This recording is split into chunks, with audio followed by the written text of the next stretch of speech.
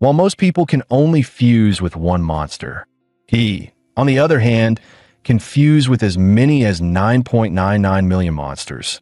The first monster he fused with was none other than the legendary Emperor Demon Ra, with a royal bloodline. Despite awakening such a powerful gift, he was still mocked by everyone as a useless failure, simply because the world's evaluation system was too primitive. It couldn't even begin to measure his immense potential. At that moment, his consciousness arrived in this new world, and he snapped his eyes open, still trying to get a grasp on his surroundings. A strange message suddenly popped into his mind. It turned out this world was called Blue Star, a land of martial prowess. A world that is frequently invaded by monstrous beasts through mysterious portals. These terrifying beasts have already destroyed several nations. Through long years of battle, humanity developed the Beast Gene system. By injecting the Beast Gene, you can unlock your potential and become a powerful warrior. This is the only way to save human civilization. And so, Blue Star entered an era where martial power reigned supreme.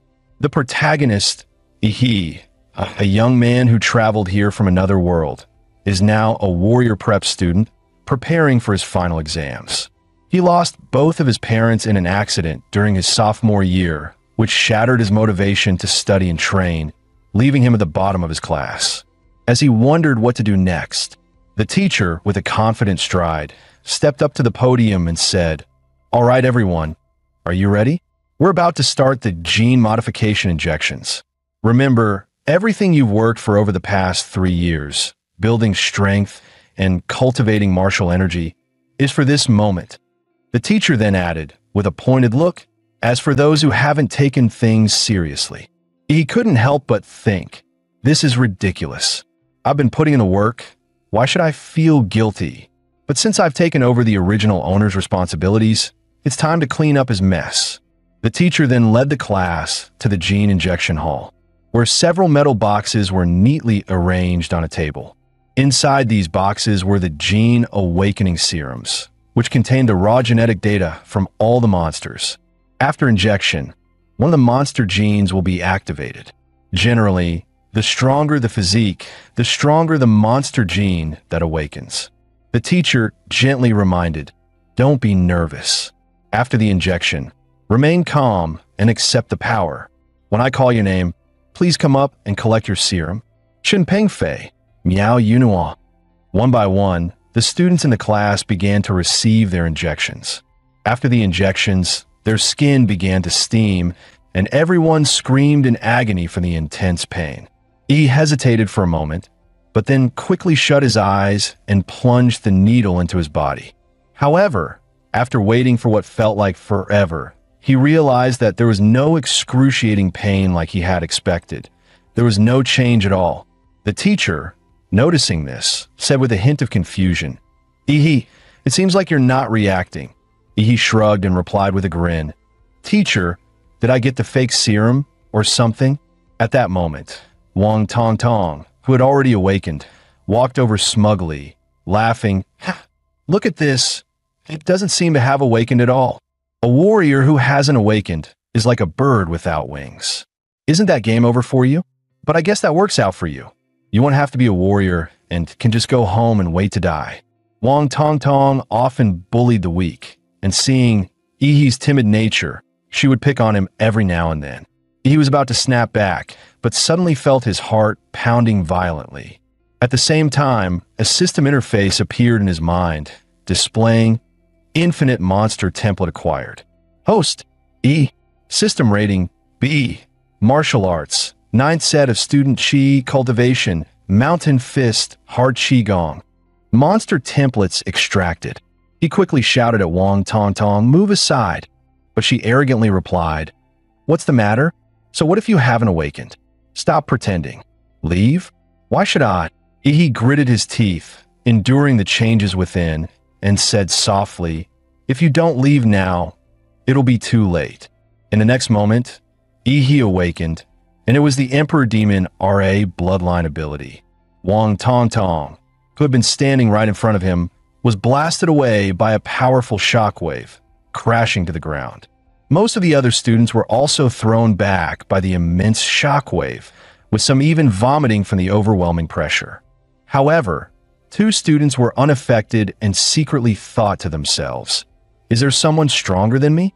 Just then, the system interface displayed Awakened A-Class Template Emperor Demon's Wrath.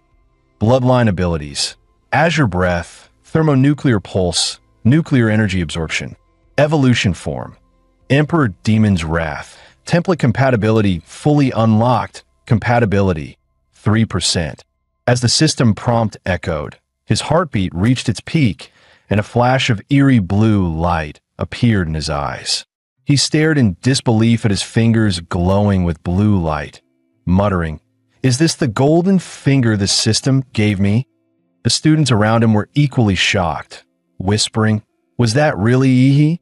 Did he just blast everyone away with his energy field in an instant?" Wang Tong Tong was even knocked unconscious, and she had awakened the second-tier monster, the Flame Lizard. What exactly did Ihi awaken? Ihi, feeling a little embarrassed, said, "I guess my awakening caused a bit of a commotion. I told them to step aside, but they didn't listen." Just then, the school's broadcast echoed. "All third-year students who have awakened, please proceed immediately to the testing hall for a gene awakening and martial arts level assessment. Repeat all."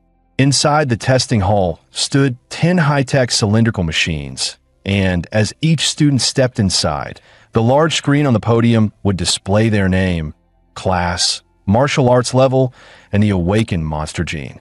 Li Xin Yuan from our class awakened the third-tier monster bloodline of the speed blade insect.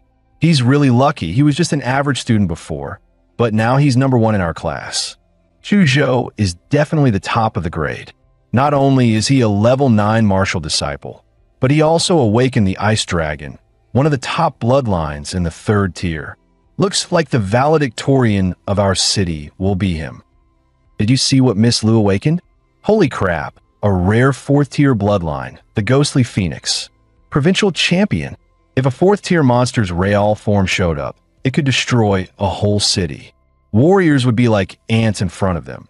Only masters could stand a chance. Listening to their discussions, he couldn't help but feel puzzled. The monsters they awakened were classified into tiers 3 and 4, so why was his A-class? Soon, it was his turn for the bloodline assessment, and the noise in the room grew even louder. With that shockwave he just released, he might be destined to become a big shot. If he plays his cards right, he'll definitely latch onto someone powerful. The crowd watched him approach the testing machine like he was a celebrity. The crowd automatically parted, for in this world, strength was everything. His overwhelming potential had naturally earned everyone's respect. The students murmured excitedly, "It's Ihi's turn."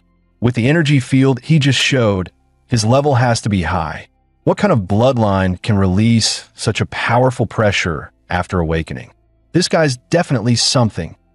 Soon, his information appeared on the screen, but to everyone's surprise, only the basic details were listed. Everything else was a question mark. Class 7, Ihi, Martial Disciple Level 3, Beast Bloodline, Unknown. Laughter erupted among his classmates. Martial Disciple Level 3? My little brother in middle school could beat him. Unknown bloodline. He probably doesn't even have one. Ihi, however, paid no attention to their mockery, because everything was going just as he expected.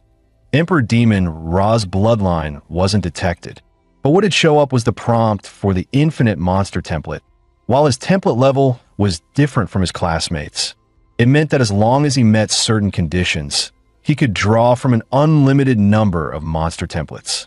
Doesn't that mean he could become the king of monsters? He then went to ask the teacher for a leave of absence. The teacher frowned and asked, "What? You want to take leave to study at home and return after the exams? Do you really think I'll believe you'll go home and actually study?" He responded earnestly, "Teacher, I really want to improve. I know I've fallen behind, and I need special training. If I don't keep up with everyone, I won't make it." The teacher said seriously, "Ihi, you know the only way to become a warrior is to go to university. I understand you've awakened your bloodline, but your foundation is too weak. you won't be able to pass the entrance exams. So, get ready to repeat the year and come back next year. Don't rush. Ihi, excited, replied, Teacher, only by rushing can I improve.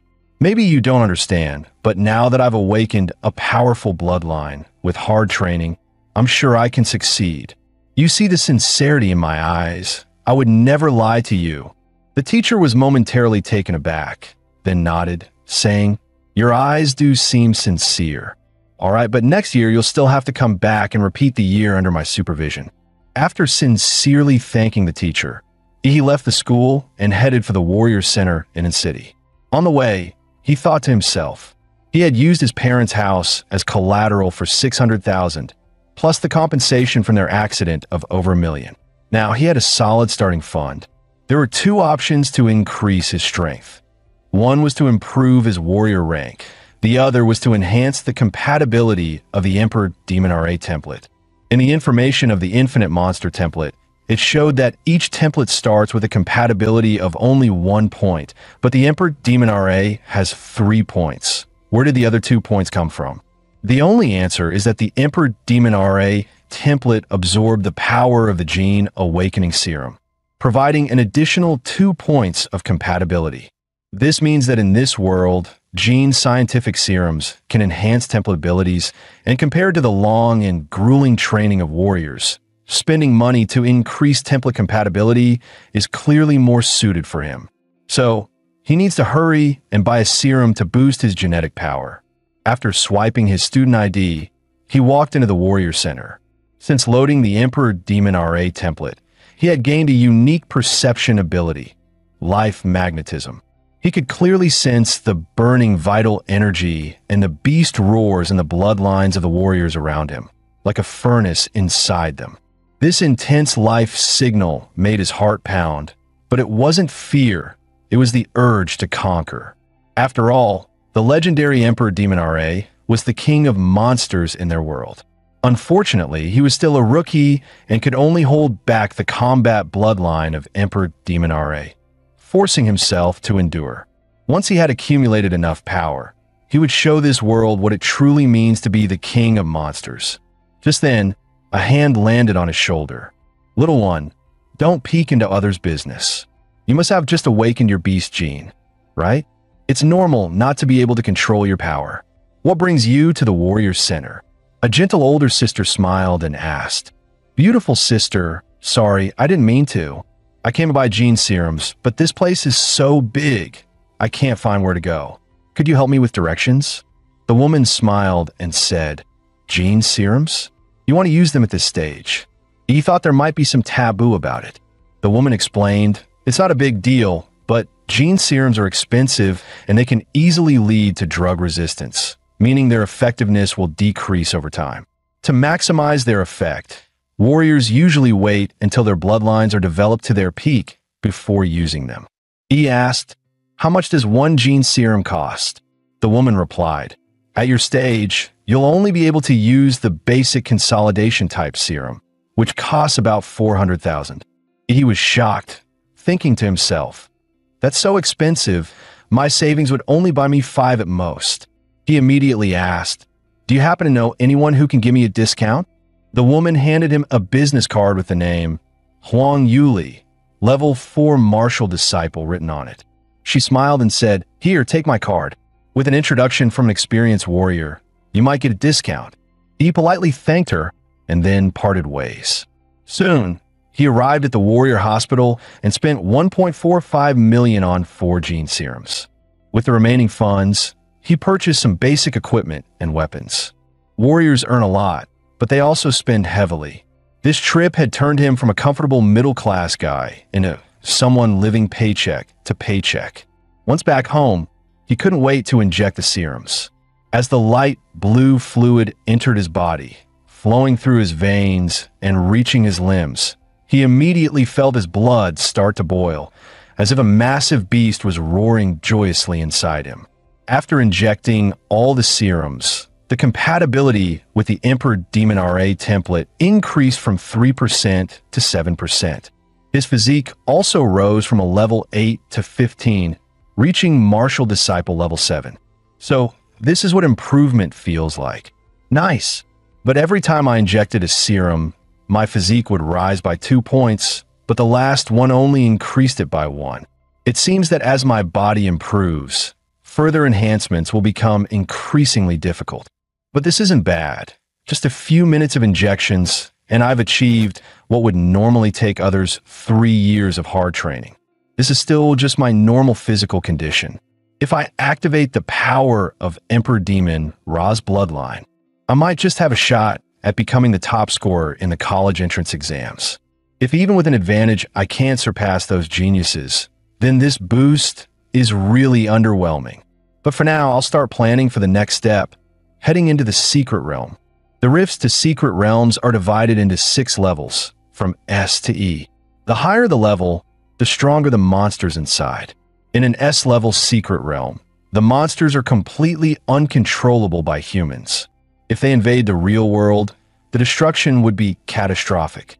He had entered in City's 3rd E-level Secret Realm.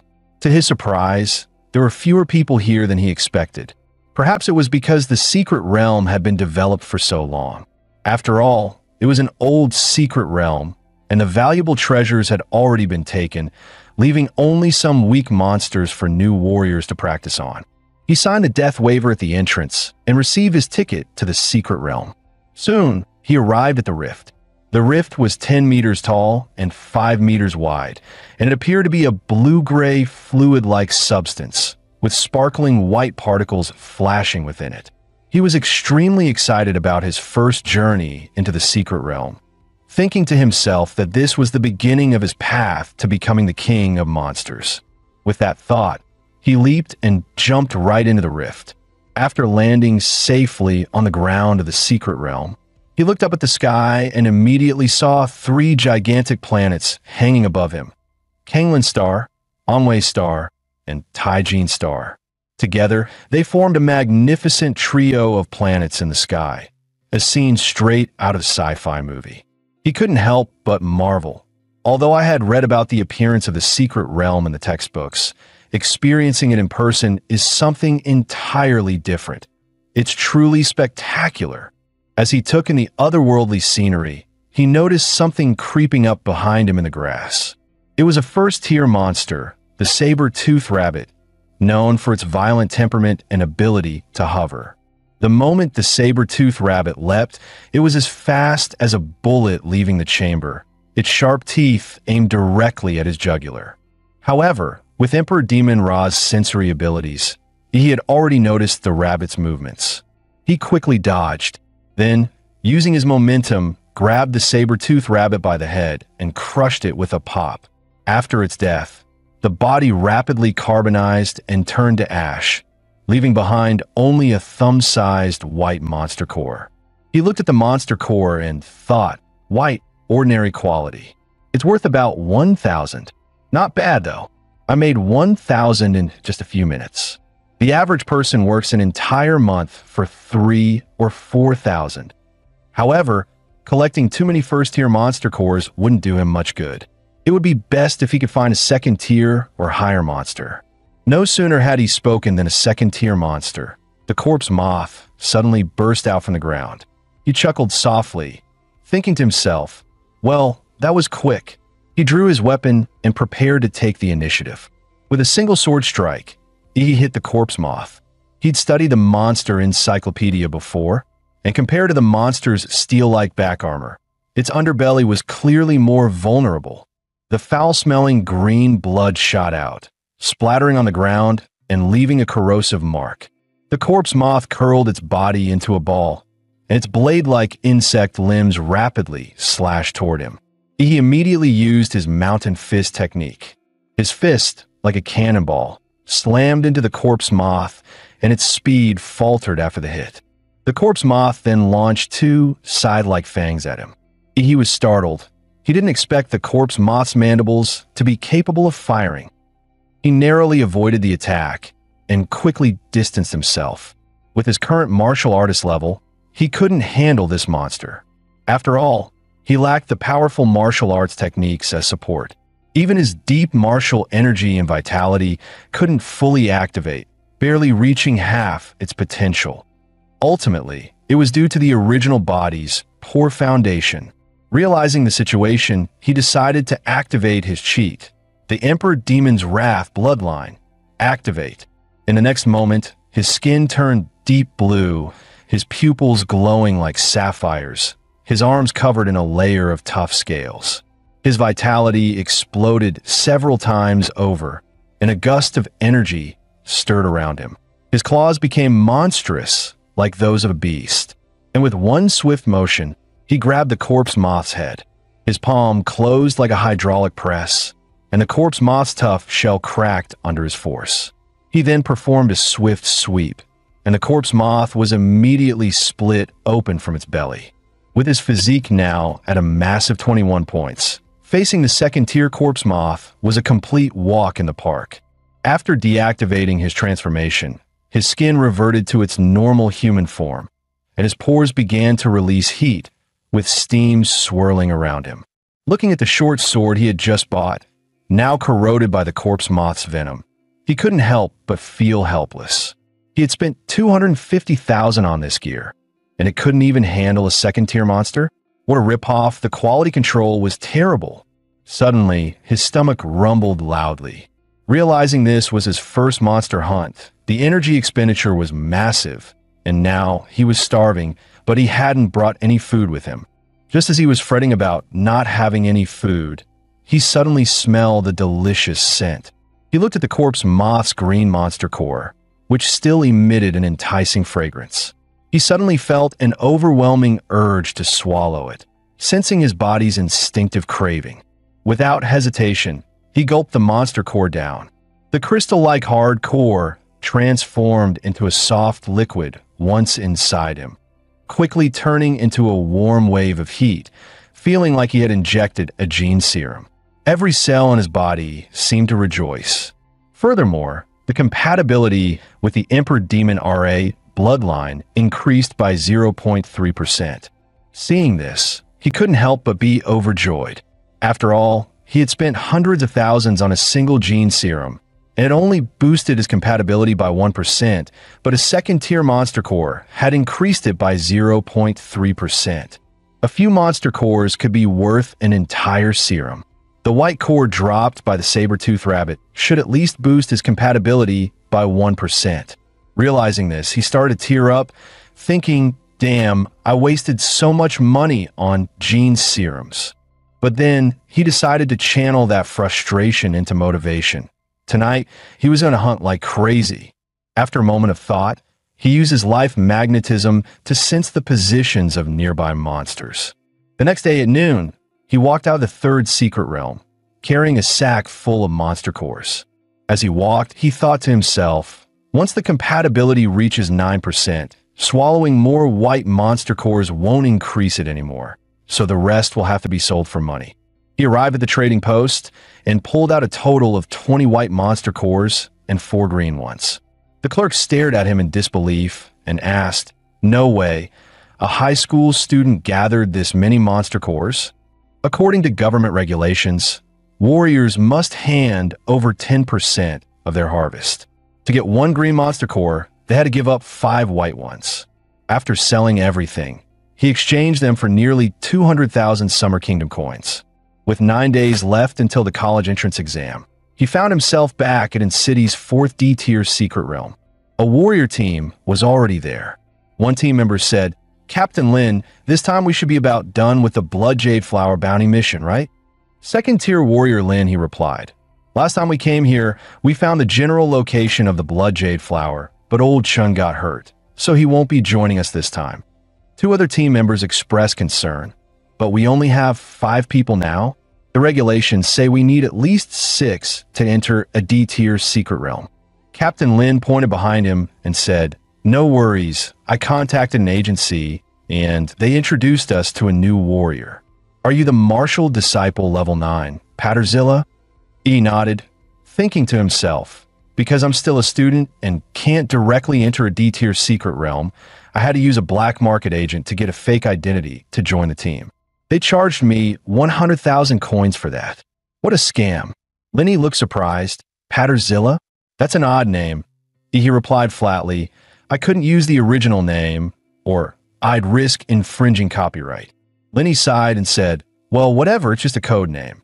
With your martial disciple level 9 status, you don't have the qualifications to enter a D-tier secret realm. Our team will give you the chance to observe and learn, but make sure you don't hold us back. Seeing his serious expression, he thought to himself, at least he's being clear about the responsibilities before the mission. That's more reliable than someone throwing me under the bus later on. After preparing, the 6-person team got into the off-road vehicle and drove straight into the rift of the secret realm. This time, as they entered the secret realm, they found themselves in a vast desert. The bounty task they were given was to find a rare secret realm plant called the Xiaoyu flower. This was their second time entering this particular secret realm. Last time, they had successfully located the general area of the blood jade flower, which was guarded by a second-tier monster with a champion-level bloodline. The off-road vehicle kicked up a long trail of dust across the desert, with sandstorms swirling all around. Sitting in the vehicle, he thought to himself, last time it was the rainforest, this time it's a desert. It seems that the secret realms aren't connected to just one world. Suddenly, several mole-like monsters poked their heads out from the ground. They followed the vehicle, seemingly preparing to launch an attack. One of the team members, Huda, was a man of few words. He immediately threw several crystal iron throwing darts. Each dart hit its target, striking the heads of the mole monsters with precision. The martial energy within the darts instantly seeped into their brains, shattering them. After a short while, the vehicle came to a stop near a small oasis in the desert. The blood jade flower Lin he was looking for was located in this oasis. Since the monsters in the oasis were very sensitive, the sound of the off-road vehicle's engine would give them away, so the group decided to get out and continue on foot. As the team leader, Lin he began assigning tasks. Xiao Xia, you'll release the shockwave grenade to draw the monster out. Xiao Wu and Huda, you two will set up the traps. Old Lu, you'll provide suppression fire. I'll handle the front lines. Patterzilla, you stay back and observe. He nodded, saying no problem. After the tasks were assigned, the team got to work. The shockwave grenade soared into the air, releasing a thunderous sound. At the same time, a wave of higher-tier monster energy was rapidly released, causing some of the nearby monsters to think their territory was being invaded, drawing them toward the group. Soon, a massive rumble echoed from the oasis, as if thousands of wild bulls were charging. A 10-meter-long second-tier monster, the Earth Dragon, roared as it smashed through trees and charged toward them. At this moment, Huda shouted, "New guy, watch out! The monster's coming!" The nearby team members immediately activated the traps, and a large cloud of tranquilizing gas engulfed the Earth Dragon. This special gas, made specifically for monsters, was potent enough to sedate a whale with just a small vial. Lin He, who had been waiting, leaped high, wielding his ton-heavy alloy sword. The blade cut through the air with a sharp whistle, and with a single strike, he decapitated the Earth Dragon, sending blood gushing out like a fountain. The team assumed the Earth Dragon had been dealt with. Lin he sheathed his weapon and prepared to continue the search for the blood jade fruit. However, just then, the Earth Dragon suddenly raised its massive paw and slammed it toward Lin He. Fortunately, he had been on guard, instantly reacting. He launched his full-power mountain fist technique, finishing the Earth Dragon off and saving Lin He's life. The team was shocked. They hadn't expected that He, a first-tier martial artist, could possess the strength to shake a second-tier monster. Such power earned their respect, and they no longer saw him as a liability, but as a valuable teammate. After defeating the Earth Dragon, the team found the oasis completely clear. Soon, they arrived at the center of the oasis lake, where the blood jade fruit awaited. The blood jade fruit was a rare item that only appeared under very low chances. It was said to cleanse a warrior's body and enhance their physical potential, making it highly sought after, though it rarely appeared in the market. Just as Lin he was about to celebrate, Huda from the team unexpectedly attacked with a poison dagger, stabbing it into Lin He's abdomen. The other team members exclaimed, "What's going on here?" Lenny swung his arm in a desperate move, shouting, "Huda, what the hell are you doing?" Huda quickly retreated, dodging the blow. At that moment, a bald man who looked tough as nails stepped forward, sneering, "What's going on? Can't you see? He's obviously up to something that could make him rich." He was surprised that they all knew this man, Ho Peng. Xiao Wu angrily explained, "Ho Peng, he specializes in robbing warriors of their loot from the secret realms. And now he set his sights on us. What a bastard." Lin He, clutching his bleeding abdomen, looked at Huda and Ho Peng in pain and anger, growling, "The blade's poisoned. Huda, you traitor. How did you know about this?" Even my teammates only learned the Blood Jade flower's location after entering the secret realm. At this moment, Ihi calmly said, "It was the throwing darts. You left the information on the darts." Huda sneered, "You're clever, Patterzilla, but you're still just a student, right? With the exams coming up, why aren't you studying and instead choosing to follow these scumbags on this trip?" Ihi cracked his neck and replied coldly, "Yeah, the exams are coming up, and I've got a top spot waiting for me." Ho Peng, furious at Ihi's arrogance, shot a dart straight at him. He easily caught the dart, smirking, "You're barking so loudly like a disgusting fence sitter. Now that's arrogance, so loud, I think it's time to clean up the trash." He then crushed Huda's dart with one hand. Ho Peng, watching this, turned to Huda and said, "This kid's got some guts. Huda, I'll be taking his head." Without hesitation, Huda launched a barrage of darts at Ihi. Ihi grinned coldly, the battle intent in his eyes flaring like a wildfire. After several secret realm fights, he had long grown accustomed to the bloody struggles between warriors. Ihi quickly retreated, narrowly dodging the incoming darts. Huda seized the opportunity to get closer, spinning in the air. A sharp blade extended from his boots, and his long legs swung down like a giant axe, aiming to slice Ihi in half.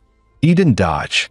He pressed his finger to his forehead, and blue energy immediately gathered at his fingertip, releasing an atomic breath. The blue beam instantly pierced through Huda's heart. As Huda's broken body fell to the ground, everyone froze for a moment, forgetting to continue the fight.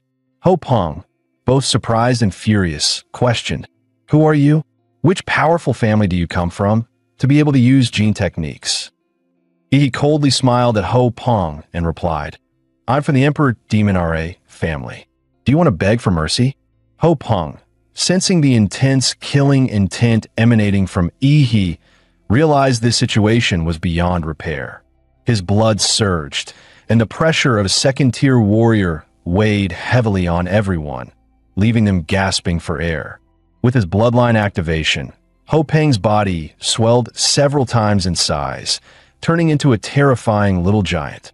His massive frame and surging blood energy gave off an overwhelming sense of pressure, fully transforming him into a beast-like monster. He charged at Ihi, moving like a tank, with a blast of wind behind him. In the split second that followed, Ihi crouched low, swiftly flipping to the side to dodge. His fingers shot out again, releasing a blue particle beam aimed at Ho Peng's vulnerable ankle.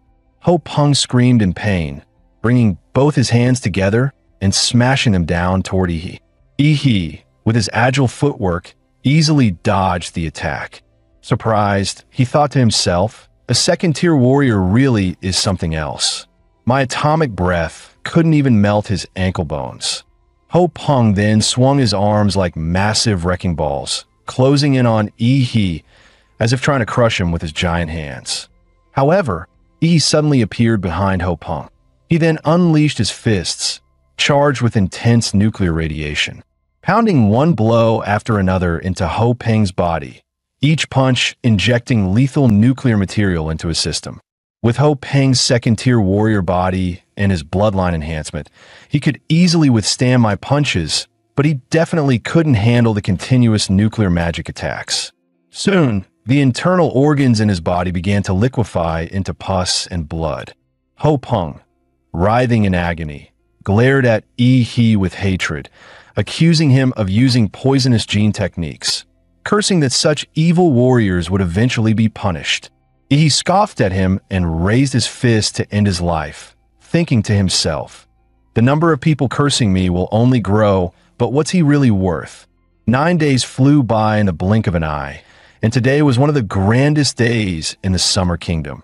The National College entrance exams were finally here.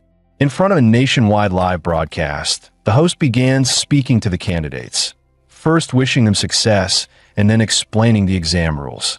The exam was held in a tournament-style format, taking place in the Central City Sports Arena. Students would compete in pairs, and the winners would advance to the next round, with the whole event lasting 3 days. The first 2 days were for the preliminary rounds, and only the students who advanced could participate in the third day's exam. Each student had to compete in 3 matches during the prelims, and those who made it to the finals would continue to fight until the top scorer was chosen.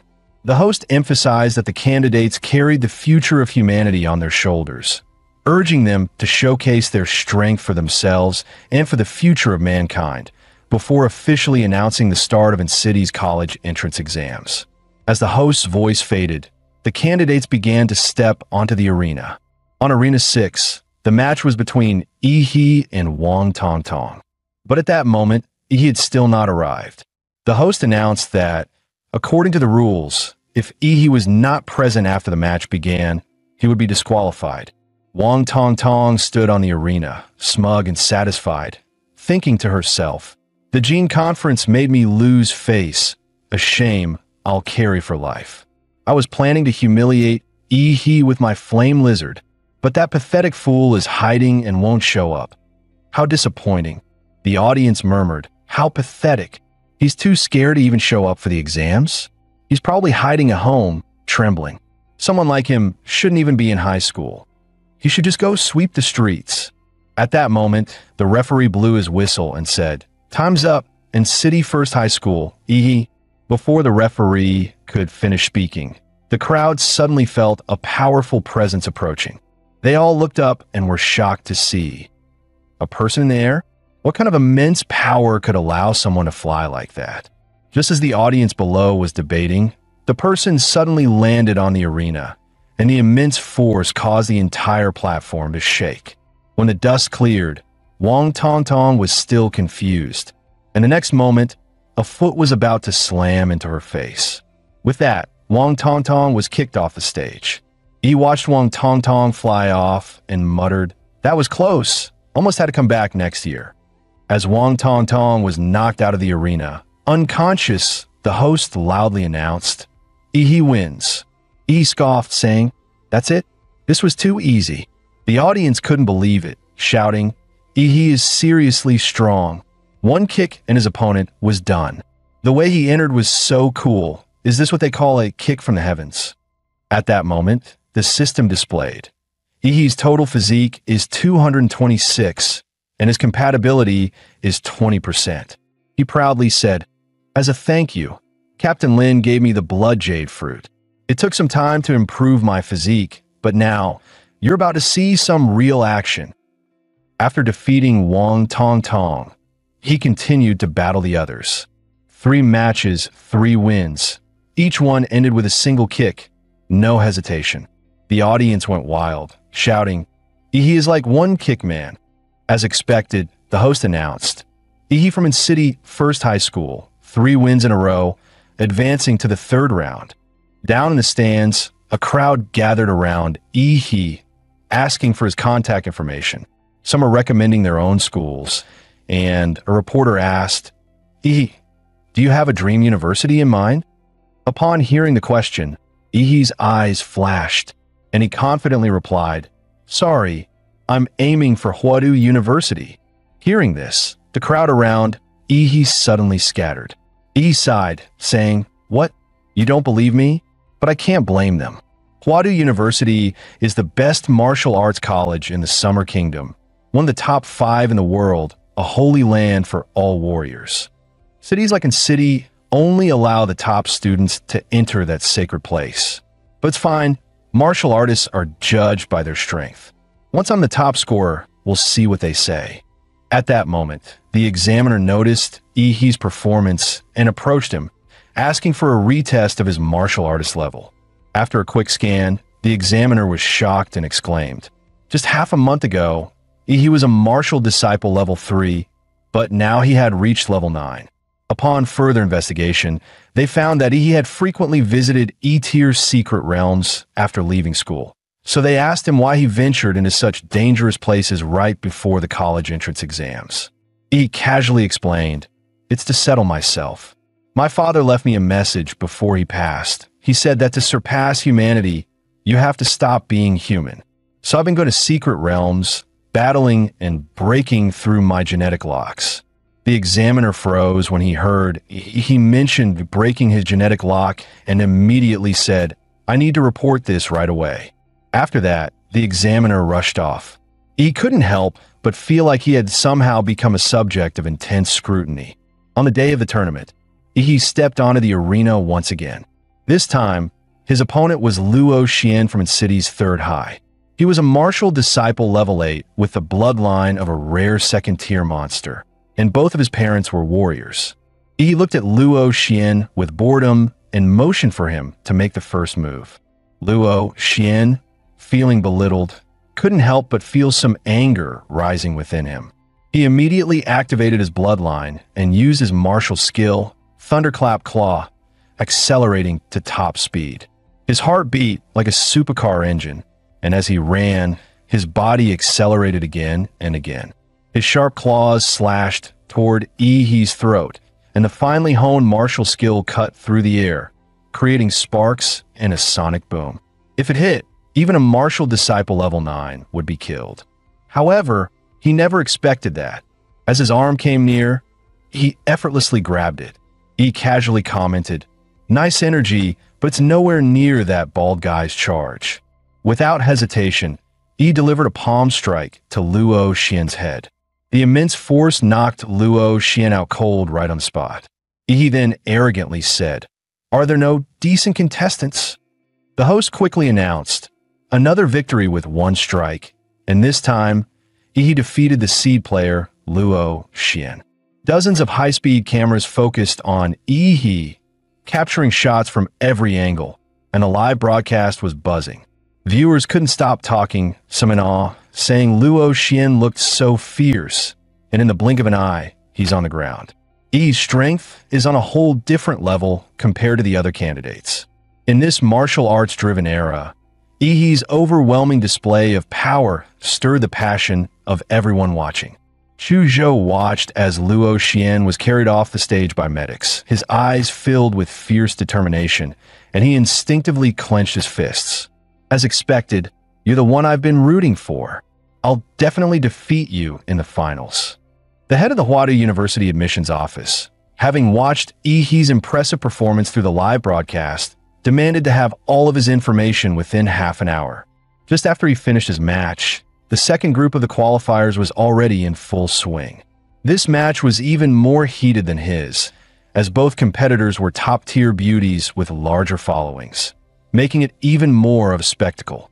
One of them was Kai Shaoling from its city second high, a petite girl with an incredibly sexy figure.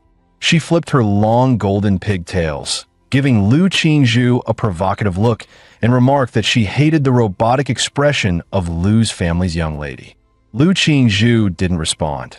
Instead, she simply bowed slightly and greeted her, her face expressionless, as if she didn't take Kai Shaoling's challenge seriously at all. The referee blew the whistle, signaling the start of the match. With the aura of a martial disciple level 9, Kai Shaoling instantly appeared in front of Lu Qingzhu, sweeping a kick towards Lu Qingzhu's neck, threatening to slam her to the ground. Lu Qingzhu still made no move, lightly waving her palms, causing the air around her to thicken, becoming as viscous as a swamp under the influence of her martial technique. When Kai Shaoling's kick met the air in front of Lu Qingzhu, she felt as though her leg, which could tear through military-grade steel, had instead sunk into soft cotton. Under the diminishing effects, even the high-speed cameras could only capture Kai Shaoling's white leg moving in slow motion, visibly decelerating. Kai Shaoling, furious at Lu Qingzhu's immovable expression, intensified her attack. She cloaked her body in martial energy, minimizing air resistance, and blurred her form into a shadow as she circled Lu Qingzhu, waiting for the right moment to strike a palm to Lu Qingzhu's side. But as her palm neared Lu Qingzhu's waist by just 3 inches, it suddenly couldn't get any closer. Realizing she had fallen into a trap, Kai Shaoling tried to retract her hand, but the air in front of her exploded with unimaginable suction, preventing her from pulling back. At that moment, Lu Qingzhu made her first move, extending her slender fingers, which now shimmered with a jade-like light. The warriors watching the live stream had their eyes widen as they recognized the move, the Hunyuan Jade Finger from the Xian Huang martial technique. To see a student about to take the high school entrance exams mastering the Xian Huang technique was astonishing. Such martial talent didn't need to be proven through exams. This alone could guarantee a direct admission to Huadu University. Standing closest to Lu Qingzhu, Kai Shaoling could feel the terrifying energy from the Jade Finger, realizing that if she didn't pull out her trump card now, it would be her last chance. Without hesitation, she activated her bloodline, Shadow, Tiger King. A massive shockwave exploded from her body, shattering the air around her. Lu Qingzhu, however, didn't choose to withstand the blow. She lightly tapped the ground with her foot, her body swiftly sliding a dozen meters to create some distance. The examiners in the stands held their breath, eyes fixed on Kai Shaoling, amazed. A king-level bloodline is hard to control, and the Shadow Tiger King is known for its brutal power. This girl's future is boundless. The awakening of the Shadow Tiger King's bloodline placed a heavy burden on Kai Shaoling's body. She exhaled hot air and struggled to speak to Lu Qingzhu, challenging her to display the Phantom Crow bloodline. Lu Qingzhu, ever the woman of few words, spoke her first line since the battle began. "This is enough." Kai Shaoling, completely enraged, shouted, "Do you think anyone below a warrior can challenge me?" Her body moved like a vicious tiger, her fierce blood energy coiling into a torrent behind her, her palms slashing through the air toward Lu Qingzhu. Facing the brutal strike, Lu Qingzhu softened the blow with grace, her hands moving like she was playing a piano, the invisible threads of her technique gradually reducing Kai Shaoling's force until it disappeared entirely. Kai Shaoling's attack failed, and she immediately drew on her immense blood energy, dispelling the invisible threads around Lu Qingzhu. With her small body in midair, she kicked again. Seeing this, Lu Qingzhu activated the Xian Huang technique once more, Hunyuan Jade Finger. The jade-colored tip of her finger collided with Kai Shaoling's fierce kick, and the two powerful techniques clashed, shattering the specially made arena beneath their feet. The arena erupted in a cloud of dust. Tens of thousands of spectators watched with bated breath, waiting for the final victor. As the dust cleared, Kai Shaoling was the first to appear. She was covered in blood, stumbling a few steps before collapsing to the ground from exhaustion. Lu Qingzhu, however, stood like an ethereal fairy, her hair slightly disheveled but otherwise pristine and composed. With just his martial skills, he completely dominated Kai Shaoling, who also had a martial disciple level 9 and a king level bloodline. Lu Qingzhu's powerful display instantly exploded the live broadcast room. Viewers were amazed by Lu Qingzhu's strength. Some even claimed she was the top scorer from its city, while others leaked that Lu Qingzhu had awakened the 4th-tier bloodline of the Phantom Crow, a talent so rare that most warriors would be unable to defeat her. After Lu Qingzhu's battle, the rest of the matches, though still exciting, seemed dull in comparison. After several rounds of elimination, the final 8 were decided. From City First High, there were me and Lu Qingzhu, 3 from Chuzhou, 2 from City Second High, and 3 from City Qingfeng Private High. The finals of the top 8 were about to begin, and Yi stepped up first to draw lots. He drew in A. A 2-meter-tall, muscular giant glanced at him and revealed his own draw, which was also A. "Looks like we're set to face off." His name was Shun Guan from Qingfeng Private High. He nodded and introduced himself. Xinguan said we were the second match, so let's watch the first match first. He looked simple and straightforward, with hands as big as fans, pointing toward the big screen above the arena. The first match was Luo Shi from Qingfeng Private High versus Chu Zhou from City First High. Xinguan casually started chatting with Yi, saying that Luo Shi was incredibly talented, a repeat student who was specifically aiming for Huadi University this year. He had great mastery over his bloodline awakening, but still stood no chance against Chu Zhou. Chu Zhou, right? He's from your school, in City First High. You must know him. At that moment, the host announced the first match of the top 8 qualifiers. Chu Zhou from City First High wins. The principal of Qingfeng Private High heard news and angrily said, "Damn, they lost right at the start." At this point, he asked, "How does Luo Shi compare to you?" Xinguan grinned and said, "I'm the martial arts president at Qingfeng Private High, level 3. Honestly, my 2 teammates combined couldn't even match me." Then he suddenly turned his gaze toward Yi and said, "But to be honest, I think you're my biggest rival in this exam. I've always had an extremely sensitive sense. I can feel that you're like a dormant volcano with a beast hidden inside you. Let's go. It's our turn." With that, Yi and Xinguan walked toward the arena. The host announced the second match of the top 8 qualifiers. Xinguan from Qingfeng Private High versus Yi from City First High. The quarterfinals of the Anqing Combat Trials, a high-stakes battle for elite university selection, were reaching a fever pitch. At the sound of the referee's call, Yi and Xinguan lunged at each other, fists exploding forward like thunderclaps. Their blows collided midair, unleashing a shockwave that echoed like a detonation, the very air trembling from the force. Blood trickled from Xinguan's nose, yet he grinned with manic delight. Nosebleed? Is that the manifestation of your bloodline power? Fascinating. A golden aura surged around his body, forming a shimmering shield of battle energy that blocked out the surrounding radiation. "So, Yi, this is the extent of your strength." Yi didn't respond, but a blazing light ignited in his eyes, the calm before a storm. Xinguan let out a snort and stomped forward, the floor cracking beneath him. Then witnessed the legacy of the Shun family, our ancestral art, form intent fist. Antler strike, his fist thrust out like a charging stag's horns, sharp and unstoppable. The speed of the technique was blinding, faster than the eye could follow. In an instant, a devastating blow landed squarely on Yi's chest. He let out a gasp, blood spraying from his mouth. His body was flung dozens of meters back, crashing hard at the edge of the arena. Xinguan didn't let up. Bare rotation. His massive frame seemed to swell even further, then hurled himself forward like a collapsing mountain, aiming to crush Yi beneath sheer brute force. Facing Xinguan's avalanche-like assault, Yi crossed his arms to block.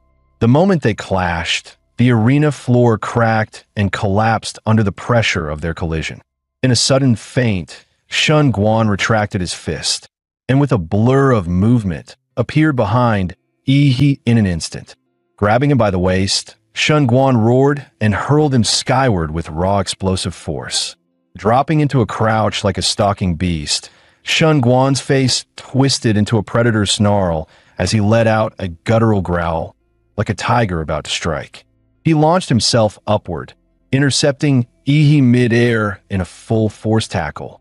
As they collided, his form shifted again, like an eagle dive-bombing from the clouds, slicing through the air with 3 visible shockwaves. Yi slammed into the ground like a meteor, cratering deep into the earth as dust exploded outward. The relentless combo left Yi overwhelmed, with no room to retaliate. Landing with a flourish, Xinguan crossed his arms and laughed heartily. Now that was satisfying.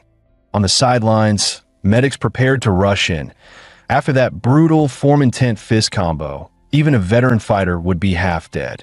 But suddenly, Xinguan froze, a chill crawling up his spine. He felt it, like standing before an ancient monster. His instincts screamed at him to retreat. From his settling dust, a massive, scale-covered arm emerged. Then Ihi stepped forward, transformed, his body now towering, monstrous like a humanoid Godzilla. His voice rumbled low and powerful. "You're strong. That's why you get the honor of witnessing this form first." Shenguan's pupils dilated in disbelief. He stood frozen, stunned by what he was witnessing. Beast form manifestation. Your bloodline awakening reached that level. The beast form, an ultimate transformation that only those who have fully mastered their bloodline can attain. It unleashes the true might of the ancient beast slumbering within. He had never imagined that in this remote city of Anqing, there was another prodigy who could rival the likes of Lu Qingzhu. As Ihi's monstrous form stabilized, a blaring alarm erupted from the energy monitors beside the proctors. These devices could track the fluctuations of awakened combatants in real time. Radiation levels spiked to catastrophic levels, completely maxing out the instruments. The proctors, eyes narrowed, quickly released dense energy barriers to contain the surging power. The crowd gasped, then exploded with excitement. "Did you see that? This is Ihi's awakened form? What kind of bloodline is that?" "Anyone know? I'm from First Academy. They say his bloodline's classified as unknown, but how can that be unknown?" He glanced around as he heard the murmurs. So, this world didn't know about the Imperial Megalithon. That meant no one here could recognize the bloodline he had awakened. Meanwhile, Shunguan's nose began to bleed again. The radiation now surpassed what his energy shield could handle. He clenched his fists, realizing he had to finish this fast. With a roar, Shunguan triggered his own awakening. A blinding aura surged from his core, golden patterns arcing through the air like lightning. One of the proctors muttered in awe, "That's the Golden Simian King bloodline, a Tier 3 royal strain. What's going on in this city?" A golden radiance surged across Shunguan's body. With a deafening roar, his frame expanded to nearly 3 meters tall, towering like a gilded war god at the center of the ring. He launched a devastating punch, the motion fluid and serpentine. This was Serpent Strike, a deadly move from his inherited martial art. Form Intent Fist. He responded instantly, stepping forward with mountain-breaking fist. The technique appeared simple, but the sheer force behind it was terrifying, like a landslide hurtling toward its target. Their fists collided with a thunderous impact, the air exploding between them in a violent shockwave that pushed spectators back. Power-wise, I's awakened form had completely surpassed Shunguan. Shunguan was blasted backward, and even his golden hide, set to deflect bullets, cracked under the pressure, blood seeping through. Were it not for his last-second energy redirection, his entire arm would have shattered on the spot. It was the first time Shunguan found himself overpowered in a direct clash. But rather than back off, he charged in again. His arms twisted like twin serpents, coiling around Ihi in an attempt to hurl him through the air. But he might as well have tried to lift a mountain. Ihi remained immovable. Changing tactics, Shunguan crouched low, muscles coiling tight like a loaded spring. With explosive force, he launched upward, legs tearing into the ground. Then came Elephant Stomp, another form intent technique. Boom! The impact rocked the entire arena. Shockwaves shattered the stage's surface as if an earthquake had hit dead center. As the dust cleared, every spectator stared at the arena in stunned silence. The beastly figure, still standing tall, hadn't budged an inch. "Now it's my turn." I's voice was low and steady as he pulled his embedded leg from the cracked floor. Blue energy rippled around his fist, distorting the air with intense heat, as if the very atmosphere was ready to combust. But just as he was about to strike, Shunguan suddenly dropped to his knees with a loud thud. "Ihi, I surrender." He froze mid-step, visibly confused. Wait, what? The surging energy he'd been building had to be pulled back. According to the rules, he couldn't attack once his opponent officially conceded.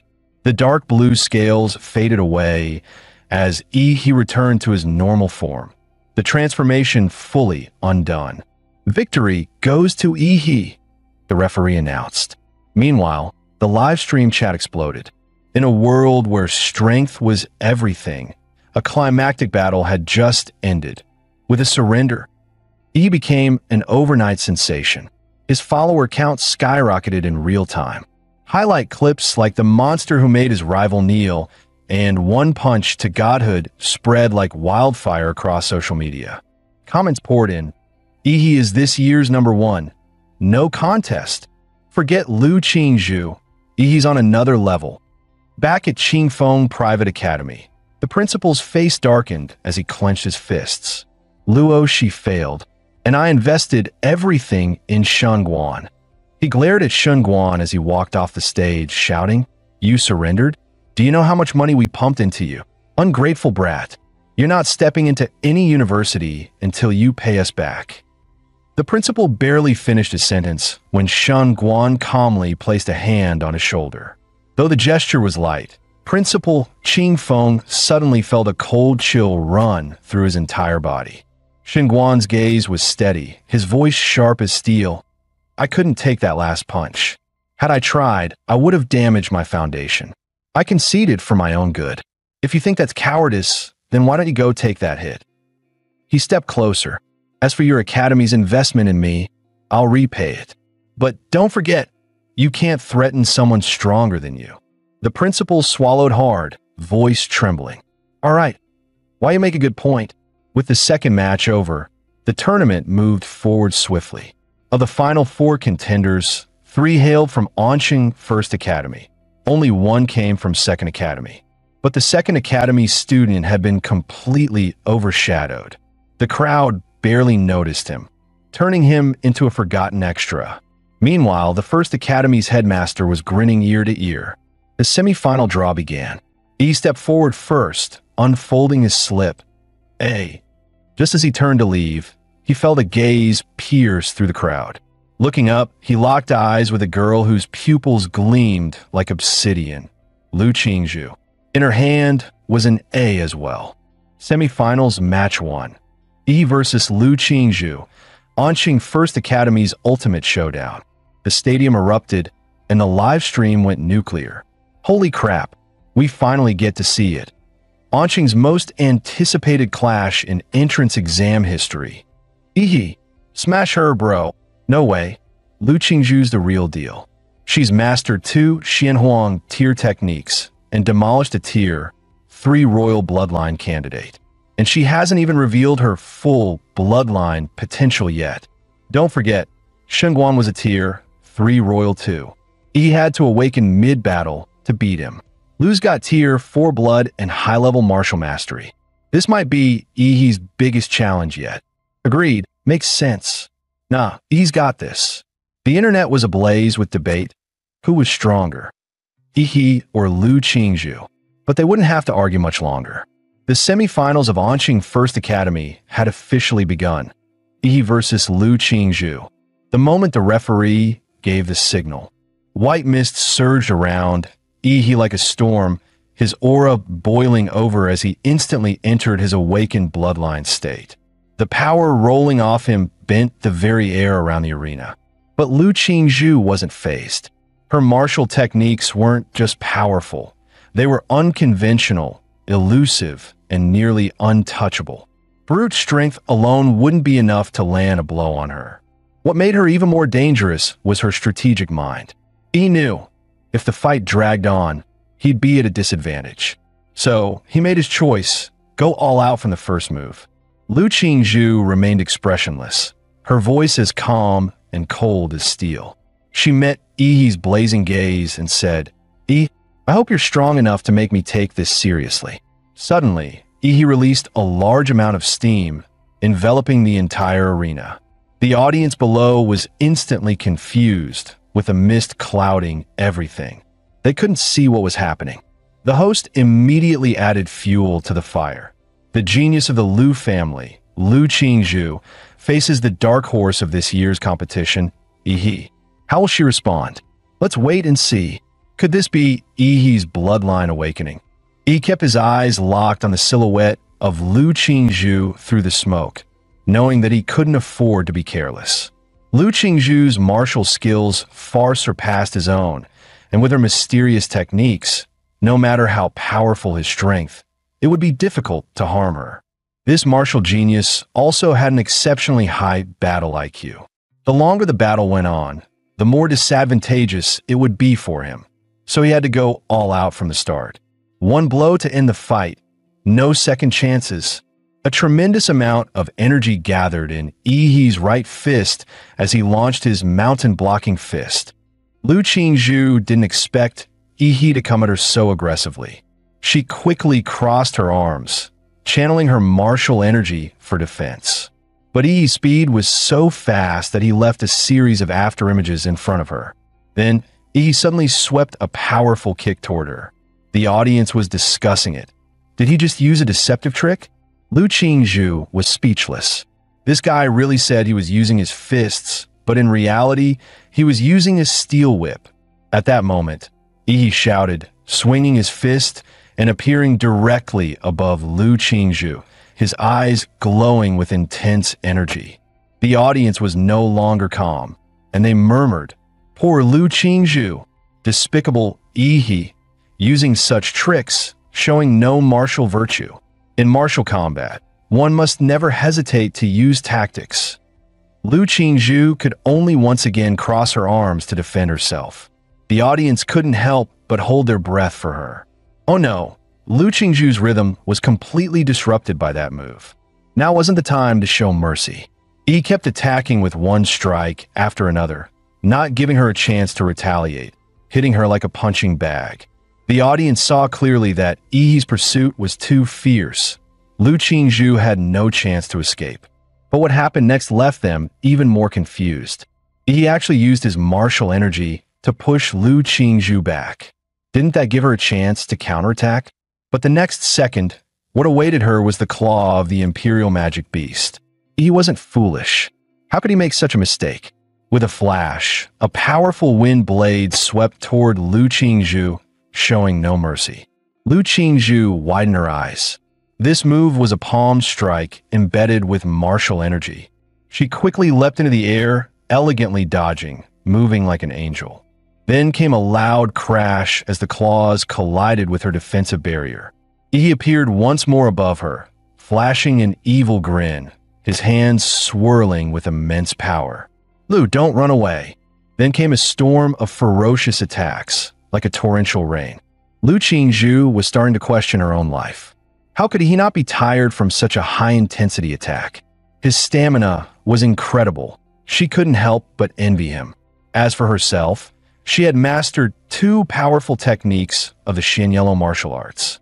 One was a defensive secret technique from the Lu family, illusory shadow of floating flowers, and the other was an offensive technique, mixed Yuan Jade Finger. If she could use either of them, she could break free from Yi's relentless attacks. Unfortunately, Yi didn't give her any chance. If this continued, Lu Qingzhu would soon be knocked off the stage by Yi. With no way out, Lu Qingzhu decided to stop hiding. Suddenly, a feather appeared on her fist. Yi's eyes narrowed upon seeing this. Finally going to use your trump card. A long cry echoed throughout the arena, signaling the awakening of the bloodline, the Netherworld Sparrow. A humanoid bird soared into the air. Its purple wings flapped as pieces of feather floated down. This was the bloodline awakening. Lu Qingzhu was revealing her magical beast bloodline for the first time, the Netherworld Sparrow. Yi, you'd better be careful. I can't control my power in this form. Yi grinned at this, knowing this was exactly what he'd been waiting for. After all, he didn't want to unleash too much power and destroy her, as until now, he had only used about 50% of his strength. Now he would go all out. However, in the next second, Lu Qingzhu appeared behind Yi. She had actually used the Shin Yellow martial arts technique, mixed Yuan Jade Finger, in her bloodline awakened state. He wasn't to be outdone. His bloodline from the Imperial Magic Beast stirred excitement in him. He roared and launched an atomic explosion fist, a tremendous boom resounding. A massive shockwave exploded behind them, shaking the entire arena. The audience gasped, so strong, so intense. I can't open my eyes. Lu Qingzhu also let out a gasp. Her eyes widened, and a bead of cold sweat appeared on her forehead. Both of them seemed unharmed, but behind Yi, strong currents of electricity were still flickering, and the ground cracked like a spider's web. Yi's body began to change, with pieces of dark blue scales gradually covering his face, his mouth now brimming with destructive energy. Lu Qingzhu felt an overwhelming sense of danger and thought to herself, "What's happening?" Yi's beast form seemed to be gathering power, the spine on his back raised, seemingly accumulating immense energy. This energy slowly transferred into Yi's mouth until his entire back spine shone with blue light. In that instant, Yi unleashed a beam of atomic energy, radiating an aura of destruction. Lu Qingzhu saw the powerful attack heading toward her and decisively folded her wings, tightly wrapping herself up.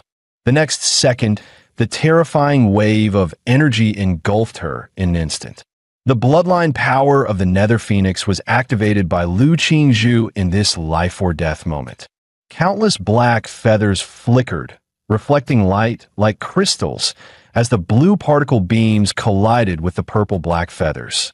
It was as if they were reflected by mirrors, with a thick, concentrated beam of light being refracted into several smaller beams by the feathers. The light radiated outward from the black sphere that Lu Qingzhu had turned into, reflecting in all directions. Just as it seemed the light was about to shoot off the arena, the examiners tried to stop it, but they were too late. At that moment, a golden weapon enveloped the entire arena. All the light beams heading toward the outside of the arena vanished the instant they touched the golden martial energy, as though they were absorbed and disappeared without a trace. It was the mayor of Anqing, Huang Qing. The examiners tried to greet the mayor, but he raised his hand to signal them not to bother, saying softly, "Watch closely. Today, the strongest top student in Anqing's history will be born." About 15 seconds later, the atomic exhale ended, and Lu Qingzhu spat out a mouthful of blood. Her two purple-black wings, after reflecting the atomic exhale to the extreme, were now melted and in tatters. Had it not been for her timely use of the martial energy floating Hua transformation, redirecting the remaining energy to the surroundings, she might not have been able to withstand Yi's attack. Since her birth, she had been heavily burdened with the expectations of the Lu family.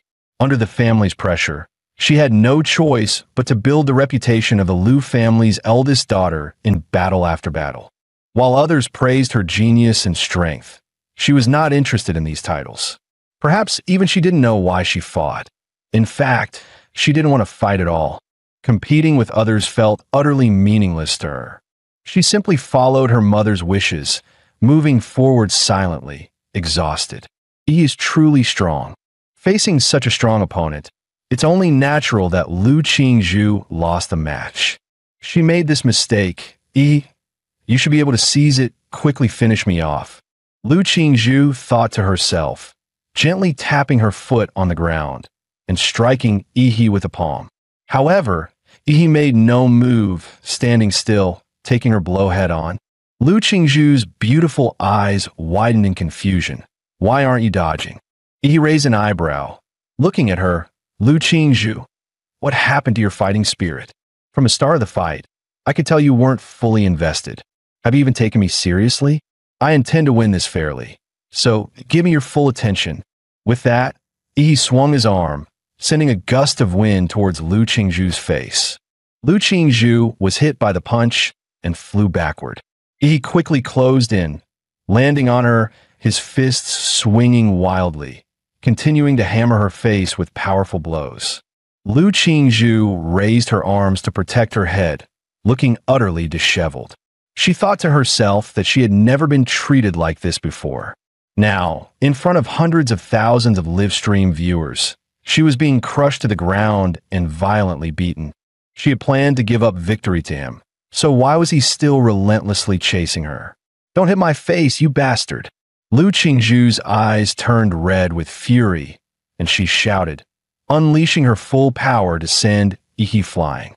Ihi's eyes gleamed with fiery battle intent, expecting just this. If you don't want to get hit in the face, then fight seriously. Ashes swirled in the air as a pair of giant purple-black wings spread out, stirring up a storm. Lu Qingzhu's delicate face bore strange, otherworldly patterns, while her back sprouted what looked like a yellow robe-like tail feather, the power of her chirp sword echoing across the battlefield as she transformed into her beast form. After entering her beast form, Lu Qingzhu appeared cold and confident. Ihi, as you wished, I will defeat you with my strongest form. A massive pair of violet-black wings suddenly burst open in midair, stirring up a raging storm. Mysterious markings spread across Lu Qingzhu's flawless face, while her regal tail feathers fluttered behind her like a royal cloak. From deep within her, a piercing avian cry echoed in all directions. He grinned, finally showing your beast form? Now, this is getting fun. Not to be outdone, he unleashed his full power, his body wrapped in glowing blue energy, each weapon radiating atomic force, turning him into a walking reactor of destruction. This was his fusion of the Godzilla battle template with hardened martial arts, a technique known as nuclear radiance mode. With a deafening blast, the ground beneath him exploded, launching Ihi like a missile straight toward Lu Qingzhu. Let's make this a real fight. Lu Qingzhu didn't flinch. Her wings snapped wide, drawing in the surrounding air currents. She summoned a funnel-shaped storm laced with ghostly energy that could devour all it touched. The entire arena was swallowed in a spiraling hurricane as it roared toward Ihi. He didn't flinch for a second. He launched himself like a torpedo straight into the ghostly hurricane. The instant he entered, a massive atomic detonation erupted in a burst of blue light, tearing through the storm. He surged forward with unstoppable momentum, heading right for Lu Qingzhu. Her face changed. Those eerie patterns shifted to a deep crimson purple. She let out a piercing cry, unleashing her bloodline ability, Spectral Avian Howl. The sonic wave distorted the air itself, spreading like a shock wave across the entire arena. He was instantly engulfed by the blast. His atomic armor flickered violently, nearly extinguished by the deadly frequencies. If not for his high-tier Godzilla-based lineage, that spectral screech might have torn him apart from the inside. But hey, two can play that game. You think you're the only one who can scream? The vertebrae along his spine lit up one by one. Atomic power surged through his body as he activated his ultimate move, Atomic Breath, full output mode. Determination flashed in Lu Qingzhu's eyes. She gave up all defense and poured every ounce of strength into offense. She refused to lose. This battle would have a winner. She unleashed her ultimate technique, Jade Core Strike, fused with her bloodline's secret art, Spectral Blood Lance. A brilliant column of blue energy roared toward her like a divine judgment from the heavens. At the same time, she pointed her glowing jade fingertip forward, condensing the crimson-purple energy of destruction. With her wings beating furiously behind her, she slashed forward, cutting directly into the oncoming atomic beam. The two devastating forces collided midair, unleashing a cataclysmic explosion. Waves of raw energy surged across the arena, shaking the very sky. The host let out a panicked scream. This isn't good. That kind of power, it's way beyond what two junior fighters can control. Outside the arena, the city mayor's expression darkened. He moved instantly. Either of these monstrous prodigies getting hurt would be a massive loss for the entire city. Even the whole Federation. Gene Tree, Earth Pulse Barrier. As he shouted, the ground rumbled violently. 3 massive stone walls, infused with his battle aura, erupted from the earth, slamming down between the colliding attacks. But just moments later, those thick stone barriers were obliterated. A blinding white flash swallowed the arena whole. The crowd erupted in chaos. That explosion was insane. Wasn't that the mayor's wall just now? Yeah, Mayor Ma tried to stop the clash. If he hadn't stepped in, we might have been caught in the blast too. The mayor stood at the edge of the smoke-choked arena, his face grim. He had reacted quickly, deploying 3 Earth Pulse walls to blunt the force of the impact. But he hadn't had enough time. The walls were still forming when they were torn apart, leaving nothing to stop the full brunt of the collision. Who could have predicted that this year's entrance trials would produce not 1, but 2 freakishly powerful candidates? If either of them was seriously injured, resignation wouldn't even begin to make up for it. Here, in this land, a martial prodigy held sway over the hearts of the people more fiercely than any celebrity ever could. At the center of the arena, Lu Qingzhu was once again gravely injured. Blood streamed down her arm. She dropped to one knee, her other arm badly scorched. Her once proud form now looked battered and broken. The power of her beast form had completely faded, but she refused to give up. She could still fight. That's when he stepped in front of her. He stood tall, completely unharmed. Not a scratch on him. The contrast was brutal. Lu Qingzhu was shaken. She knew her final blow had landed. Why did it seem like he hadn't felt a thing? He looked down at her and casually said, "If you don't get that nuclear radiation out of your system soon, you're done for." Lu Qingzhu froze, then let out a choked sound on the verge of tears. The injustice was overwhelming. "I never wanted to fight you this hard. Why did you keep pushing me? This is bullying." He knelt down, looking her dead in the eyes. "Do you really hate fighting? Or are you just too stubborn to admit you wanted to win? I could feel it in that last desperate attack. You were hungry for victory." Lu Qingzhu couldn't argue. He was right. In that moment, she had wanted to win. That desire had made her drop her guard and go all in. But what was happening to her? She'd always hated fighting. She wanted to lose quickly, didn't she? And yet, during that final clash, she felt something else. Something raw and exhilarating. That rush of fighting not for anyone else, but just for herself. He gently placed a hand on Lu Qingzhu's shoulder. "You lost because your mind was too clouded during the fight." Then, without hesitation, he absorbed the lingering nuclear radiation from her body. Lu Qingzhu looked down. The radiation and the wounds on her arm were rapidly healing. He looked her in the eye and said earnestly, "Even so, you're still the strongest opponent I've ever faced. If there's ever another chance, I'd love to fight you again. No distractions, just a pure battle." Lu Qingzhu. Her cheeks flushed red at his words. Just then, the smoke over the arena finally cleared. Every camera zoomed in on the center stage. The host shouted excitedly, He's still standing. The first semifinal match is over. He of Anqing First High takes the win." Shortly after, Chu Zhou claimed victory in his match as well. The final showdown of the Anqing trials, the champions' duel, was about to begin. The host's voice boomed. "The final battle is set. He of Anqing First High versus Chu Zhou, also of Anqing First High." The livestream viewership surged, nearing 500 million. The grand finale of the Anqing tournament was underway. As a referee gave the signal, Chu Zhou stood ready, pressing his palms together. A chilling longsword slowly formed in his hands, forged from pure bloodline power. Cryoblade manifestation. He grinned. "Come at me." He may have just defeated the mighty Lu Qingzhu, but he wasn't about to let his guard down now. After all, Chu Zhou's battle intellect might just be the highest among all candidates this year. Chu Zhou's eyes sharpened. He stepped forward, activating the 7-star movement. His body blurred into a series of afterimages, and in the blink of an eye, he closed the distance between them. Whoosh, whoosh, whoosh.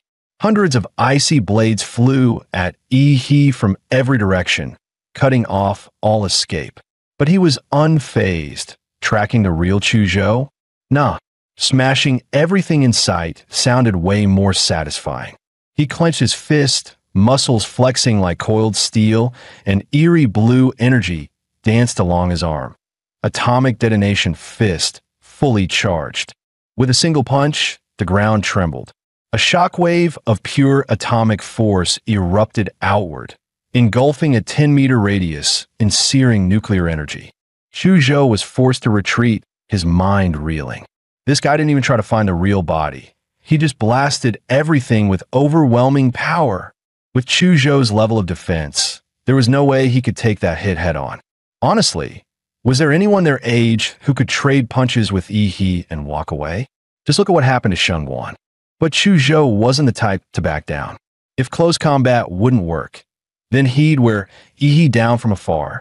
His bloodline surged, Frostworm awakening. Crystalline dragon scales bloomed across his body. His pupils turned into golden slits, and twin obsidian horns rose from his head. Behind him, a massive frostworm roared into form, its spectral wings stretching wide. His ice pulse erupted. Frozen winds howled across the arena, forming colossal ice spikes that surged into a towering tidal wave of frost, crashing toward Yi. That's insane. He just summoned an entire mountain of ice out of nowhere. That frostworm bloodline is god tier. He looks amazing. Take down the evil overlord, Yi. Go get him, Ice Brother. At that moment, Yi was completely encased in the heavy ice forged by Chuzhou's bloodline. But Chuzhou didn't relax. He wasn't naive enough to believe the fight was over. His breathing grew heavier, unleashing that level of frostworm power had taken its toll. Suddenly, the crowd gasped. Look, the ice mountain, it's melting. In the next instant, a brilliant pillar of blue energy burst forth from deep within the ice, shooting straight toward Chuzhou. Chuzhou, ever on guard, was still caught off guard by the sudden counterattack. Instinctively, he summoned an ice pillar from the ground to launch himself out of the beam's path. Boom! The atomic beam smashed into the examiner's joint energy shield, sending ripples of force across its surface. The towering ice mountain began to melt rapidly, collapsing in on itself under the searing heat. From within the dissolving glacier, a deep blue figure emerged. Streams of melted ice never even touched his body, evaporated instantly by the blazing heat radiating from him. He had returned, fully awakened in his Godzilla state. Chuzhou exhaled slowly, a bitter edge in his eyes. The gap in their strength was simply overwhelming. He said firmly, take this. My final move. This is my absolute limit in martial arts. I was originally saving it for Lu Qingzhu. In the very next moment, a massive great sword of ice materialized in Chuzhou's hands, a sign that his bloodline power had fully awakened. The blade radiated a chilling aura, infused with a will that cut straight to the soul-cleaving sword intent. The first to react was the mayor of Anqing, his expression just as stunned as when Lu Qingzhu had used a Xianwang technique. Sword intent, at his age? That's unreal. Without hesitation, Chuzhou swung the sword with all his strength. Drip, drip, a few drops of hot blood splattered onto the ground. He had raised his arm just in time to block the strike, but a deep gash cleared down to the bone, ran across it. And yet, the wound shimmered with blue light, the flesh already writhing and beginning to regenerate. Maybe if you had a better sword, you'd have stood a chance. Chuzhou opened his eyes wide, stunned. He looked down at his broken sword and knew he had lost. How much of a chance did I really have? He asked, almost to himself. He smirked. A little better than the chances of a simp actually getting the girl. Chuzhou gave a helpless shrug and raised his hand to the referee. I surrender. Victory in the Anqing finals. Yi stands as the champion. Let's go, brother Yi. I knew you were built different. Chuzhou was strong, but next to Yi, no contest. The livestream chat exploded. Yi went from underdog to legend. This is the ultimate dark horse arc. At that moment, Yi's face flooded every media outlet in the city. Word spread fast. Last year, he was dead last in his class. This year, he crushed the top-ranked student and claimed the championship. Talk about a comeback story. And this year's exam, far more intense than any before. to rise above it all. He might just be the strongest martial champion in Anqing's history, maybe even ever. Outside the stadium, the crowd roared like a tidal wave. Ihi, ihi, ihi, across the city and the millions watching via livestream. Everyone had witnessed the end of a grueling 3-day war. The champion of Anqing's 24th martial entrance trials had finally emerged. Ihi from Anqing First High. Rumor has it you came from behind, rising through the ranks late. Now that you've claimed the top spot, is there anything you'd like to say? He stepped forward, voice steady. First, I want to thank my teacher. When I was at my lowest, he didn't give up on me. His encouragement gave me the will to fight. Back in front of the live stream, Ihi's homeroom teacher wiped away tears. He felt overwhelmed with guilt. How had he overlooked this monstrous talent until just before the exam? He didn't feel worthy of the praise. And next, I'd like to, suddenly, in the front row of the audience, the school principal started waving wildly at Ihi. He held both hands in the air, flashing a big 2-0 gesture. 2 million. Ihi, promote our school a bit, and I'll give you 2 million in scholarship money. Ihi's eyes instantly lit up like dollar signs. I'd also like to thank my alma mater and our brilliant principal. Without his wise leadership, how could Anqing First High have achieved such greatness? And finally, I want to thank myself, he said with complete sincerity. Without my hard work, relentless dedication, and unmatched intelligence, none of this would have been possible. He said it with a straight face, absolutely no shame.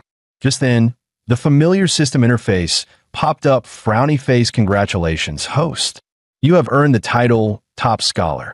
Reward: 1 random template ability draw unlocked. Wait, Top Scholar is an actual title. He blinked, then grinned. So, the template has an achievement system too? That's a sweet surprise. Meanwhile, in the stadium hallway, a swarm of reporters had already cornered Ihi, cameras and mics closing in from all sides. Ihi, was there a lot of pressure winning this year's championship? How did you manage such rapid growth in just 6 months? Will you be applying to Capital Star University? He raised his hands in surrender, exasperated. Please stop chasing me. I really need to pee. But one sleazy-looking guy shoved a phone in his face, smirking. Quick question. Between Lu Qingzhu and Kai Shaoling, who's prettier? Or are you more into Xingguan?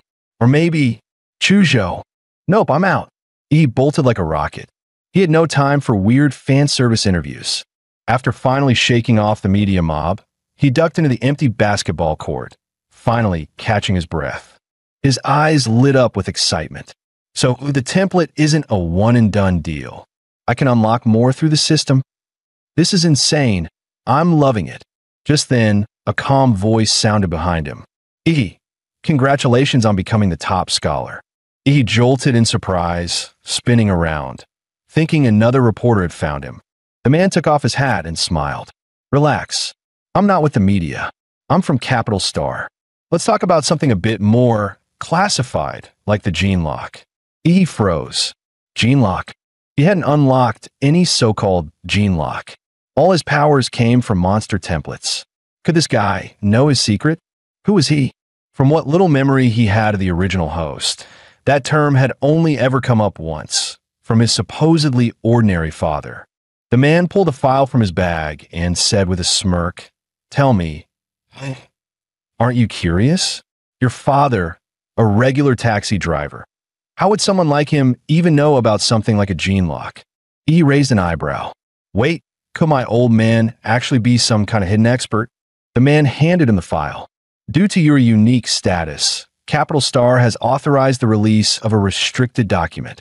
He opened it, and his eyes widened as he read. Project Prometheus, once a dominant force in Blue Star's biological gene research. After a classified incident, the institute was blacklisted by multiple nations. Its key researchers went underground, erasing their identities. The gene lock was among their most ambitious experiments. He slowly closed the file, realization hitting him hard. So you guys think my regular OL cab-driving dad was actually a senior researcher at Prometheus? And me? I'm one of their secret experiments. Please don't worry, the man in the trench coat said gently. The government isn't here to threaten you. I'm just here to inform you. After all, as the subject involved, you have the right to know the truth. He clearly feared he might panic and do something reckless. You're now part of a national-level cultivation program. Your safety is our top priority from here on out. He stared at him, deadpan. Bro, I'm probably calmer than you right now. Seriously. Then his face changed in an instant, switching to smug mode. Ugh, fame is such a pain.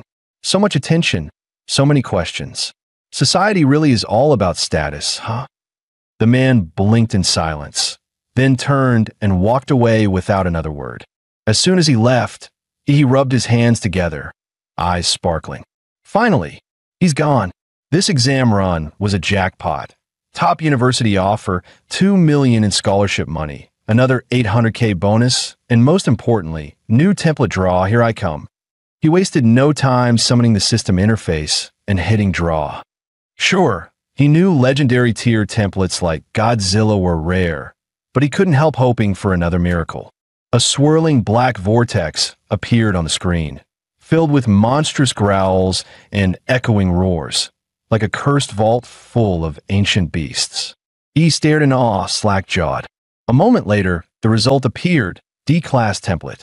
D-Class Template, Colossus type, humanoid, bloodline abilities. Size increase up to 60 meters, high-pressure steam emission. Evolutionary path, proto-giant hybrid. Compatibility, 1%. E's eyes gleamed brighter by the second. So, template abilities can stack. If I combine the Colossus type humanoid with the Berserker Emperor Mothra, wouldn't that make me the true king of monsters? Meanwhile, inside a quiet villa, Brother Huolong, are you saying you're turning down all your missions? That's right. Cancel everything on my schedule. He hung up the call. The only sound left in the room was the faint audio from a TV broadcast. Huolong took a deep breath. His index finger began tapping the redwood table rhythmically. Tap, tap, tap. A dent soon formed where his finger struck. His younger brother, Huopeng, had been missing for over half a month. The search team sent in the Mystic Zone returned empty-handed. Not even a corpse, an experienced hunter of forbidden realms. Huolong didn't need confirmation. His brother was dead. Worse, the scene had been cleaned. No trace, no mistake. Still, the rescue team didn't come back empty-handed. At the last known location, they recovered samples, and testing revealed traces of nuclear radiation. Huolong's eyes stayed locked on the TV screen. It was replaying footage from the Anqing Martial Finals. The image froze, unleashing a blinding blue beam of atomic breath. Little brother, he murmured, I told you to stay out of the underground, to quit that life. Why didn't you listen? Before Mom passed, she made me promise I'd look after you. Now I can't even find your body. His eyes closed, weighed down with sorrow and guilt. Then the TV announcer declared, final winner, Ihi of Anqing first high. Huolong opened his eyes slowly, bloodshot and deadly calm. Ihi, a rare genius, no doubt. Capital Star University will surely come calling. But too bad. They won't get the chance to see you enroll. Today, Ihi was planning to head into a Mystic Zone to test his new theory, combining the Godzilla template with the Colossus-type template in actual combat. But just as he was getting ready, he received an unexpected letter from Chuzhou. The contents read, Ihi, according to the Capital Research Institute, a new Mystic Rift is projected to open today at 3 p.m. in Red Tree Mountain on the outskirts of Anqing. The estimated danger level is C-class that I intend to investigate. Would you like to team up? Chuzhou. I's first reaction wasn't about the Mystic Zone. No, he was shocked Chuzhou still sent handwritten letters in 2024, paired with his swordsman cosplay and archaic way of speaking. He was starting to seriously wonder, is this guy another transmigrator too? By 3 p.m., the once deserted Red Tree Mountain had become packed. Over 1,000 fighters arrived, among them, elite warriors and high-tier organizations. At the base of the mountain, he met up with Chuzhou, who now had a sword hanging from his waist. You've grown stronger. He was surprised at how sharp Chuzhou's senses were. After all, he had used some of his prize money to buy several gene serums, pushing his Colossus template compatibility to 35%. Sure, it was just a D-class monster, but it grew fast and worked fast. Definitely worth it. While waiting for the rift to open, the two chatted casually. So, Chuzhou, what university are you aiming for? Capital Star University. There was something off in Chuzhou's tone when he said it. He noticed but didn't pry. He simply smiled and replied, "Guess that makes us future classmates." Just then, the crowd around them erupted. The mystic rift is opening. A piercing screech echoed from the rift. The next second, a monstrous bird with 3 twisted heads and pitch-black feathers forced its way halfway out of the portal. This was clearly a high-tier beast. It had muscled its way to the front and become the first creature to emerge from the rift. But unfortunately for it, what waited outside wasn't prey.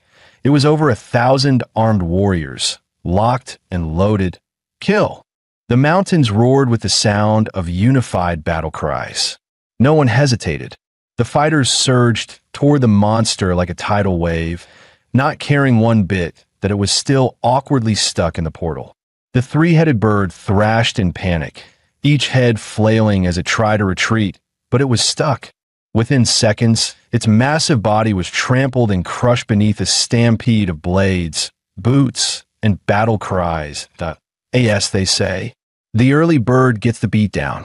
Ihi and Chuzhou, blending into the crowd, passed through the rift right behind the wave of warriors. On the other side, they were greeted by a jaw-dropping sight. A forest of colossal trees, each over 100 meters tall, towering like skyscrapers piercing the sky. Suddenly, a thick, metallic stench of blood flooded Ihi's nostrils. He looked ahead. The entrance of the rift had already become a battlefield, with a mini beast tide crashing into the arriving warriors. Screams, roars, and the clash of steel filled the air, merging into a brutal, chaotic symphony of war. He quickly realized the warriors weren't just here to loot the Mystic Zone. They were holding the front line for a reason. According to the Blue Star Defense Act, all licensed martial artists have both the freedom to explore mystic zones and the duty to protect the real world from beast tides. Anyone who ignores that duty and lets a tide slip into the outside world, causing civilian casualties, will be stripped of their warrior status and tried in military court. For a warrior, the greater the power, the heavier the responsibility. Ihi and Chuzhou joined the front line, pushing back against the oncoming beast tide. Chuzhou activated his bloodline, unleashing waves of icy energy that froze the beast's legs in place, locking down the path ahead. Suddenly, a beast lunged at him from behind. In a split second, Ihi launched his atomic detonation fist, blowing the ambusher into mist and melted flesh. "Watch your back," he said, completely unfazed. Then, almost lazily, he added, "These Mystic Zone beasts?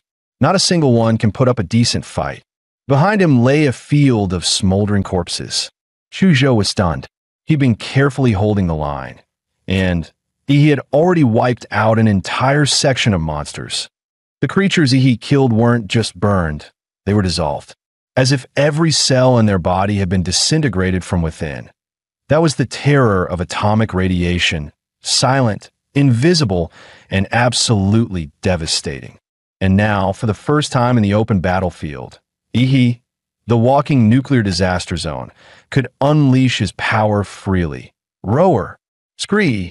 Beasts howled as they charged at him, only to melt into puddles of gore a few meters away, cooked alive by the sheer heat radiating from his body. On another part of the battlefield, warriors locked in desperate melee turned their heads, only to see that the warriors behind them were already relaxing and wiping sweat. Yo, what the hell? They done already? Did they bring in some high-tier merc? Nope. That's the top scorer from Anqing's entrance exams. The what? Wasn't he just a trainee? How's a kid soloing entire waves of monsters? You didn't watch this year's entrance exam broadcast? Nah. Who wants to watch high schoolers fight? Idiot. That high schooler could mop the floor with 10 of you. As the battle dragged on, exhaustion began to show on the warriors' faces. Then someone shouted, "Drive the beasts toward the top scorer." And just like that, the battlefield adapted. Everyone instinctively pivoted, using Ihi's nuclear radiation field as a natural kill zone against the monster tide. No one knew how long the fighting had lasted. But then, boom, a signal flare burst in the sky. Eyes that had gone dull with fatigue suddenly lit up. Decapitation confirmed. The alpha beast is down. We did it. The tide is breaking. Monsters are retreating. Don't let up. Finish them off. Chuzhou finally exhaled, relief washing over him. The first wave of Red Tree Mountain's beast tide was over to the 1,000+ warriors who had entered. Only about 800 remained. He strolled over casually, lugging several massive sacks behind him. His chill attitude stood out like a sore thumb amid the blood-soaked survivors. Phew. Hey, Chuzhou, real talk. I'm running out of hands here. How am I supposed to carry all this loot? With a thud, he dropped several bulging sacks of monster cores in front of him. Chuzhou silently handed over a silver black ring. My spatial ring. Use it. Whoa, nice. A space ring? Those go for tens of millions on the market. He eagerly stuffed the bags inside. I knew you were secretly loaded. Wusen's back. Thank the heavens. If he hadn't taken out the elite beast, we'd have all died out there. The crowd parted automatically as a tall, broad-shouldered man strode forward, righteous energy radiating from him like a wall. He quickly realized this guy was heading straight for him. Hello there, Anqing's top scholar, the man said with a warm smile. Name's Wu Sun, regional commander of the Silver Wolf Mercenary Corps. I've heard what you did out there today. Outstanding work. Now tell me, would you be interested in joining our corps? It won't interfere with your university plans. In fact, you'll receive tons of benefits, gear access, and support. For someone like you, I'm ready to offer an S-rank member contract on spot. Wu San's offer immediately drew gasps from the surrounding warriors. The Silver Wolf Corps, a nationally renowned mercenary group, and their regional commander personally recruiting Ihi, that was a once-in-a-lifetime opportunity. Becoming a warrior was an expensive path. Without faction support, few could go far. In an S-rank contract, even elite students from Capital Star University rarely received such treatment. Just then, a dazzling striped tiger stepped out from the crowd. On its back sat a striking woman with a bold, commanding presence. So that's why you rushed ahead? Wu-san, she teased. Trying to steal the prize before the rest of us showed up? She turned to Ihi. Ihi, how about joining the Chengda Corps instead? We may be smaller than Silver Wolf, but if you join us, I'll personally guarantee you'll receive 15% of our monthly cultivation resources. No strings attached. Gasp! That wasn't an offer. That was basically giving him a stake in the guild. A high schooler. And they were throwing elite tier contracts at him. He, however, simply smiled and shook his head. Thanks, but for now, I'm not planning to join any corps. The woman chuckled, unfazed. Just as I thought, landing the top scorer was never going to be easy. No worries. Consider this our introduction. If you ever need anything, the Silver Wolf Corps is only a call away. The Chengda Corps, too, she added with a wink. We'll be ready. With the beast tide finally over, the warriors entered the free exploration phase. Chuzhou offered a suggestion. This is a giant forest. The layout's tricky. Let's climb to the canopy and scout the terrain first before heading deeper. He nodded. That was his plan too. He activated his nuclear radiance mode, atomic energy gathering beneath his feet, then blasted upward like a human rocket, shooting straight toward the treetops. Before long, the two stood atop a colossal tree, hundreds of meters tall, overlooking the entire mystic zone. Wait, what is that? He suddenly narrowed his eyes, stunned. Far off, near the foot of a distant mountain range, a group of gigantic humanoid figures was moving slowly. Even from hundreds of kilometers away, their silhouettes were unmistakable. Those things have to be, what, a kilometer tall? He murmured. That's beyond insane. Chuzhou was about to respond, but he spoke first. voice steady and filled with fire. Unimaginable? Nah, we're still young. Give it a few more years, and we might be the ones hunting them. Maybe even uncovering the truth behind this whole mystic zone thing. Chuzhou turned, slightly awestruck. When faced with such overwhelming unknowns, his instinct was fear. But Ihi, his instinct was to conquer. In that moment, Chuzhou understood. Ihi wasn't just stronger in power. He had the spirit of a true warrior. Meanwhile, Ihi himself was practically buzzing with excitement. Just you wait, you walking mountains. One day, all your monster cores will be mine. Suddenly, his life field sensor kicked in, giving him a full read of all living entities across the Mystic Zone. One spot stood out. To the southeast, a massive lake region, a complete blank. No life signs. Nothing. It was like a dead zone. A void. Now that's suspicious, he muttered, his eyes gleaming. The stranger the waters, the bigger the fish, that's where the real loot is. Without hesitation, he turned to Chuzhou. Let's go. Time to gamble big at the lake. Ihi and Chuzhou quickly made their way through the giant forest and arrived at the edge of the mysterious lake. To their surprise, 3 people were already there, one of whom was someone Ihi recognized, Rainy. He called out, pleasantly surprised. Well, if it isn't Anqing's little champion, Huang Yuli replied with a teasing smile. Wait, you know our local top scorer? One of her teammates chimed in, grinning. Come on, introduce us already. We heard he was tearing through beast tides like a walking warhead.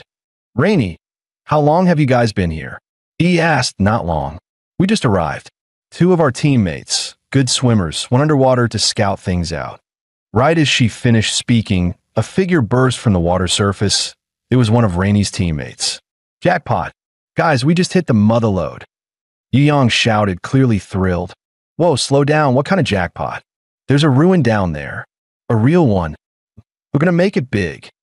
He nudged Chuzhou with his elbow. Why is everyone so hyped over ruins? Chuzhou explained, in mystic zones there are these ancient structures, believed to be remnants of a lost civilization. People call them ruins. They say modern martial arts theories, and even parts of gene tech, were reverse engineered from discoveries made inside these places. Just then, Yu Yang finally noticed the 2 newcomers standing nearby. Wait a second. Who are you 2? Were you eavesdropping on us? The tension spiked until Huang Yuli stepped in quickly. Yu Yang, calm down. These 2 are Ihi and Chuzhou, top scorer and runner-up from Anqing's martial entrance exam. Their strength is far above average. We should let them join us. He casually clapped a hand on Chuzhou's shoulder. Relax, man. We're not here to steal your loot. We're here to help you get it. Yu Yang narrowed his eyes. Fine. Then how do we split the gains? We're not part of your team, so we'll take a cut based on contribution. We earn it. We keep it. He replied smoothly. Yu Yang was clearly annoyed, but he knew better than to pick a fight with 2 rising stars. He scoffed. All right, you're in. But don't try anything shady, got it? With that settled, Yu Yang led the way, diving into the lake. The others followed one after another. Thanks to their enhanced physical strength and lung capacity, all 6 warriors dove roughly 30 meters deep. There, Yu Yang located a marker he'd left earlier and led the group into a submerged cave tunnel. That passage leads to the ruin, he said. Once they surfaced inside the cave, Yu Yang immediately looked around. Huh? Where's Li Wei? I told him to stand guard right here. Maybe he found something and decided to keep it for himself. One of the teammates muttered, clearly irritated. Yu Yang pulled out his radio and tried calling Li Wei multiple times, but got no response. When you first got here, did either of you check for signs of monster activity? Huang Yuli asked calmly. Nope. Li Wei and I even deployed beast lure charges. Nothing showed up. Not even a single strand of fur. Li Wei's missing. Are we really sure we should keep going? One teammate asked hesitantly. After a brief silence, Yu Yang gritted his teeth and barked out. We have to explore it. Riches and glory are right in front of you. If you're too scared to reach for them, you'll be stuck at the bottom forever. Anyone afraid of dying can leave now. But if you want to get rich, follow me. No one moved. Even the teammate who had just expressed doubt stayed silent, that Yu Yang was right. If there was really a ruin ahead, no one was willing to watch someone else walk off with the treasure. All right then, he said. Let's move.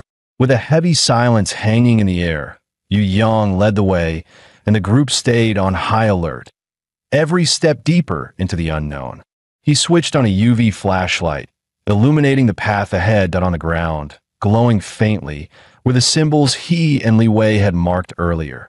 The team pushed forward, the tunnel narrowed and narrowed, until only one person could pass at a time.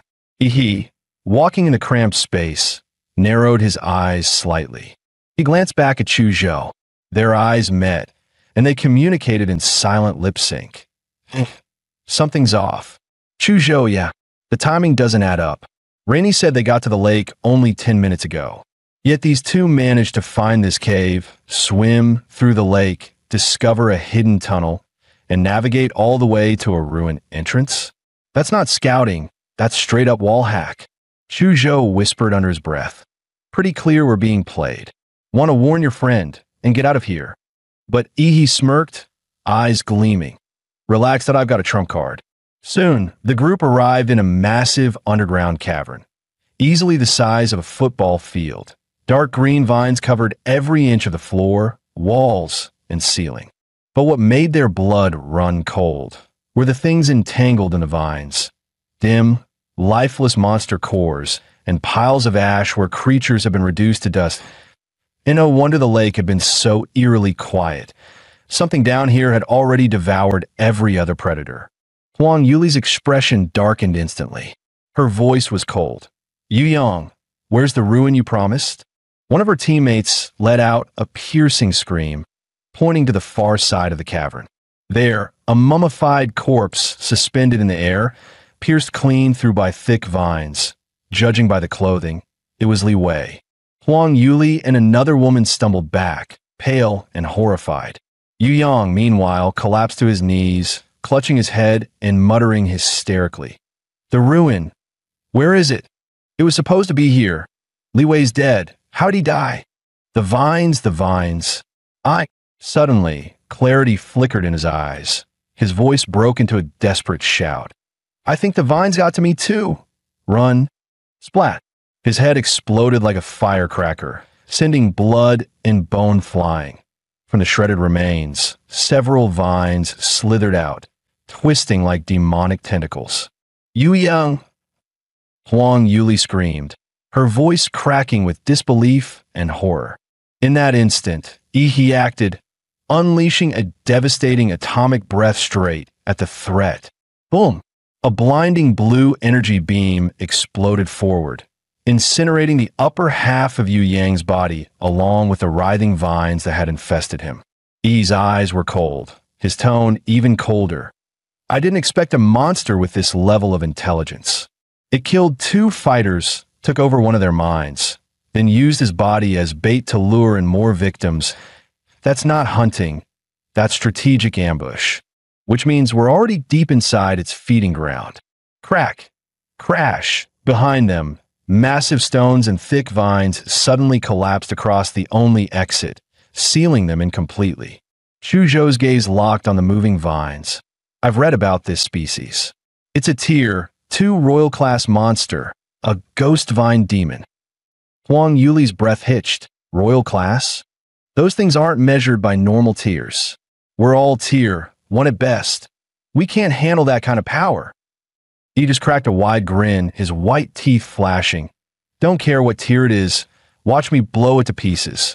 Just as he was about to activate his Titan form, boom! The collapsed tunnel behind them erupted open from the other side. A figure emerged, cloaked in black, body shrouded in raging blood energy that twisted the very air. A trail of crimson smoke billowed behind him like a battlefield banner. I've come to kill you. Someone in the group gasped. That's Blood Cheese Smoke. He's a stage 8 martial artist. He glanced back calmly. Didn't expect someone would still be tailing me. Huo Long frowned. Word had it someone used radiation to hold back a beast tide in the Red Tree Mountains that I knew it had to be you. I just followed the residual radiation. It led me straight here.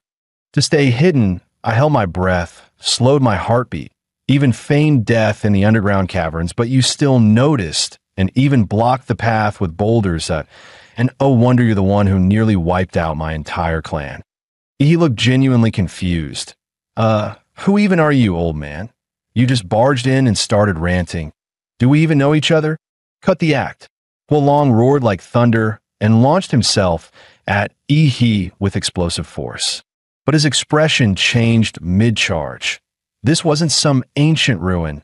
It was a monster's den. No, this was the lair of a devil vine. He'd been lured here on purpose. Was this all Yi's trap? Damn it. This was your plan all along. Huolong cursed. That devil vine drains energy and releases neurotoxin. If this drags on, I'm as good as dead. You sneaky bastard. The devil vine unleashed wave after wave of lashing tendrils, trying to tear Huolong apart.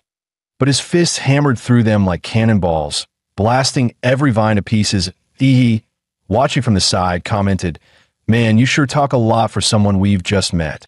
"Shut up," Huolong roared. "I came here to kill that bastard Yi, not get tangled up with a bunch of weeds." Suddenly, Huang Yuli cried out, "This whole cave's gonna collapse from your fighting." "Move aside," Yi shouted. His body was suddenly coated in a rough, deep blue skin, like armor. Glowing cracks spread across his skin, pulsing with radiant blue energy. As he opened his mouth, the vertebrae along his back lit up one by one like a power circuit. Then, he unleashed his full power atomic breath. The blazing blue beam punched through the cavern ceiling, pierced the underground lake above, and shot straight into the sky. Water came flooding through the gaping hole, pouring into the cave. And just like that, an escape path was revealed. "Yuli, you guys go first." Yi shouted, "You're not going anywhere." Huolong bellowed. His energy erupted, vaporizing all the nearby devil vine tendrils. Then he stomped the ground, launching himself like a missile straight at Yi. Chu Zhou drew his sword the moment danger struck. His bloodline power surged, and his soul-piercing sword aura froze everything in its path under a thick layer of frost. When his icy slash clashed with the fiery punch, steam exploded everywhere, blanketing the cavern in mist. "As long as I'm here, you won't lay a finger on Yi."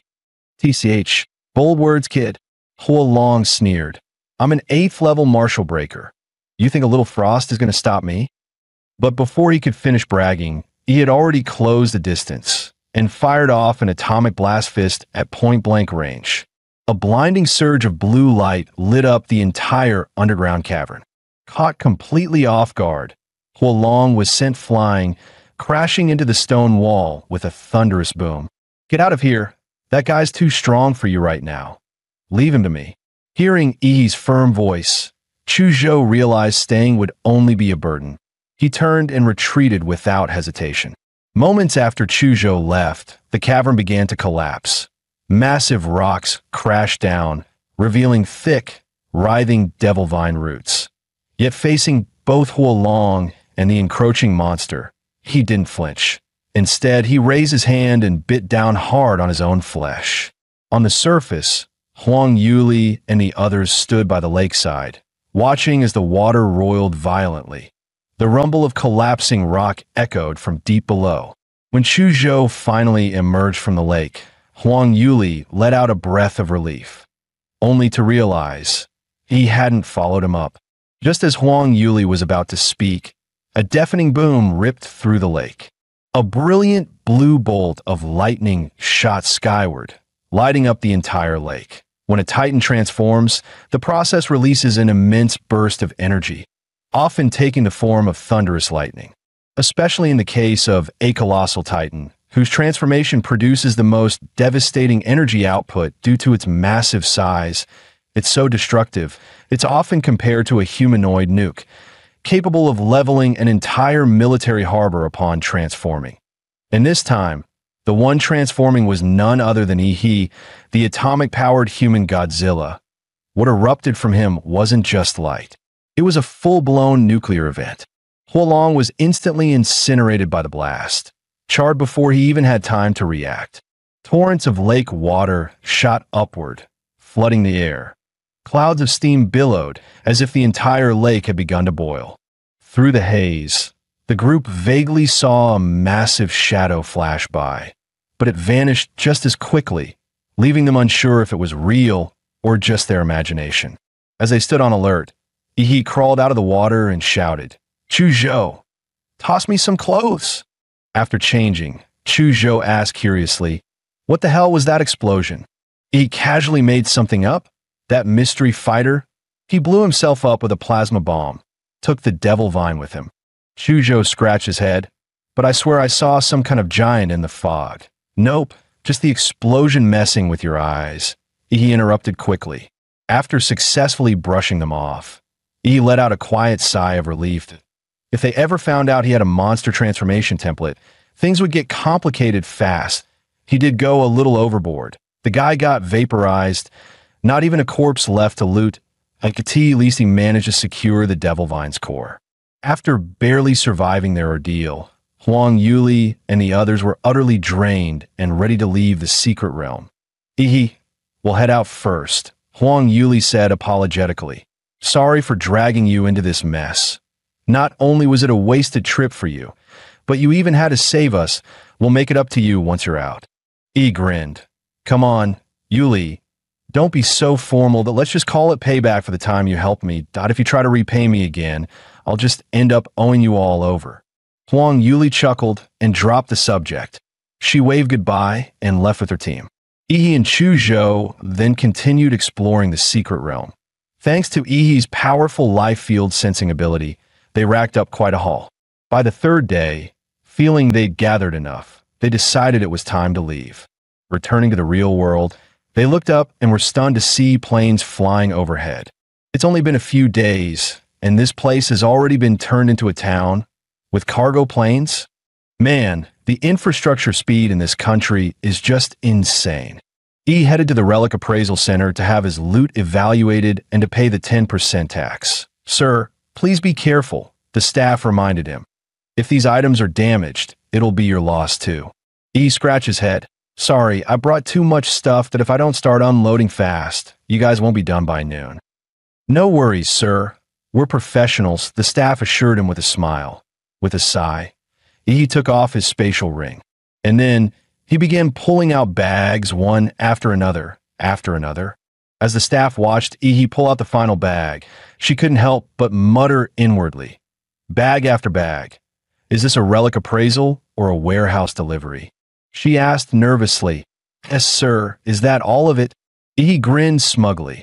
"All done, but you better start calculating fast. We've still got a whole pile of spirit herbs coming."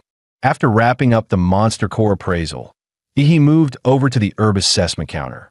At this point, green and white grade monster cores no longer benefited him, so he sold them off for cash.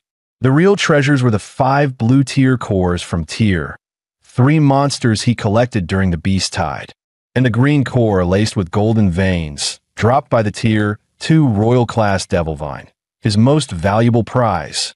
After selling everything, his bank account balance shot past 20 million in Xia currency. Yet even staring at the endless string of zeros, he didn't feel much joy. Honestly, all that money still wasn't as satisfying as boosting his compatibility rate by just 10%. After all, in this world, raw power was the one true truth. Now the question was, how could he spend this money for the biggest upgrade? The gene serums available on the market were no different from low-tier monster cores, useless for enhancing either of his current templates. He let out a sigh. "Even my templates are picky now." Seriously? They become more high maintenance than I am. He wanted higher grade serums, of course, but those were all under strict purchasing limits. And with his current clearance level, he didn't even qualify to join the queue. Still, there was another route to power: martial arts. During the college entrance exam, he had outperformed geniuses like Lu Qingzhu thanks entirely to the absurd stats from his Godzilla template. But in terms of actual technique, he couldn't even compete with the martial arts nerds. Time to change that, with some overpowered martial skills. And if anyone in his circle had the connections to get high-level techniques, it was the principal of number 1 high dot, He chuckled to himself. Time to pay a visit to the wise old man and drain his golden loot. Not long after, he barged into the principal's office. The principal calmly poured him a cup of tea. With years of experience and a sixth sense for student scheming, the old man instantly saw through him. This kid clearly wanted something. He casually pulled out a bottle of pricey liquor. Inside floated a rare ginseng herb. Rumor had it, no middle-aged man could resist this miracle brew that supposedly boosted vitality, stamina, and other things. After a few polite words, he cut straight to the point. Principal, I'm looking to learn some powerful martial techniques that I haven't entered university yet, so my only option is to reach out to martial families that you have any connections? The principal frowned. You've already been admitted to Huadu University. It's practically guaranteed. Why rush? You can learn all that stuff once you're enrolled. But I'm really hungry for growth, sir. Fine. Since you're so eager, I'll make an exception and help out that you're a special case talent. After all, an education should be tailored, not cookie cutter. Exactly, principal. Rules are dead. People are alive. With flexible educators like you, the academic world still has hope.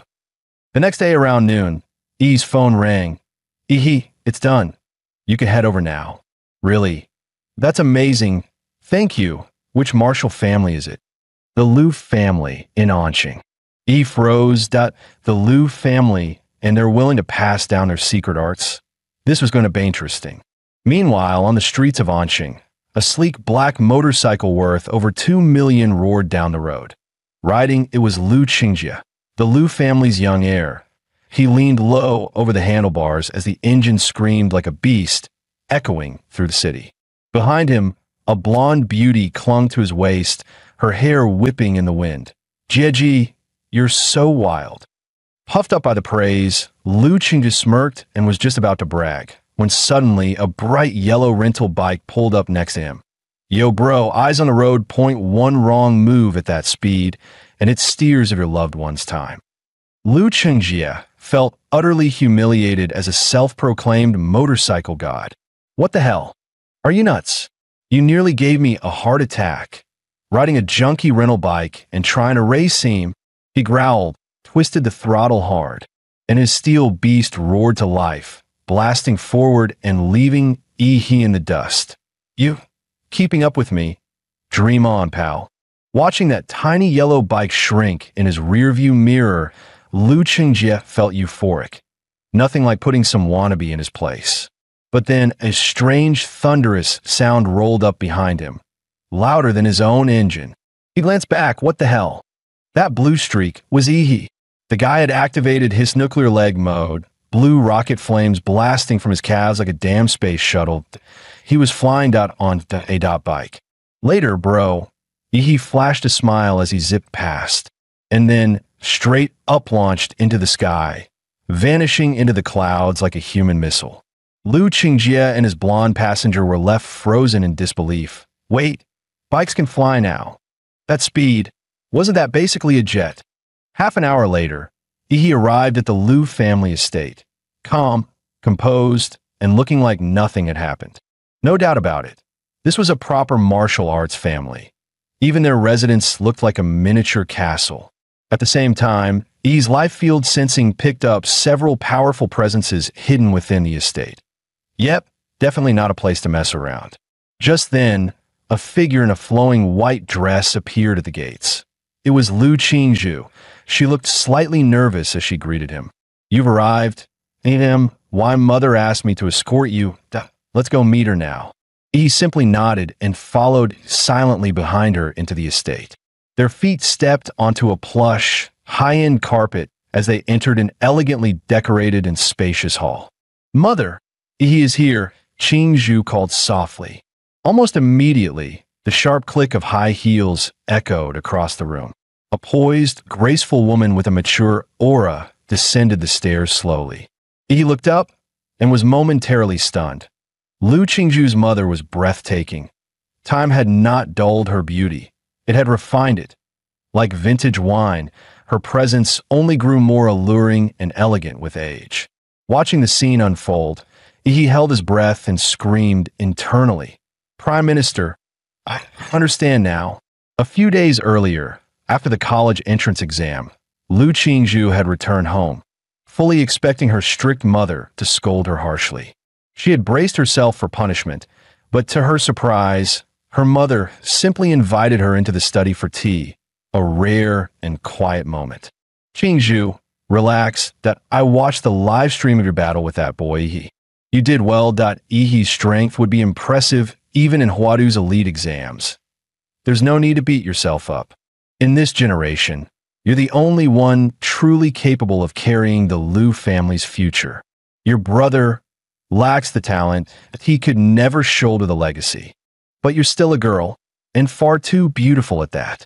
Qinlan reached out and gently pinched her daughter's cheek, her expression a blend of tenderness and concern. Your father passed too early, and without any strong relatives to back us, the Lu family has been forced to retreat to this tiny corner of Anqing. If a major clan proposes a political marriage, we don't have the strength to refuse. That would mean the Lu family, our 100-year legacy, might be swallowed whole. Yi is exceptional, gifted, humble, with a clean background and limitless future. And from what I've seen, he's no power-hungry schemer that I'd like to see you with him. What do you think? Qinlan looked Lu Qingzhu straight in the eye, her tone gentle but firm. You don't have to answer me now. Spend some time with Yi first. Qinlan stepped down the stairs and said, Welcome to the Lu family, Yi. Yi barely resisted the urge to strike a dramatic pose and declare himself chosen by fate. Instead, he bowed respectfully. Hello, Auntie, just a small gift for you. Qinlan didn't even glance at the gift. Instead, she smiled and said, I heard from your principal that you're interested in advanced martial techniques.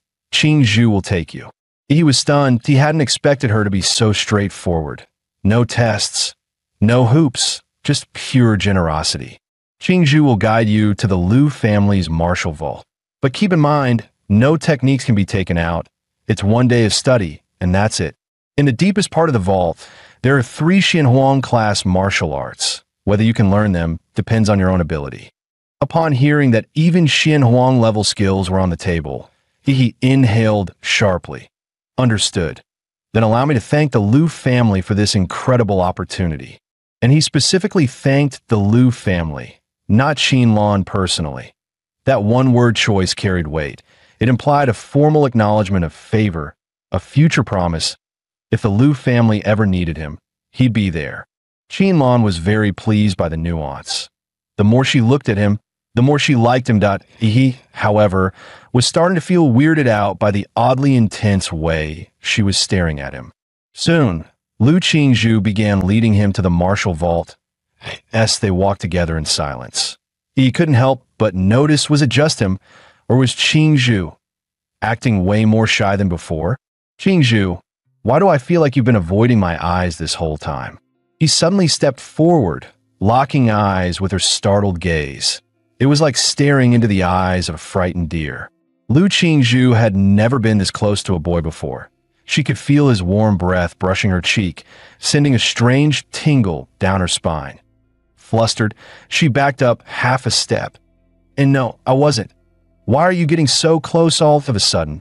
Still bickering, the two continued on until they arrived at a hidden underground stone chamber.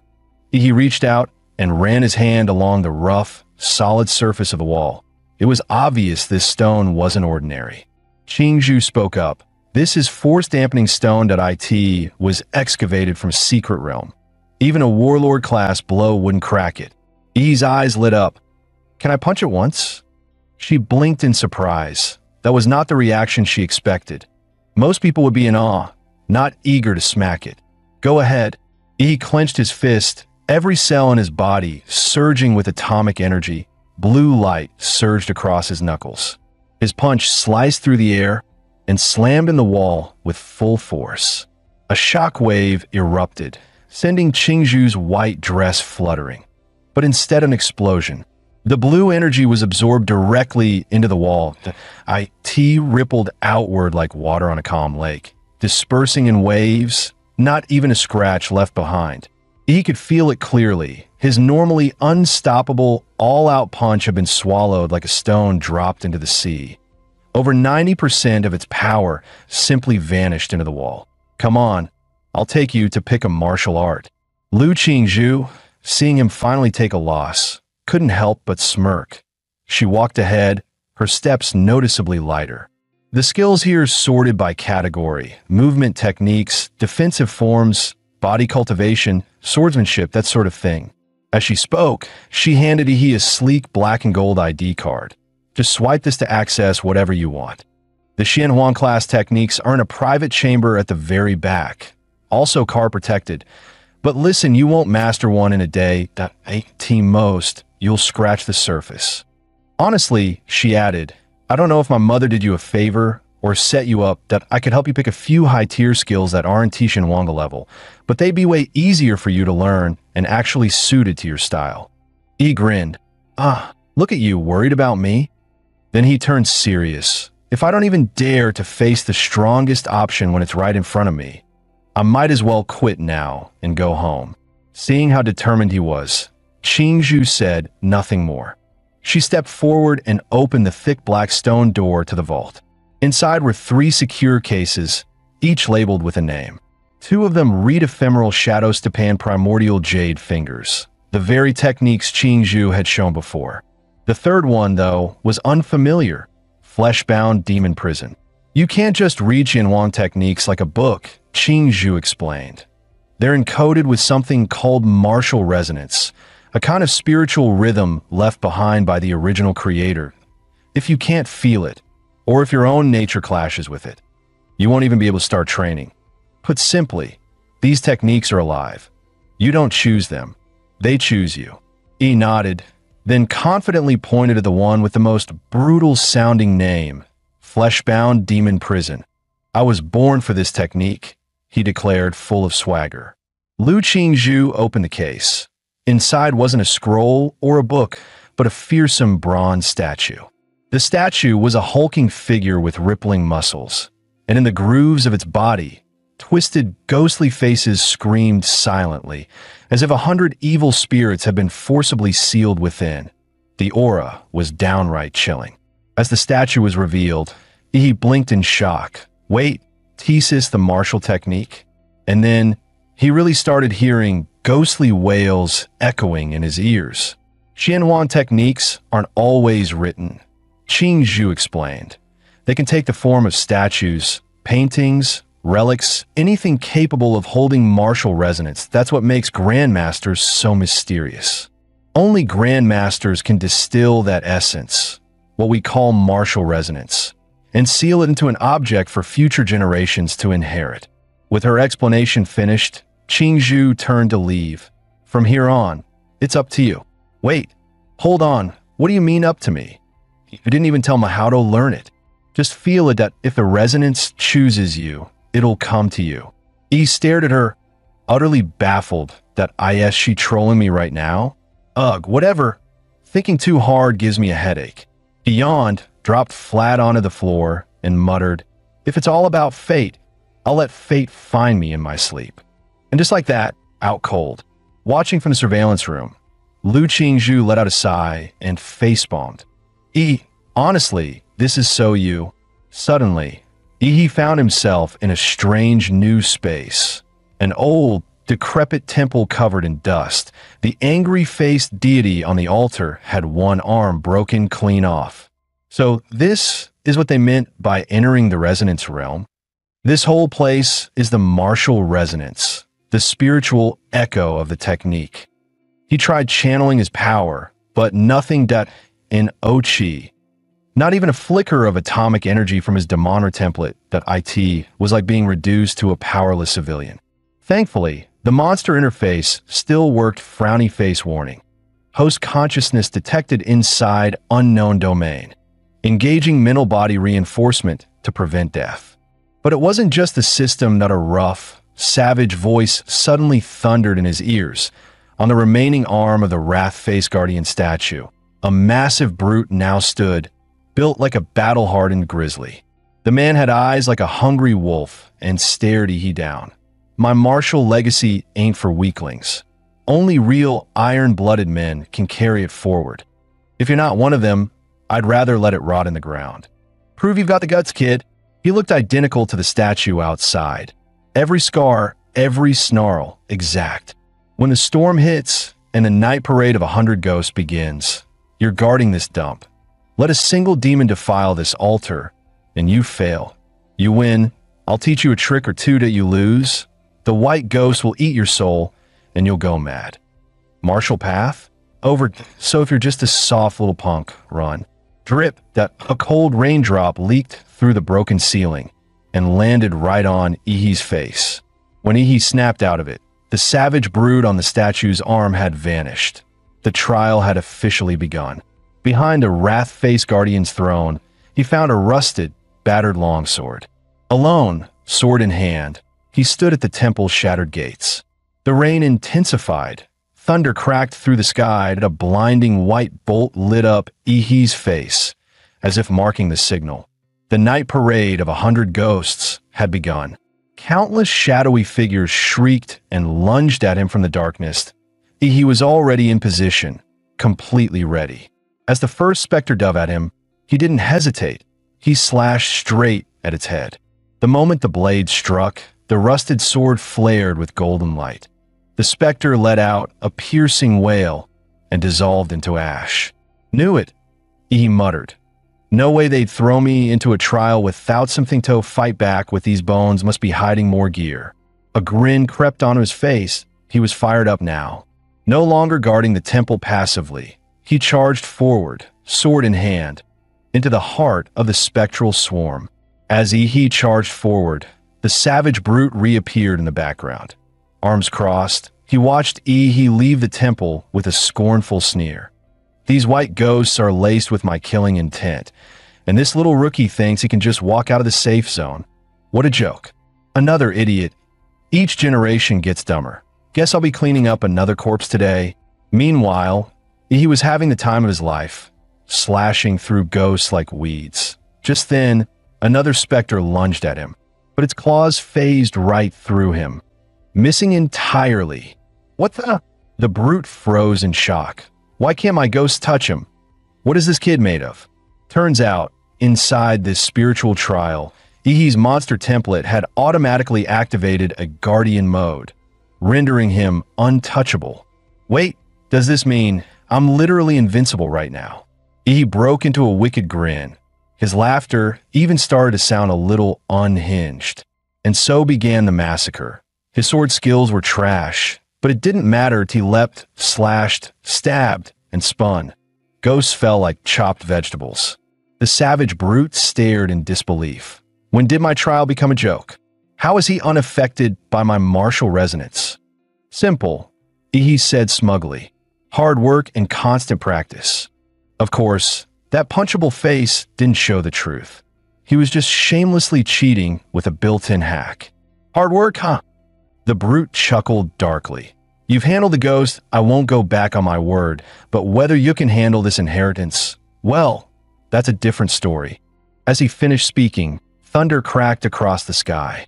The wrath-faced guardian statue collapsed, revealing a dark, ancient well beneath it, a bottomless pit. Just one glance into its depths sent a chill down Ihi's spine. Inside that well lies the purest essence of malice I forged in life. The flesh-bound demon prison technique, its true form, is down there. If you can absorb it. The brute didn't even finish his sentence. He had already jumped in. Huh, good. That's the kind of guts I like. He couldn't help but grin, truly impressed for the first time. In his prime, this man had been a legend, one of the few to conquer an S-rank secret realm. His rise and fall were both tied to one technique, flesh-bound demon prison. But as age weakened his body, the very malice and vengeful spirits he had sealed within began to claw back, twisting his mind, driving him mad, until he started killing those closest to him. To stop himself from falling further, he ended his own life in his final moments. He fused his lingering rage and spiritual imprint into the statue, creating a legacy only the worthy could claim. Even after 100 years, the malice here hasn't fully faded. For an ordinary martial novice, it's a death sentence. But if Yi can conquer the curse that destroyed its creator, then on the path of flesh-bound demon prison, he'll surpass him. In the surveillance room, Qinlan walked over to Lu Qingzhu.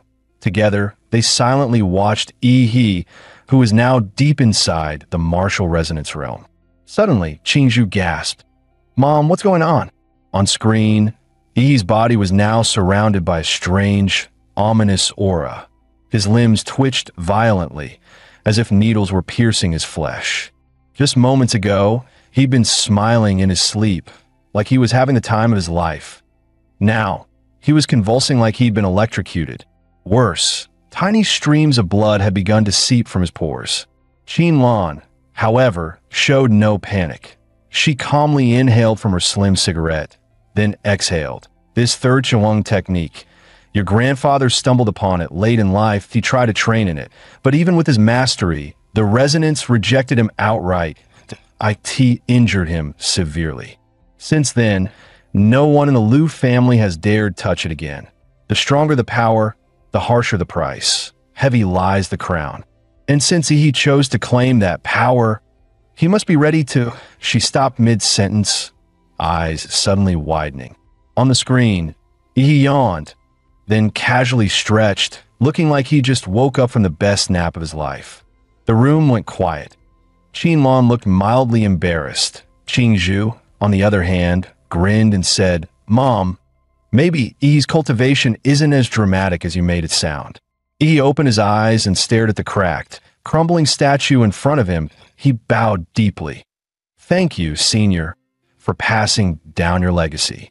Then, the final echo of the brute's voice rang in his mind. "Kid, you're the most gifted person I've ever seen. Maybe you're the one who can uncover the truth behind the secret realm we never could. That unfinished mission now falls to your generation."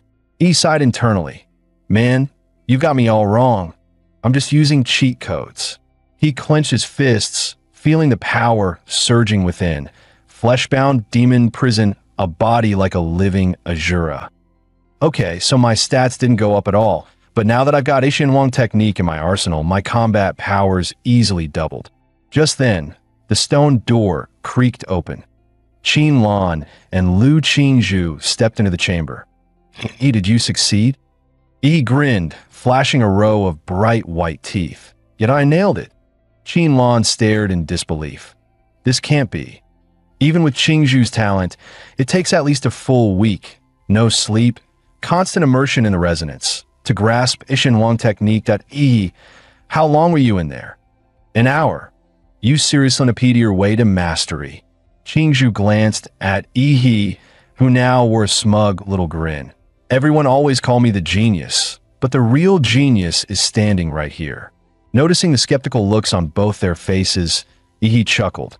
"All right, you want proof? I'll give you a little demonstration." He gathered his chi from the dantian, channeling it into his palm. Normally, martial chi was invisible, but this wasn't normal. What formed his hand was black and red, crackling with malice. A twisted, corrupted aura born from the spiritual trial that put it simply, it worked like an enchant from a video game, coding weapons or strikes to boost their damage and lethality. Mountain-crushing fist.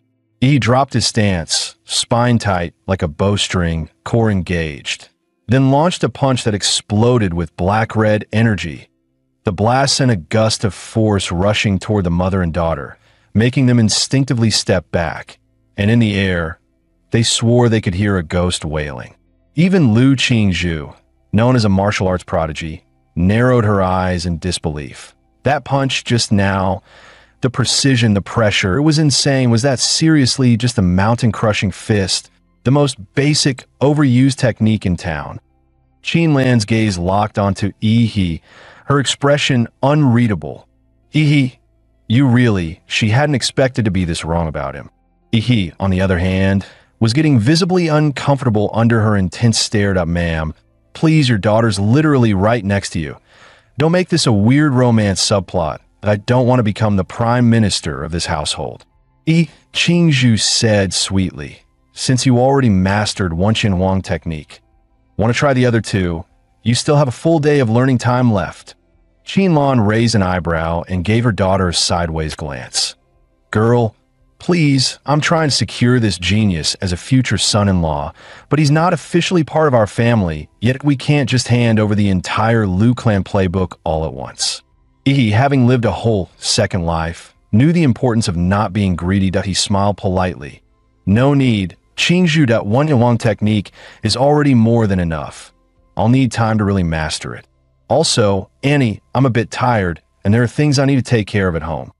Qinlan appreciated his restraint even more. Very mature. I heard from the housekeeper that you showed up on a rental bike. Can you drive? Head to the garage and pick a car. You'll need something more convenient. That reminded He of someone he'd seen earlier. Actually, Annie, I saw this guy riding a motorcycle earlier. It looked seriously cool. Do you have any of those? Qinlan chuckled. Oh, absolutely. You like motorcycles too? Same taste as my rebellious son. I'll give you his favorite one. The best in his collection. A few minutes later, Liu Qingjia arrived home, just in time to hear Aunt Hong, the housekeeper, muttering something about his mom bringing in a future son-in-law. What? A son-in-law? I gotta see which lunatic thinks he's worthy of my sister. She's not just beautiful. She's a once-in-a-century prodigy in all of Anqing. No way some random guy is good enough for her. That rental bike punk from earlier really ticked me off. He scared off the girl I just picked up. If I ever see him again, I swear I'll teach him what real trouble looks like. Just as Liu Qingjia was fuming with rage, something whooshed past right in front of him. He turned, and his jaw dropped. Wait, that guy. That's the rental bike dude. Why the hell is he riding my custom motorcycle? Later that night, back at home, he pulled out 5 monster cores he had collected from the secret realm. Time to gulp them down and absorb the power inside. Last time, dry swallowing them nearly killed him. This time, he came prepared with some soul-boosting dipping sauce. He picked up a core, dipped it in his signature spicy sauce, and swallowed it whole. Instantly, a surge of energy exploded through his limbs, flooding his body with heat. He opened his system panel. Back in the Red Tree Mountain realm, he had used the Titan form template, standing around 50 meters tall. Compared to normal monsters, he was a behemoth. But compared to that thing, the mountain-sized, godlike entity hidden in the mist, he was tiny. All right then, let's go bigger. He dumped every single point into the Titan template. Then, without hesitation, he grabbed the rarest of the cores, the green one streaked with golden veins, dipped it in sauce, and swallowed it like a hot snack. Just as he was about to let the special monster core be absorbed by his Godzilla template, a system alert popped up unexpectedly. Ding! Legendary Godzilla template has absorbed a high-level plant-based life form. Genetic mutation detected in progress. Do you wish to prevent the template from mutating? Yes/no. He hesitated. Template mutation meant it could evolve into a completely new subclass, could be stronger or weaker than if he rolled into a garbage form. That'd bear reverse evolution. Screw it, he muttered. Life's about taking chances. Rental bike to super bike, right? He hit do not prevent mutation. The system chimed again, frowny face mutation path unlocked. Legendary Godzilla plus plant attribute S-class variant. Planet Godzilla template.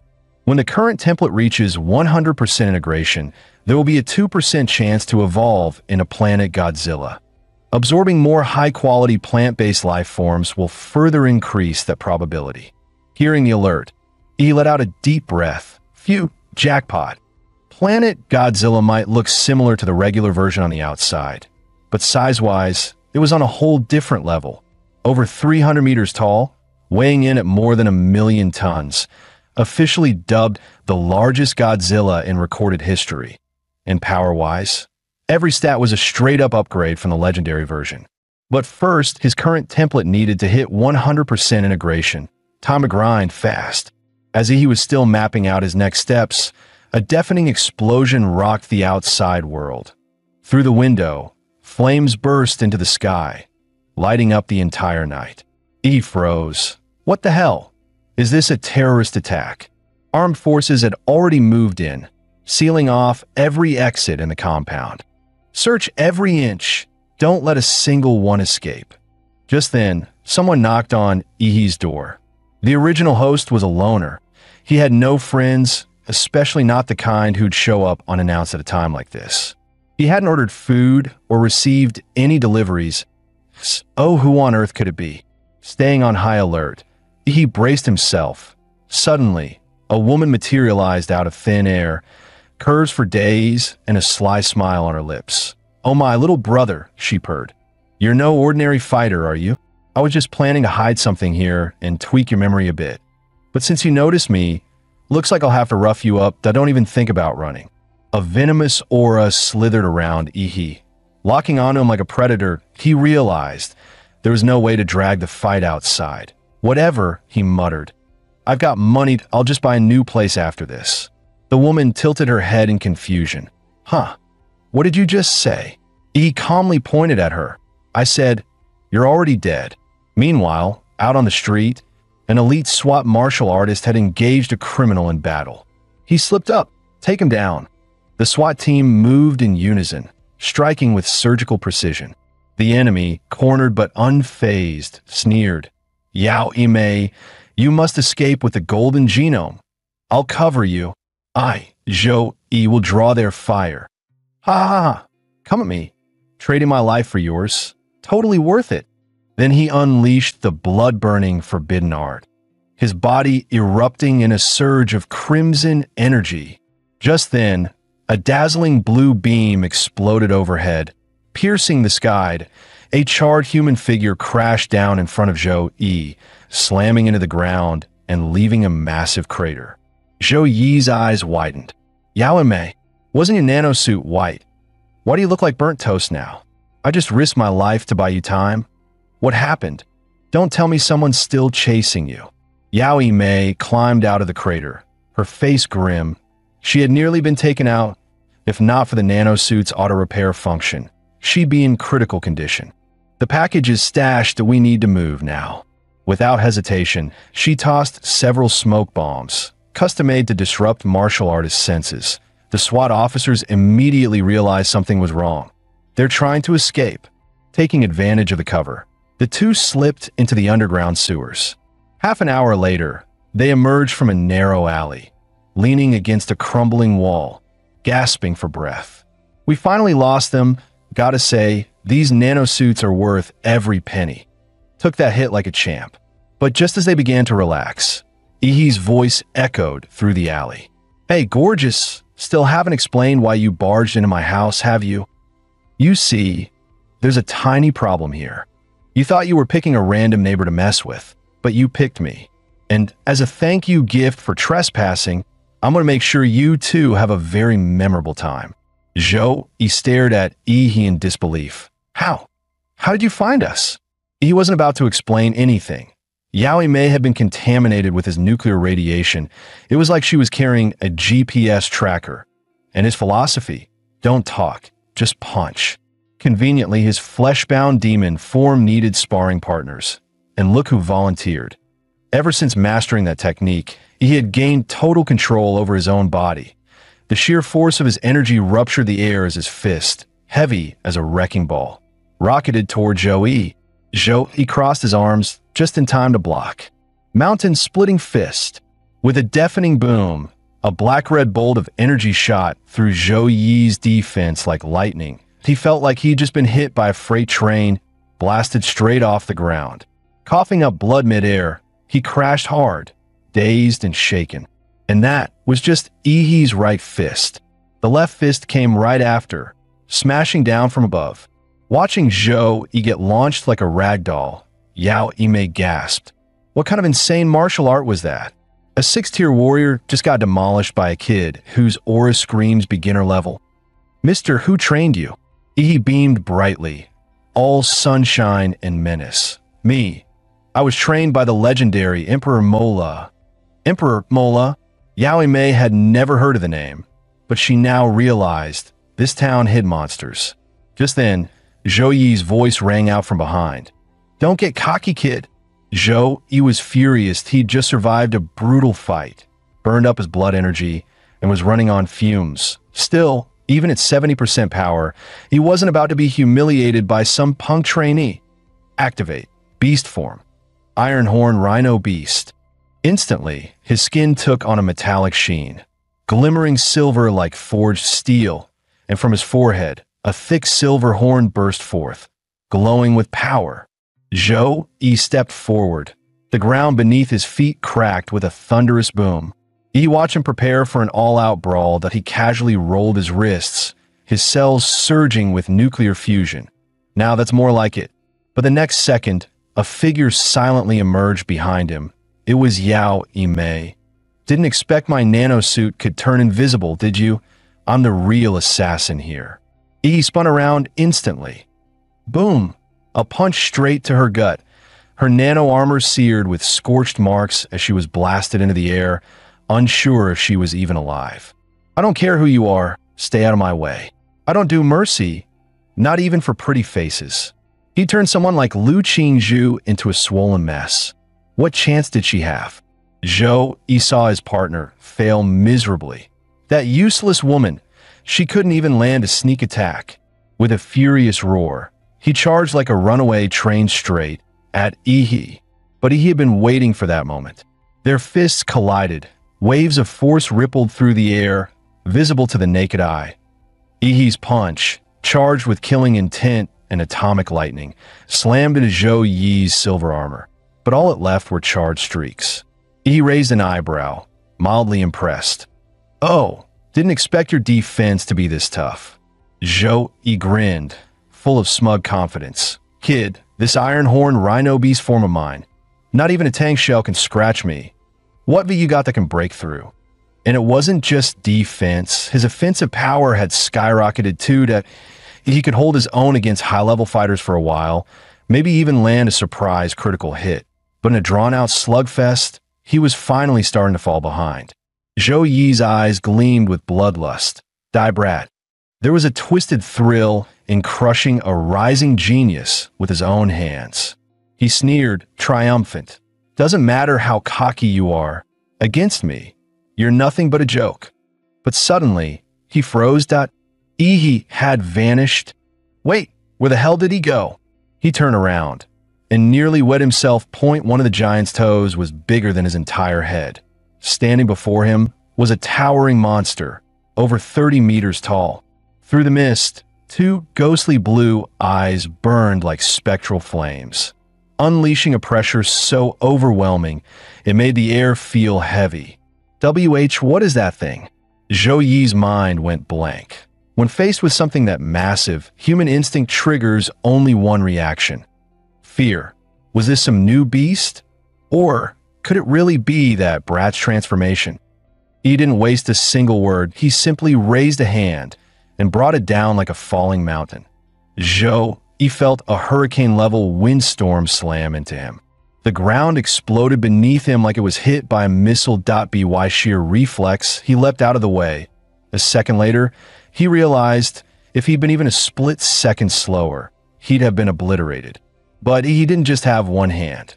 Just as he thought he'd narrowly escaped. Wham! The other hand came crashing down. This time there was no lucky dodge. He took the full hit, flattened into the ground like a rag doll. Yi's right arm rose again, glowing, humming with energy. In a flash, thunder roared down with his punch. Blow after blow rained down like a violent storm. He felt his bones shatter, his organs rupture, and his very soul nearly pounded out of his body. System notice. Host Yi, Titan form activated. Comprehensive physical index, 23.8 to 294. Nearby, Yao Imei forced herself to stand, only to freeze in horror, a 6-tier martial artist being used as a punching bag. Her heart sank with regret. I was such an idiot. Why did I mess with this monster? If this keeps going, Zhou Yi's gonna die, for real. She couldn't let him die here. There was no running now. Only one option left, a desperate counterattack. Perched atop a nearby building, she stared at the towering giant whose body eclipsed the structure itself. She leapt down in a swift, calculated arc, her form twisting midair. In a flash, she reached the giant's throat. around his neck, tight yellow threads glinting faintly, molecular wires from her nanosuit, sharp enough to slice through reinforced alloy. She figured this transformation came from some kind of genetic ability. Big as he was, the human body still had its weak spots, and the throat was one of them. A crimson flash split the air, but what shocked her most, the giant didn't even fight back. He just let her slice his throat wide open. The giant's colossal head came crashing down. Boom! The ground trembled beneath the impact.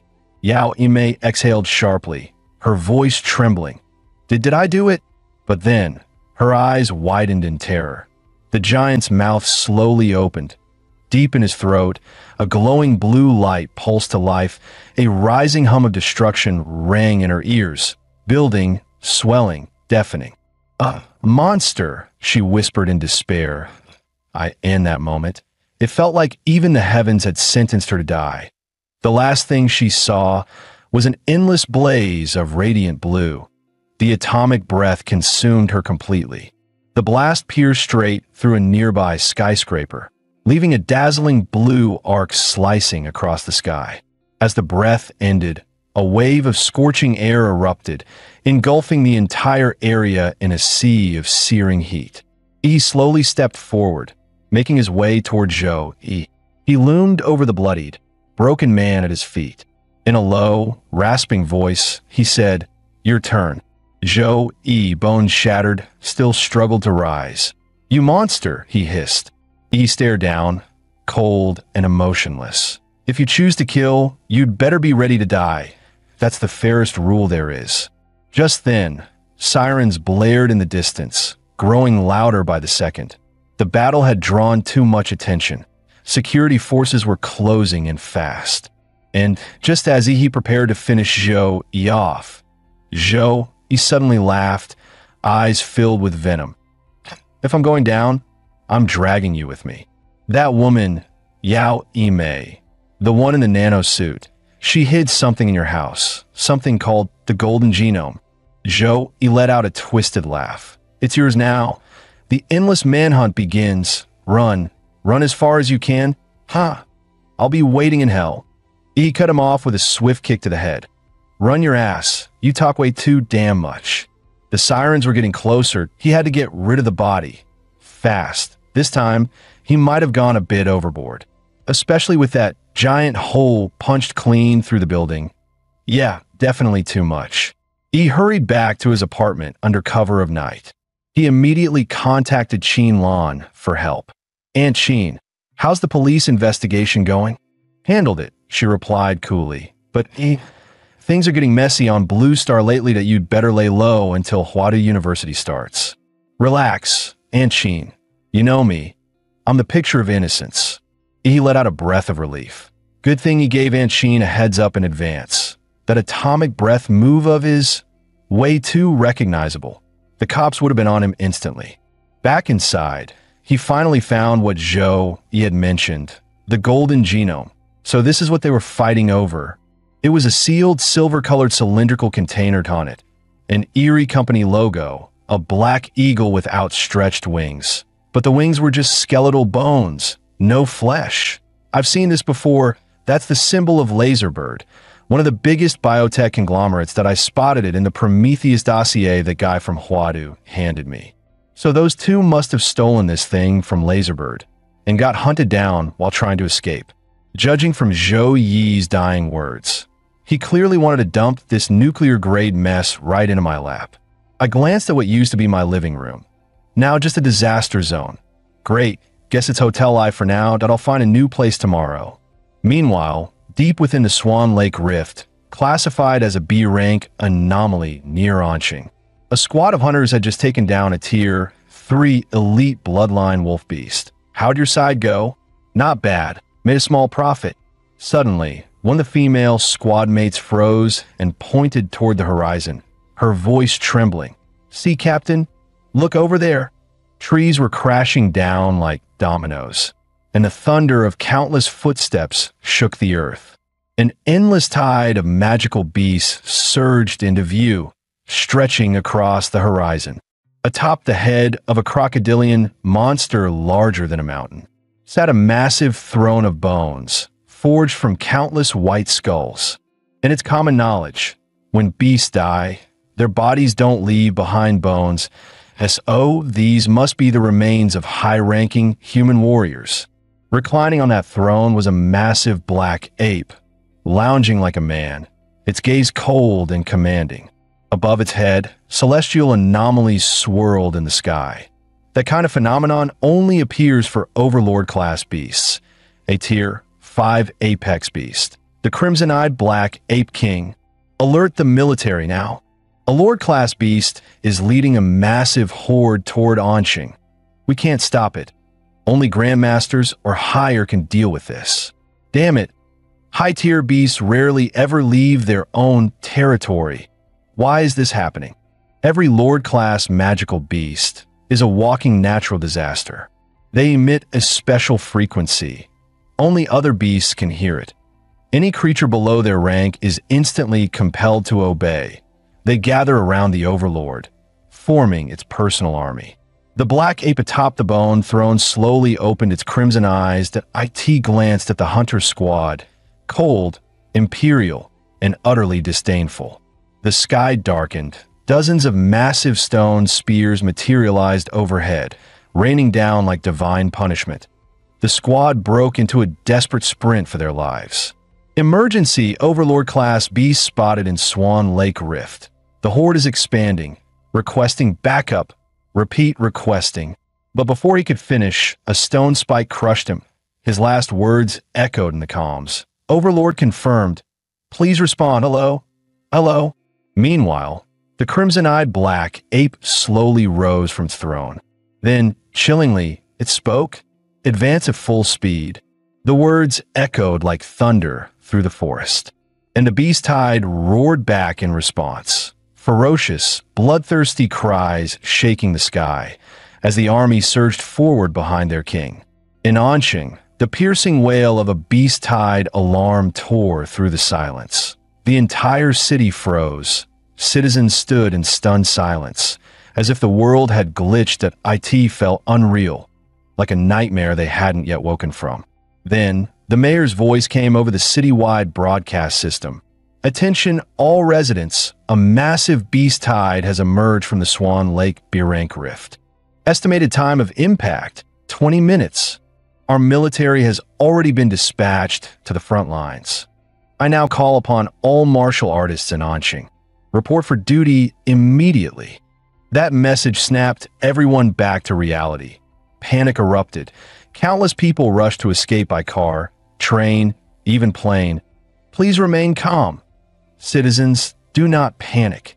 Only children and students may board evacuation trains at this time. They are our future. If Anqing falls, they must be the ones to carry on. Inside the mayor's office, I told you to request reinforcements. Which cities responded? The secretary's face was pale. Mr. Mayor, it's not just us. Beast tide alerts are going off across the entire country, and O1's in a position to help. And the cities that haven't been attacked yet, they're busy fortifying their defenses, preparing for the worst. Then what about Huadu? What did they say? Did any grandmasters or above agree to come? Even just one? Huang Qing's voice trembled. Huadu's neighboring city, Guanshan, an S-rank rift just opened there. All high-level martial artists from the capital have already been deployed to contain it. Huang Qing slumped into his chair, face pale. His sharp political instinct screamed a truth he didn't want to admit.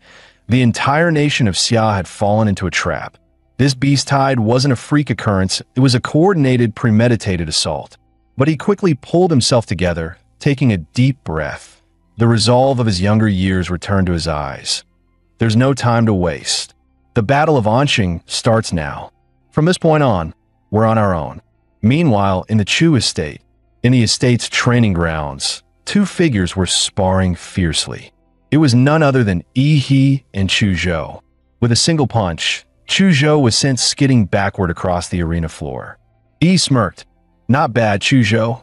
You actually took that punch. Since when did you learn Xian Huang combat techniques? Chu Zhou gritted out. Picked it up about a month ago, still rough around the edges. He stretched lazily, stifling yawn. But you, buddy, only been a month, and you're already slacking off? Chu Zhou nearly exploded on the spot. Slacking off your ass, you didn't improve.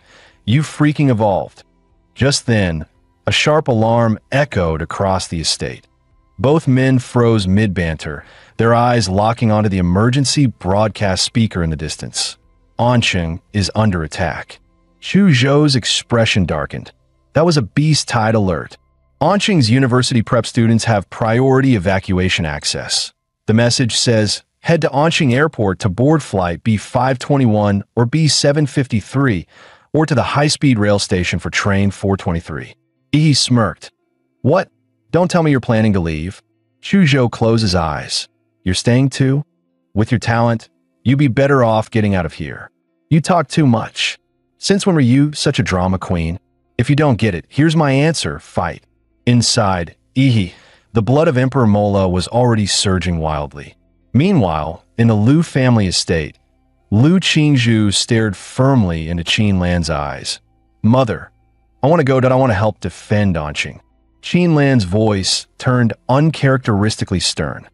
Do you even have a real chance of surviving? Anqing has maybe 30,000 fighters. Add and retire veterans and volunteering trainees, maybe 50,000 tops. In the face of a beast tide that size, we're just paper boats in a tsunami. And that overlord-class beast? That's not something Anqing can deal with. It takes a grandmaster, at minimum, to stand a chance. Qingzhu, your life doesn't just belong to you. You carry the weight of our entire family. Liu Qingzhu was silent for a moment, then coldly said, if a martial family can't even stand against beasts, maybe it doesn't deserve to exist at all. With that, she turned and slammed the door behind her. Qin Lan lit a cigarette, her eyes heavy with thought. An Hong, we're leaving Anqing. What about that boy Yi? Send him a message. Let him decide for himself. Meanwhile, at the edge of the Swan Lake Rift, tens of thousands of martial artists had already gathered. Old Chun, you're pushing 60. What the hell are you doing here? Shouldn't you be getting your granddaughter out of here? Shove it, old Zhang. If you, a limping cripple, can show up, why can't I with all 4 limbs intact? Ha ha. Who would have thought? 30 years later, and we're fighting another beast tide together. Old Zhang chuckled, leaning on his cane. And that leg of yours, you lost it in that very battle. Hey, old Zhang, once this tide's over, you gonna move in with your son in the capital? He lives in that flashy uptown district. Won't they laugh at a country bumpkin like you? Old Zhang smiled. Forget it, I'll stay here. Play chess with you, you stubborn old mule. I was born in this city, and when it's time, I want to be buried in it too. Around the city, Anqing's final military defense line was now fully deployed. Tanks that anti-aircraft turrets, Gatlings that heavy caliber cannons. All of it formed a steel wall. No beast was allowed to set foot inside the city. 60% of Anqing's armed forces and over half its high-ranking martial artists had already entered the rift as part of the Vanguard Division. Their mission? One thing only: scout the beast tide. Identify any Lord or Overlord-class beasts, and above all, bring that intel back alive. Suddenly, Huang Qing's eyes narrowed, danger sensed. A bloodied warrior stumbled out of the rift, one arm missing, body drenched in crimson. Medics rushed forward, trying desperately to stabilize him. And Mayor, this flash drive, it holds all the Vanguard team's combat data. Huang Qing leaned in, voice tight. And the others, where are the rest? The warrior's dirt-smeared face twisted in pain. Dead, they're all dead. The beast tide crushed everything. Not even the bodies were left intact. His eyes suddenly flew wide open, pupils trembling with terror and hatred. Be careful of that crimson-eyed black ape. It trapped us. If not for that thing, thousands of us could have made it out alive. Before he could say more, a thunderous roar erupted from the rift. A massive stone spear shot out, spinning violently. It tore straight through a distant skyscraper, like paper. Rubble came crashing down in a deafening cascade. Huang Qing's pupils shrank. No, that wasn't random. It was aiming for the landmines beneath the building. It's trying to detonate them. to destroy our defense grid while we're still building it. Huang Qing roared in fury. Damn it! The rift just launched an attack. Tank division, drop the restraints, fire at the rift, blast it to hell. Dozens of tanks and anti-air turrets opened fire in unison. A storm of artillery engulfed the rift in a wall of blazing flame. No beasts, just long-range attacks to drain our firepower? How the hell are beasts using military tactics? Huang Qing's expression turned grim, fists clenched. Damn it! What kind of monsters have they become?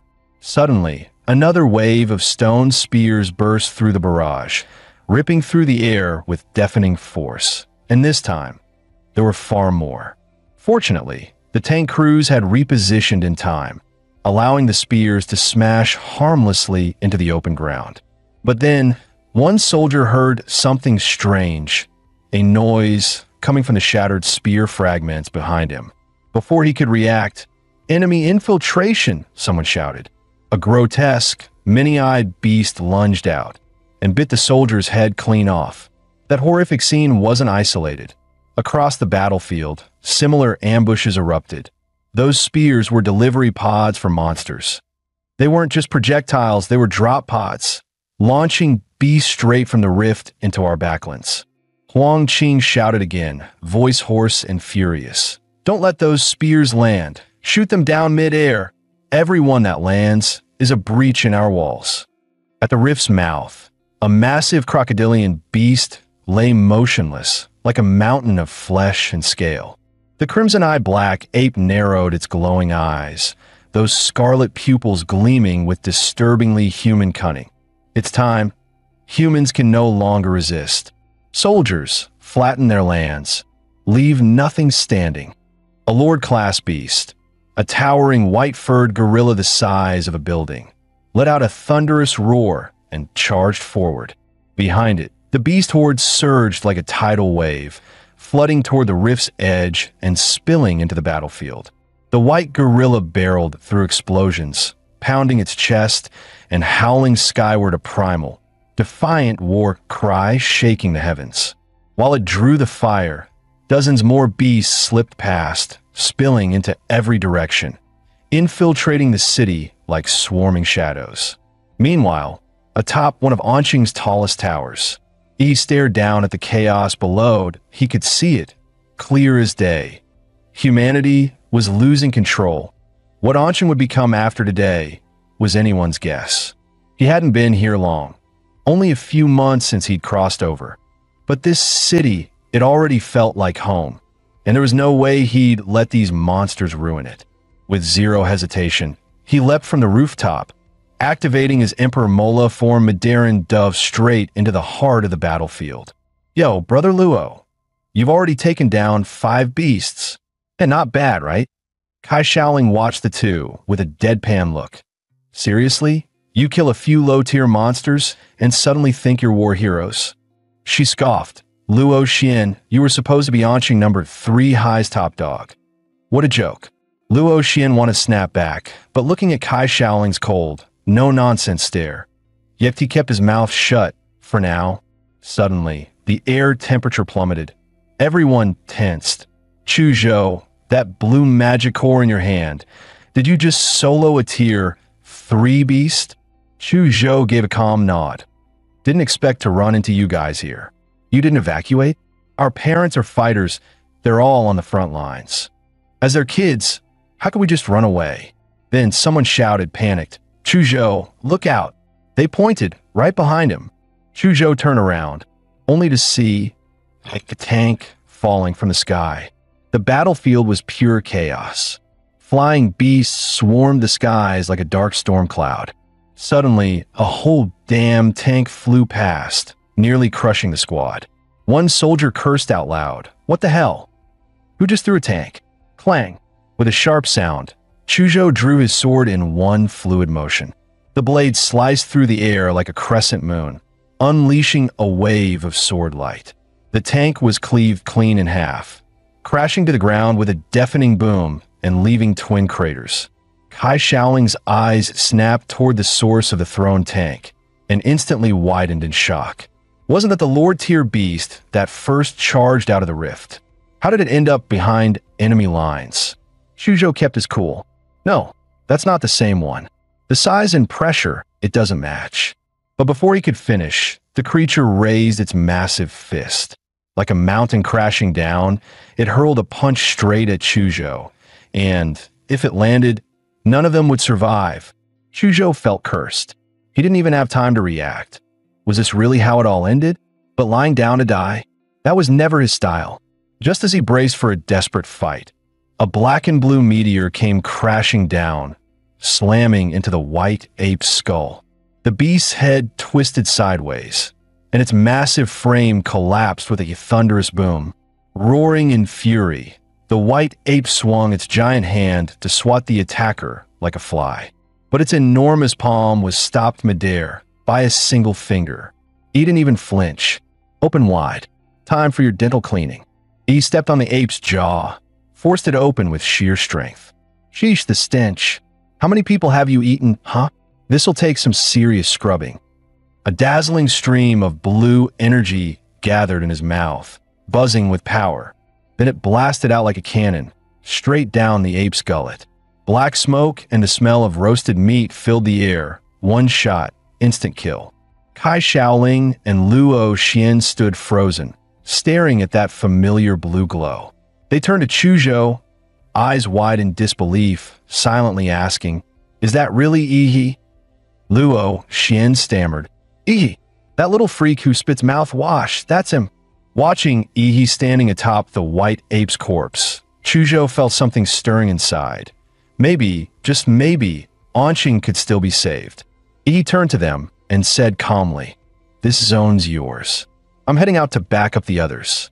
With a burst of atomic energy beneath his feet, he crouched and launched himself into the sky, soaring dozens of meters high.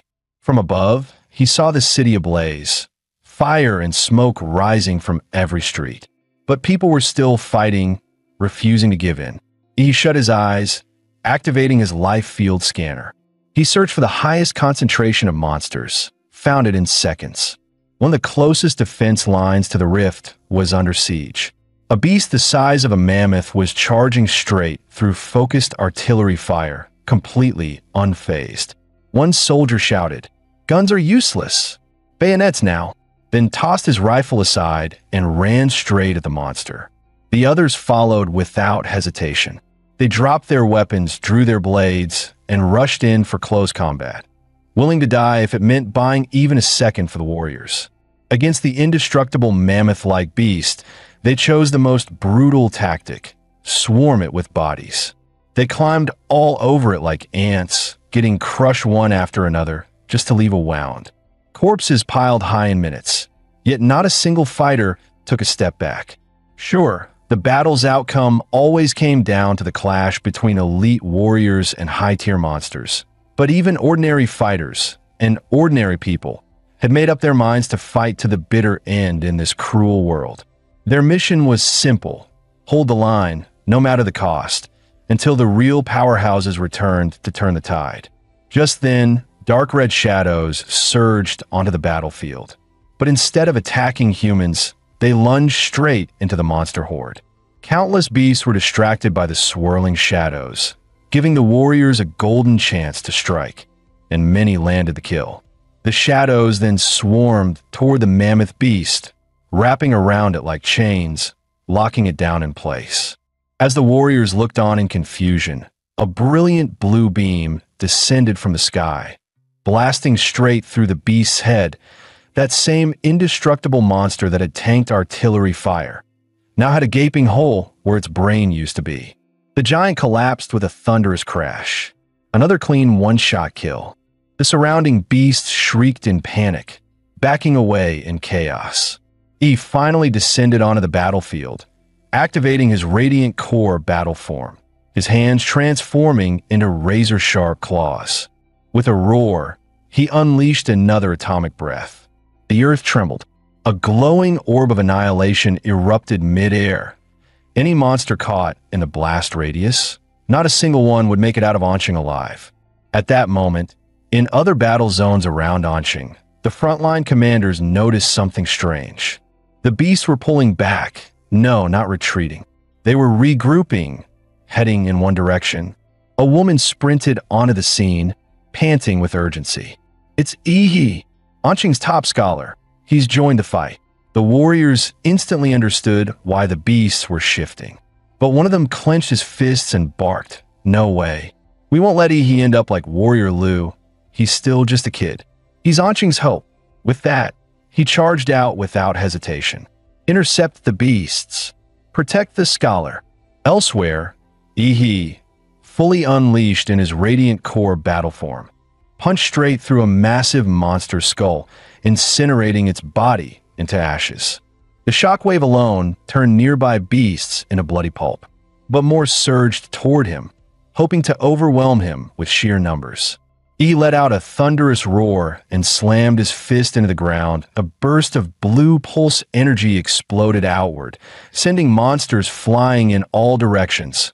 Cracks spread out like spiderwebs beneath him, and lethal radiation flooded the battlefield. Heads up, a Lord-tier monster is targeting Ihi. Protect him at all costs.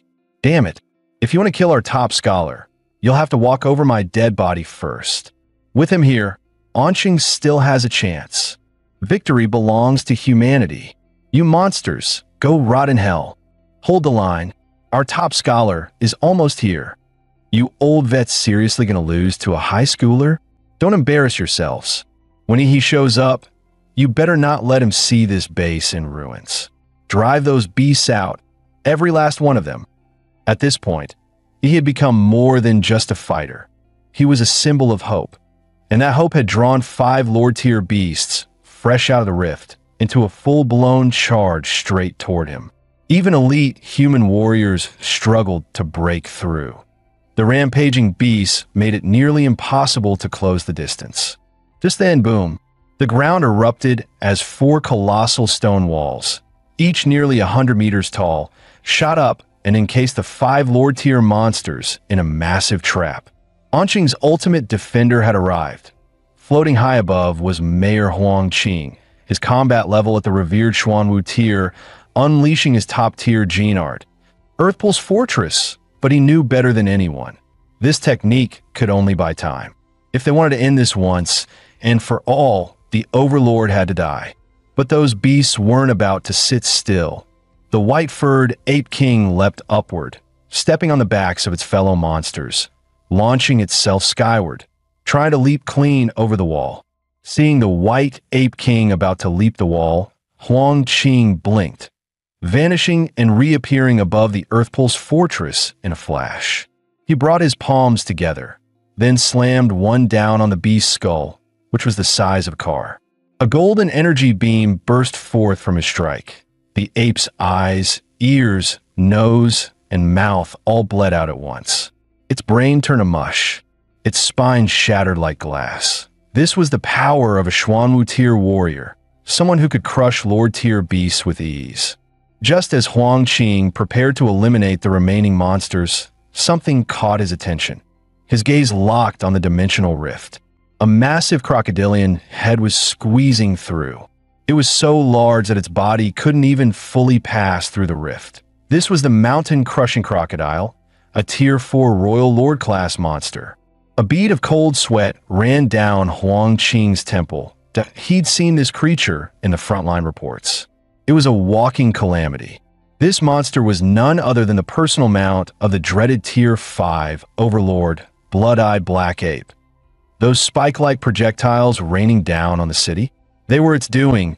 Earth element bloodline powers condensed into lethal missiles. And now that the mount had appeared, it could only mean one thing. The Overlord itself was coming. Huang Qing didn't hesitate. He slammed his palms to the ground and roared. Gene art, tsunami of stone. Waves of unstoppable energy surged outward like a mountain turning into a tidal wave, ripping across the battlefield.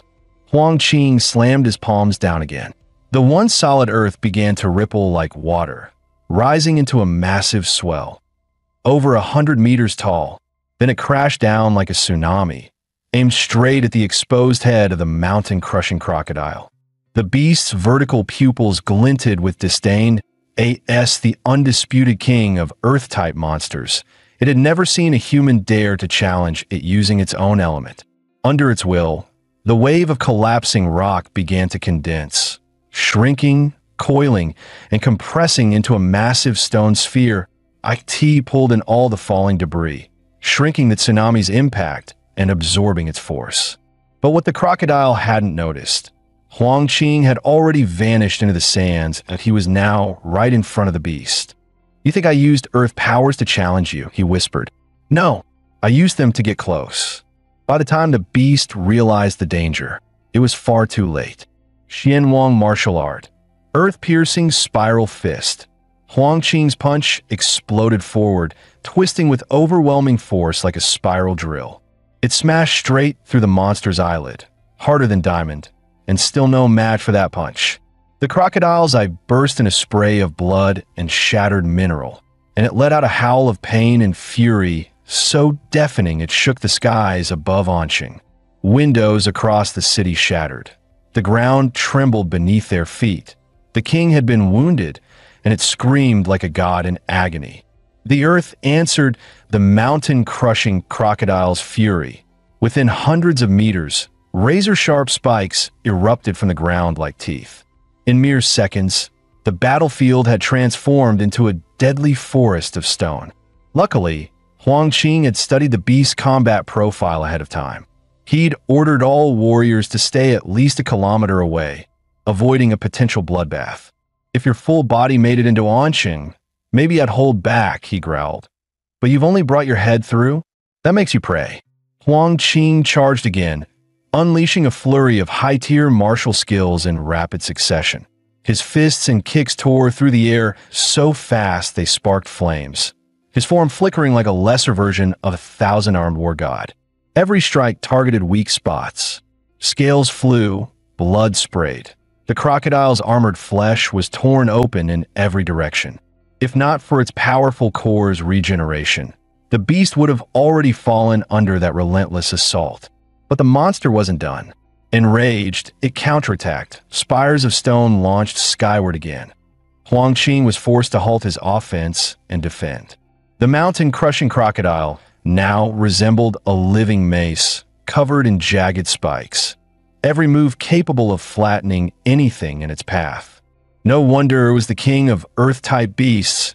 It could literally grow weapons out of its own body. Just then, behind Huang Qing, a stone pillar cracked open. From the darkness within, a single crimson eye stared at him, cold and unblinking. A chill ran down Huang Qing's spine. In ambush. In an instant, a thick arm covered in black fur lunged from the stone and seized his skull in a crushing grip. "Little human, what did you do to my mount?" Huang Qing's pupils constricted. That IT was him. Blood-eyed black ape, the Tier 5 overlord. It had been hiding inside the stone spire this whole time. "Now, let me crush your head, so you can understand just how insignificant humans truly are." With that, it slammed Huang Qing into the ground with brutal force, aiming to kill in a single blow. Huang Qing's instinct screamed. This strike would kill him. He made a split-second decision. Sacrificing one of his arms, he barely escaped the fatal blow. But instead of rage, the blood-eyed black ape grinned viciously. "Perfect. Now I know for sure. There's no one stronger than you in this city. Which means I can kill freely." It had seen through humanity's last card, and now nothing stood in the way of its massacre. Huang Qing's face remained emotionless, as if none of this surprised him. With a wave of his only remaining arm, countless massive stone blades erupted from the earth, shaped by the Crocodile King's stone forest, and spun into a deadly storm aimed straight at the blood-eyed black ape. But the ape simply stood there, arms crossed, completely unfazed. "Your resistance is meaningless, human," it said calmly. "All you're doing is delaying your death." To the blood-eyed black ape, this wasn't a battle anymore. It was a game of fear and despair. IT wanted to see this city's strongest warrior break. That moment of fear would be its greatest prize. The stone blades, strong enough to shred tanks, slammed into its body like a pack of raging beasts. But it didn't block, didn't dodge, just let the blades carve its flesh. Black blood flew, yet it didn't even flinch. Like a twisted instructor grading an exam, it mocked decent speed, but far too weak. Without a word, Huang Qing summoned another tidal wave of stone, launching a massive second assault. But the blood-eyed black ape leapt effortlessly, soaring over 100 meters in a single bound, and escaped the stone tide with ease. Boom! The tidal wave of stone crashed through the forest of spikes, pulverizing everything in its path. But when the dust settled, the blood-eyed black ape stood untouched. Not bad, it muttered, but still too slow. Huang Qing heard its mocking voice echo around him. Kneel. I don't allow lower life forms to look me in the eye. For a moment, he blinked. Caught off guard, he hadn't expected the beast to be this deranged. Then came the strike. The ape's palm descended like a collapsing mountain. Another thunderous impact. Huang Qing felt both knees crack in pain, but he didn't fall completely. He forced himself to stay half-crouched, refusing to kneel. The ground beneath him shattered into spiderweb fractures, yet his eyes remained calm, unshaken. The ape tilted its head in confusion. Where was it? The fear, the despair, the same look all the others had before dying. Why? It growled. Why aren't you afraid? Huang Qing placed his remaining hand on the ground and answered coldly. You think you're clever, beast, but you miscalculated. In the end, you're just another arrogant animal. Bloodburn forbidden art. Earth pulse seal. Huang Qing roared that it wasn't a trap. It was a setup. He had lured the blood-eyed black ape here on purpose, because this place held his final trump card. Rumble. The ground beneath them liquefied, whirling into a vortex of sand with terrifying suction power. Within seconds, the ape had sunk halfway into the swirling pit. The more it struggled, the deeper it sank. Really? This is your ace. The ape sneered. You think you can seal me? How naive, human. You can't hold me forever. The second your little trap slips, I'll tear everyone in this city apart. But Huang Qing just smiled. Not with joy, but with grim pride. This isn't a trap, he said softly. It's a hymn, a human anthem, sung in the face of annihilation. He pulled up his shirt, revealing a glowing, star-shaped wound over his heart. 5 points, burning red. Then, he thrust his only arm through his own chest. Blood gushed instantly.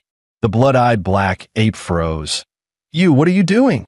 Huang Qing coughed blood, but his gaze was resolute. At the start of this war, I buried Anqing's one and only tactical nuke beneath Swan Lake. The trigger is embedded in my heart, and once that heart stops beating, the bomb goes off. The blood-eyed black ape snarled. You expect me to believe that? You're insane. No one would gamble their life like this. You think I'm scared? You're bluffing. But Huang Qing just smiled. From the moment this war began, I never planned on making it out alive. Because I'm the mayor of Anqing. My name is Huang Qing, and I once swore, on the day I took office, to give everything for this city. For its people, even my life. And now, I guess I've kept that promise. He closed his eyes. Then came the light and the heat, annihilating both him and the beast in a single, blinding instant. Boom! The sky erupted.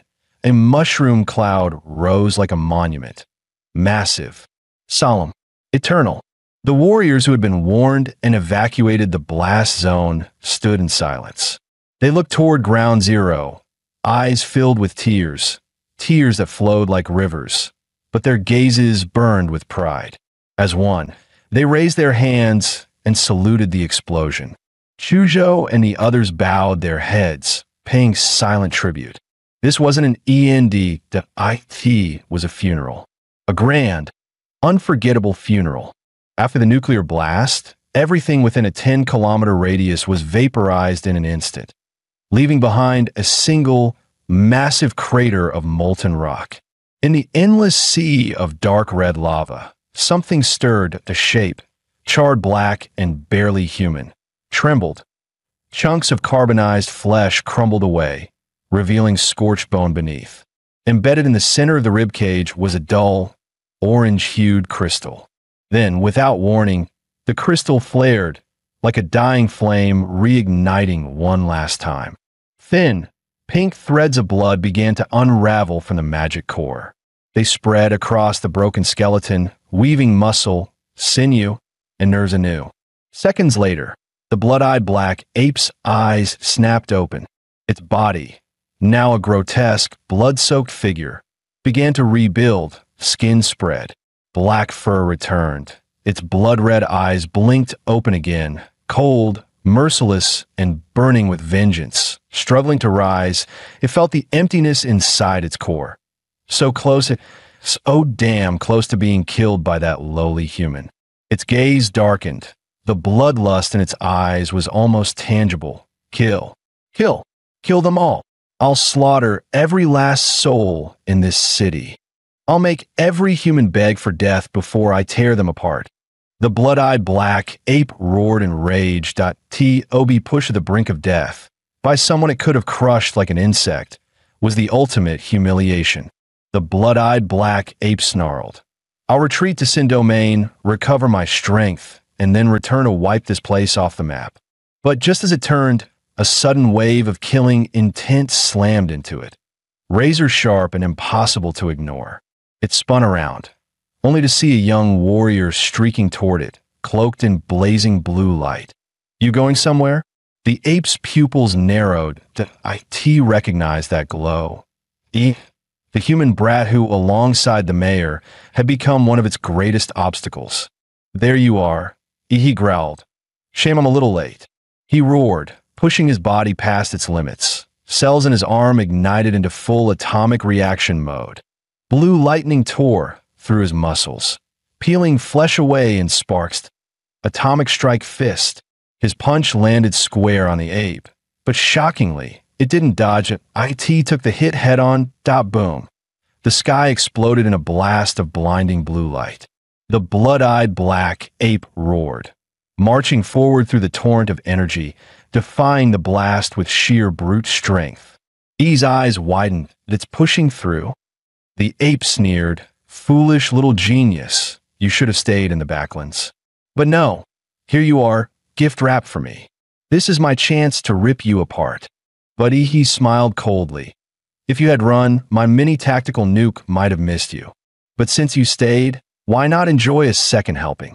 Deep within He's body, the atomic reactor roared to life. Nuclear fission ignited at full force. Blazing arcs of blue lightning exploded from his flesh, dancing across the battlefield like a storm of electric foxes. The blood-eyed black ape's expression shifted. That energy signature, it was unmistakable. Another nuke? Its voice cracked. You damned human, what the hell? But before it could finish, it was swallowed whole by a flash of pure light and searing heat. Several kilometers away, human warriors were still holding off the remaining beasts when someone shouted, "Look, over there, was that another nuke?" Though the second explosion was far smaller than the tactical nuke triggered by Mayor Huang Qing, that mushroom cloud that pulsed through the earth, it was unmistakable. Could this be another trick left behind by the mayor? Only Huang Qing would think this far ahead. As the dust settled, the blood-eyed black ape stumbled from the crater, half dead, scorched, and gasping. Its eyes widened in horror. "You monster!"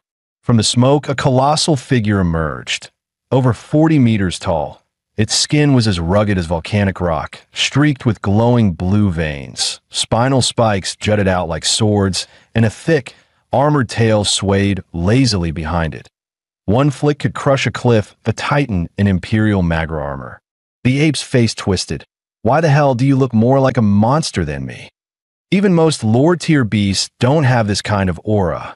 E's glowing blue eyes narrowed as he looked down at the blood-eyed black ape, now a pitiful speck beneath his towering feet. "I'm not like you balding monkey." Without warning, he raised a massive claw and brought it crashing down. Boom!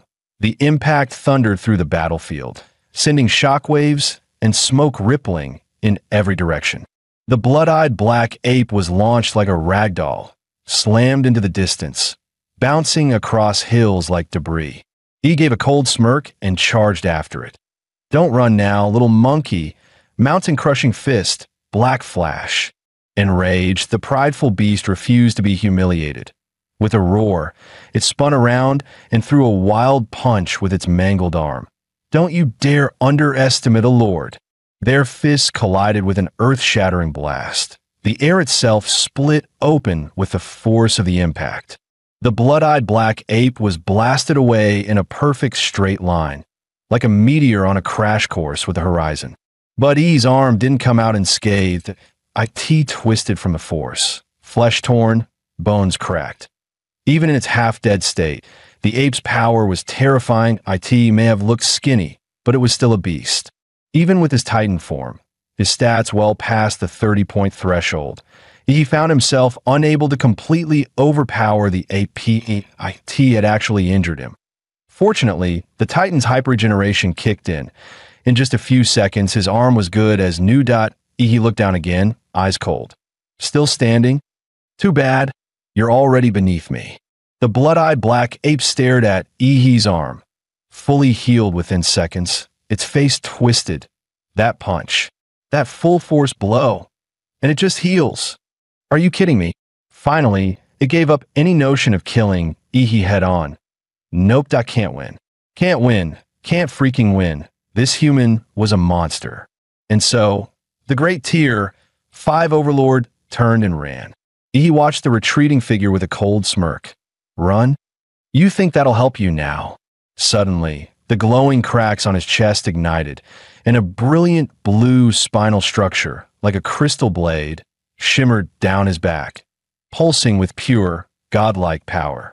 A filthy beast like you doesn't deserve to be the reason Mayor Huang gave his life.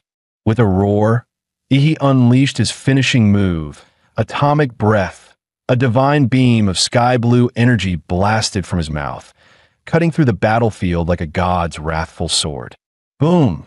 The blood-eyed black ape took the hit head-on, staggering as flames engulfed its body. But after everything it had endured, can it still survive this? The atomic breath struck like divine punishment, slamming the massive blood-eyed ape straight into the earth and leaving a gaping crater. He narrowed his eyes. He sensed that the beast wasn't down yet. It was trying to escape underground. Without hesitation, he unleashed Godzilla's biomagnetic field. Waves of energy spread like a net, locking onto a swift-moving presence beneath the soil. As expected, the ape was tunneling madly, aiming to reach the entrance to the forbidden domain just ahead. He smirked, bloodlust flashing in his eyes. You're not going anywhere, you damned monkey. The second blast of atomic breath erupted with a thunderous roar, tearing through the ground. A beam of blinding white energy ripped open the earth, blasting the ape out of hiding, flinging it through the air in a mess of blood and mud. Crashing hard onto the ground, the blood-eyed ape roared in fury. Damn it! I was so close! The gate to the domain was just ahead. If it weren't for this damn human. But before it could finish, the sky darkened as a colossal fist descended, wrapped in a violent shockwave. Boom! The ape was smashed back into the crater, dust and debris exploding everywhere as its insides churned from the impact. E's voice cut through the air like a steel blade. You dared lay hands on Mayor Huang? This is the price that I'll make you beg for death. After being crushed blow after blow, the blood-eyed ape was on the verge of mental collapse. It forcefully burned the last reserves of its core energy, restoring its right arm to peak strength, veins bulging, cracks forming across its skin. With a sky-shaking roar, it lunged forward like a beast gone mad. Die, you pitiful insect. The ape's colossal fist came crashing down, trailing a trail of destruction. But E didn't flinch. Instead, he stepped forward, meeting the strike head-on. Fist met fist. The impact compressed the air into a vacuum, black and red lightning streaking across the sky. E's arm exploded on contact. Muscles tore, blood sprayed and bones shattered like brittle glass. And yet, there wasn't a hint of fear in his eyes that he smirked coldly, staring the beast down like it was already defeated. That one punch had drained the last of the blood-eyed ape's strength that it was finished. He began channeling another atomic breath, the destructive energy swirling in his throat, ready to unleash a blast that would end it all. But before he could fire, a sudden jolt of soul-ripping pain exploded in his mind. His vision blurred, nearly passing out on the spot. Gritting his teeth, he quickly surged demonic energy through his core, activating the star god's protection to forcefully anchor his crumbling spirit. Regaining control of his spirit, he scanned his surroundings, every muscle tense for battle. From the charred ruins, countless slender white arms had silently sprouted, elegant like carved jade, swaying gently in the wind, beautiful and terrifying. The heavily wounded blood-eyed ape was being carried away by those arms, passed along slowly like some twisted relay toward the distance. E's gaze turned sharp as a blade. With a flick of his wrist, he attempted to pull the beast back by force. But the moment he moved, he felt it. His own titan body had been bound. From his shoulders to his elbows and knees, the same pale hands had grown out, locking up his joints like a frozen machine. "You think some parlor trick can hold me?" he roared, detonating the atomic reactor within. His power surged like a volcanic eruption. 200 degrees Celsius, 400 degrees C, 800 degrees C. The moment his core broke past 1000 degrees C, the 40-meter giant exploded in a blinding blaze of cobalt blue. The Godzilla-like armor melted away, revealing molten blue flesh beneath. His entire body now a walking furnace of destruction. The ground beneath him boiled and cracked under the heat, and all the jade hands binding him were instantly reduced to ash. Meanwhile, the crippled, blood-eyed ape had been carried by the sea of hands to within 50 meters of the rift to the secret realm. As it looked back at the towering titan, closing in like a wrathful god, for the first time, it felt the chilling grip of death. Nothing was left but pure, primal fear. E crushed the charred earth beneath his steps, each footfall scorching away entire fields of ghostly arms. With a furious roar, he extended his blazing hand, about to snatch the beast back from the brink of escape. But at that very instant, an eerie woman's laughter echoed from within the towering rift. It was sharp, chilling like nails clawing at the soul. Then, pale arms surged out like a tidal wave, pouring from the crack in endless waves. At the center of the tide, a woman's head slowly emerged, her face partially hidden by two long, mask-like white hands covering her eyes. Only her lips were visible, curled into a disturbingly elegant smile. Seeing that grotesque figure emerge, Ihi's heart sank. What the hell was that, another beast? No, this wasn't just a beast. That overwhelming pressure, it had to be beyond apex class. If her true form descended, he'd be vaporized before he could even kneel. As if sensing his presence, the woman's head twitched. Her mouth suddenly opened wide, emitting a screech so piercing it felt like the wail of a banshee ripping through the world. The sound wasn't just noise, it penetrated the giant's defenses and slammed straight into Ihi's consciousness. He howled in agony as the psychic shock tore at his soul like burning razors. Then, crack, the back of the titan's neck split open in a gory explosion. Bursting out through the torn flesh, Ihi emerged, soaked in blood, eyes glowing red with unhinged fury. He roared with madness. "You think you can massacre all those people and walk away untouched? Dream on." He poured every last drop of atomic energy into the titan's core, detonating it from within. The Godzilla-fused titan entered a full meltdown. Its blue plasma veins surged wildly, burning away flesh until only a blazing skeleton of bone and blue fire remained. E controlled the flaming husk like a chariot of wrath, charging straight toward the rift. Every reaching hand along the path was incinerated, the earth torn asunder like hell's gates opening. He bellowed with teeth clenched, Here's a little gift from back home. It's called a nuke. Hope you like it, witch." The giant's burning skeleton stomped into the rift, and in the very next instant, a blinding surge of blue and white light exploded outward, consuming everything in its path. The woman's head locked eyes with He until the last moment, her gaze brimming with unyielding fury and hatred. The searing light burst through the rift, sweeping across the battlefield like a newborn sun, burning away all the smoke and darkness that once shrouded the ruins. Several kilometers away, stunned warriors looked up in shock. "Look, the rift, it just blew up.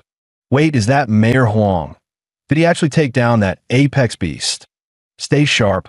Now's our chance. Don't let his sacrifice go to waste. Anqing still has hope." As the nuclear-level blast swept across the battlefield, the blood-eyed ape was reduced to nothingness.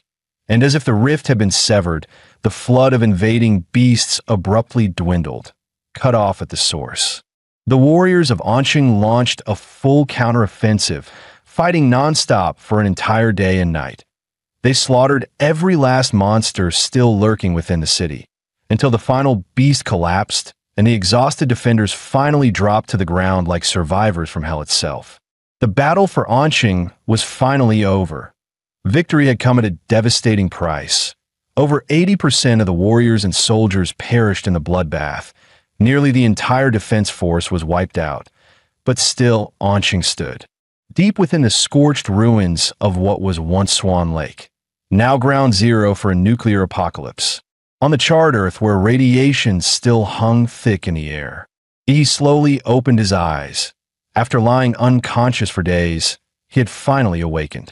Though he had poured every ounce of atomic energy into detonating the Titan form, this land, bathed in fresh radiation and nuclear residue, had ironically become the perfect battery, keeping him alive and slowly recharging his body. Glancing down at his hands, he let out a dry chuckle. That fight had pushed him to the brink.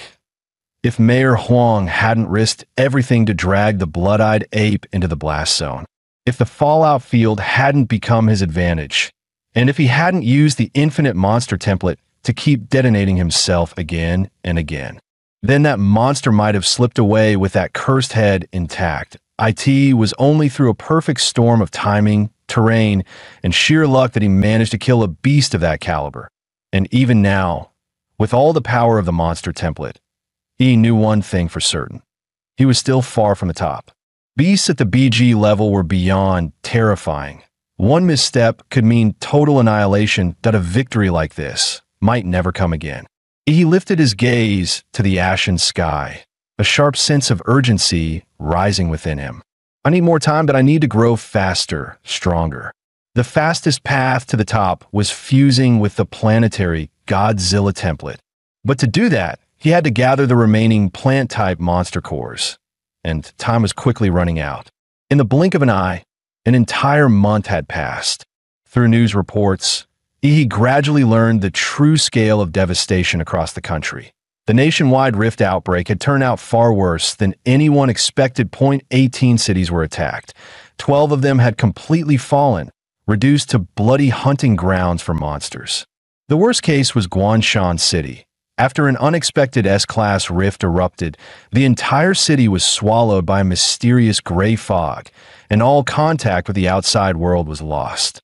In response, the National Martial Authority dispatched an elite strike team, 30 Schwammer-ranked warriors and 5 grandmasters, led by the Great Master Du Jingming himself.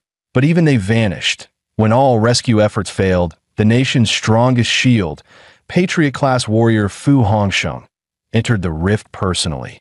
8 hours later, Fu Hongsheng staggered out, drenched in blood, carrying only 2 surviving grandmasters. From that day on, Guanshan was declared the 11th life-forbidden zone in the planet.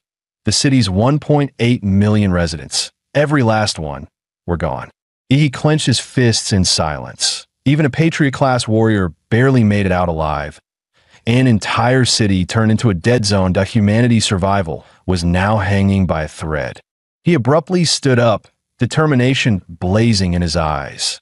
Closing the news feed, he immediately dialed Qinlan's number. The familiar lazy voice answered. What is it this time? Want me to teach you the other two incomplete martial arts from the Liu family? Yi shook his head firmly. This isn't about martial arts that I need your help to acquire high-quality plant-type monster cores, preferably blue tier or even purple tier Lord grade cores. There was a brief silence on the other end. Then came a soft chuckle, laced with amusement. Your appetite's really growing? Huh. Lord tier plant cores? Do you have any idea how rare those are? Plant-type beasts are rare enough.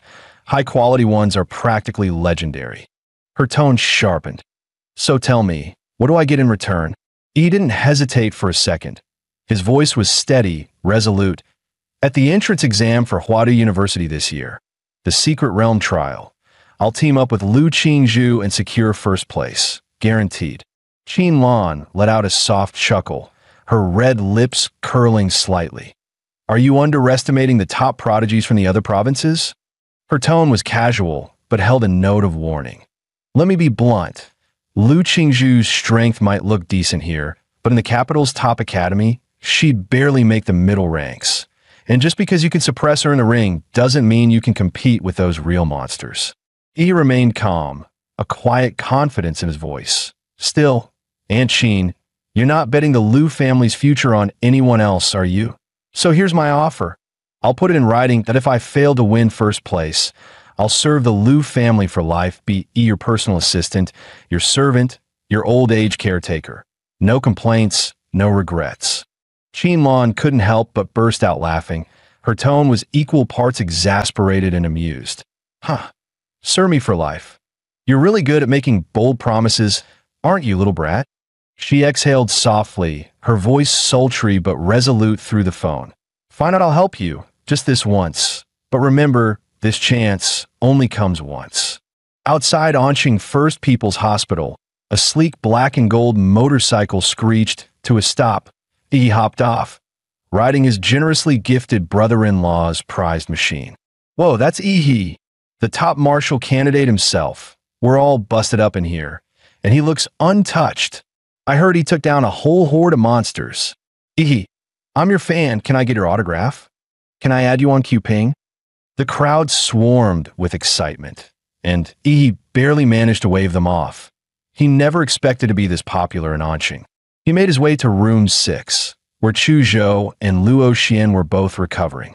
The moment Ihi stepped inside, he nearly burst out laughing. Chu Zhou, usually the city's poster boy for charm, was now wrapped head to toe in bandages, leaving only one eye visible. Ha ha! Is that our pretty boy Chu Zhou? Look at you now. This is gold, absolute gold. Chu rolled his eye. You here to check on the wounded or just to laugh at us? And what's with all the stuff you're carrying? He shrugged innocently. Fan gifts got mobbed on the way in. Just then, another voice chimed in. Well, if it isn't he. Sorry you are? Luo Xian, that I was your first opponent in the qualifier. What, already forgot me? He blinked, but then caught sight of Luo Xian's injured leg, and his tone shifted. Yeah, Luo Xian might have been weak on the battlefield, but his spirit, that was a real warrior's heart. Luo Xian noticed both Ihi and Chu Zhou giving his injured leg that awkwardly respectful, pitying look that he rolled his eyes. Guys, seriously? Don't look at me like I'm already dead. The leg's not gone. Worst case, I'll get a limb repair surgery. And if that doesn't cut it, I'll slap on one of those new laser bird combat prosthetics. They come with built-in cannons now, you know.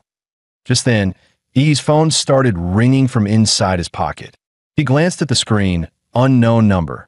Without a second thought, he hit decline, flagged it as spam, and blocked it. Smooth, efficient, brutal. But 10 seconds later, BZZ, the phone buzzed again. Same desperate tone, different number. Someone really wasn't taking the hint. This time, the call was from his high school principal. Did you seriously block that bigwig from the Capitol? Unblock him now. He froze that, oh no, he just pulled the ultimate career suicide move. Blocking a VIP like he was junk mailed at IT was like slamming the door in a government official's face mid-speech, with a smile. He silently pulled the block number out of phone jail, removed the spam label, and answered, hoping this social damage could still be salvaged. Hello, This is Wang Tao, head of admissions from Huadu University. We're calling to inform you that the Capital University will begin the semester 1 month early. A private train will pick you up in 3 days. Oh, you have any questions? E's inner voice. What the hell could I possibly say? Ask for a delay, a summer break extension, but on the outside, he answered smoothly, understood that I'll follow the university's arrangements. Meanwhile, Chuzhou also received a call from the same university. Hello, Chuzhou. This is Director Liu from the Huadu University admissions team. I understand that I'll be there on time. Thank you, Director Liu. Chu ended the call like a model student, calm and polite. 2 future Capital University elites lying in the same hospital room. The place might as well be renamed the Top Score Suite. Gonna have to raise the price on this room, 0.5 grand per night, minimum. Luo Xin looked left, looked right, then slowly pulled the covers over his face. Yeah, he thought that he didn't belong on the bed. He should probably be under it. Still, before he reported in, there was one more important thing he had to take care of. Days later, the skies above the Swan Lake blast zone were still blanketed by thick gray clouds. Hundreds of tons of debris from the nuclear explosion had been hurled into the atmosphere, turning the entire region into a land of eternal twilight. And there, in the heart of the irradiated wasteland, Ihi sat cross-legged in meditation. The ground beneath him, scorched by unimaginable heat, had melted into a glassy surface, gleaming like warped crystal. Entering his Manhwa state, he began channeling the lingering radiation from the air into his body. Jagged, obsidian-like skin coated his frame, while the crystalline spine on his back pulsed with blue light. Misty energy circled him, making him look like some celestial immortal, if that immortal were breathing in toxic nuclear gas instead of spiritual essence. His muscles, broad and powerful like an eagle mid-flight, slowly relaxed, and his pores released thick steam like a living pressure engine. His eyes snapped open, a sharp flash of blue cutting through his pupils that he pulled up his status panel to see the results of his 3-day training. Infinite Monster Template Host, Ihi Overall Physique, 27.4 Active Template, Berserker Demonra Template Sync Rate, 38.9% Titan Form Sync Rate, 90%. After the battle against the Blood-Eyed Ape, his Demonra Sync had jumped by 1.5%, a massive leap at this level. And with 3 days of exposure to pure radiation and atomic decay energy, he'd gained another solid 6%. This wasteland wasn't just a battlefield. It was a training paradise. But time was up. He had to leave. He bent his knees, gathering atomic energy beneath his feet like a coiled spring. With a flash of blinding blue light, he launched upward, but a thunderous boom followed as a shock wave burst behind him, splitting the air like a sonic cannon. At Anqing's bullet train station, the PA echoed calmly. Attention, passengers. Train G6666 to Huadu West will depart in 5 minutes. Please proceed to ticket check-in if you haven't done so. Inside the station, Chu Zhou stood with his suitcase, calm as ever, waiting near the platform. His eyes twitched as he looked to the sky, and a faint smirk crossed his lips. He's here. Boom! Boom! Explosive shock waves ripped through the sky. All across the station, martial artists instantly went on high alert, hairs standing on end. That pressure, is it another high-level beast? We just survived one invasion. Don't tell me there's another. Still reeling from the recent chaos, fighters instinctively entered combat mode. Some had even drawn their weapons. Relax, it's me. A familiar voice echoed from above that a split second later. A figure dropped from the sky and landed perfectly. No cracks on the pavement, no shockwave, just heat hissing from his glowing legs. Blue halos flickered around his calves as steam curled up. Ihi brushed off his pants with a grin. Made it just in time. Holy crap, that's Ihi. Bro, you nearly gave me a heart attack. I thought another damn monster was coming. Even top-tier warriors burning their blood wouldn't create pressure like that, someone muttered. No doubt about it. He's truly Anqing's pride. Chuzhou, however, barely blinked. You've gotten stronger, again. Anqing, once drowning in beasts, was now fading into the distance. For Ihi, This place was the first stop in his journey through this world. His origin. Farewell, Anqing. He turned toward the horizon, eyes steady. Let's go T. Ohuadu. The special train for Capital University students gleamed in red, black, and gold. Its design sleek and intimidating. Constructed from cutting-edge military alloys, the train could withstand impacts from thousands of tons, resilient even against king-tier monsters. Still, for insurance, at least 5 Schwanwell-level warriors have been assigned as escorts. Rumor had it that even grandmasters were stationed on board, quiet, unseen, but always ready. After all, this train carried the nation's most elite students, every single one a provincial champion, each destined to become a pillar of Xia's future defenses. Sitting by the window, Yi curiously expanded his biofield to scan the train as expected. A few hidden powerhouses stood out, but after gauging their energy, he estimated no more than 5 could last 3 moves against him. Chu Zhou sighed, side-eyeing him. Seriously? Can you stop flexing for 5 minutes? We just got on the damn train. Suddenly, a deafening boom rocked the entire train, followed by a piercing alarm blaring from the speakers. Level 1 alert. Level 1 alert. Capital University train is under unknown enemy attack. The announcement continued. Professors and security staff are assessing the situation up front. All students must evacuate their carriages immediately. Don't engage with the enemy under any circumstance. The cabin, which had been calm seconds ago, erupted into chaos. No way. Who dare attack this train? Could this be a simulation? A test for us freshmen? Not necessarily. Xia's national defense is at its weakest point right now. Our Patrioteer warriors are still in recovery. Grandmaster Du Jingming is missing. Dozens of Grandmasters and Xuanwu elites died in the beast tide across multiple cities, with major powers eyeing the cracks. Yeah, this could be very real. What do we do? Evacuate or stay put? Tension filled the cabin as the nation's top freshmen debated their next move. Chu Zhou turned to Yi with a sharp gaze. What's your take? Yi groaned from his seat, rubbing his temples. So annoying. I just wanted a nap after 3 days of non-stop training. But before the words fully left his mouth, he was already on his feet. Screw it, let's go check it out.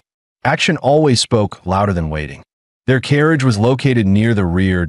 Yi and Chu Zhou moved forward, alert and silent, eyes scanning for clues.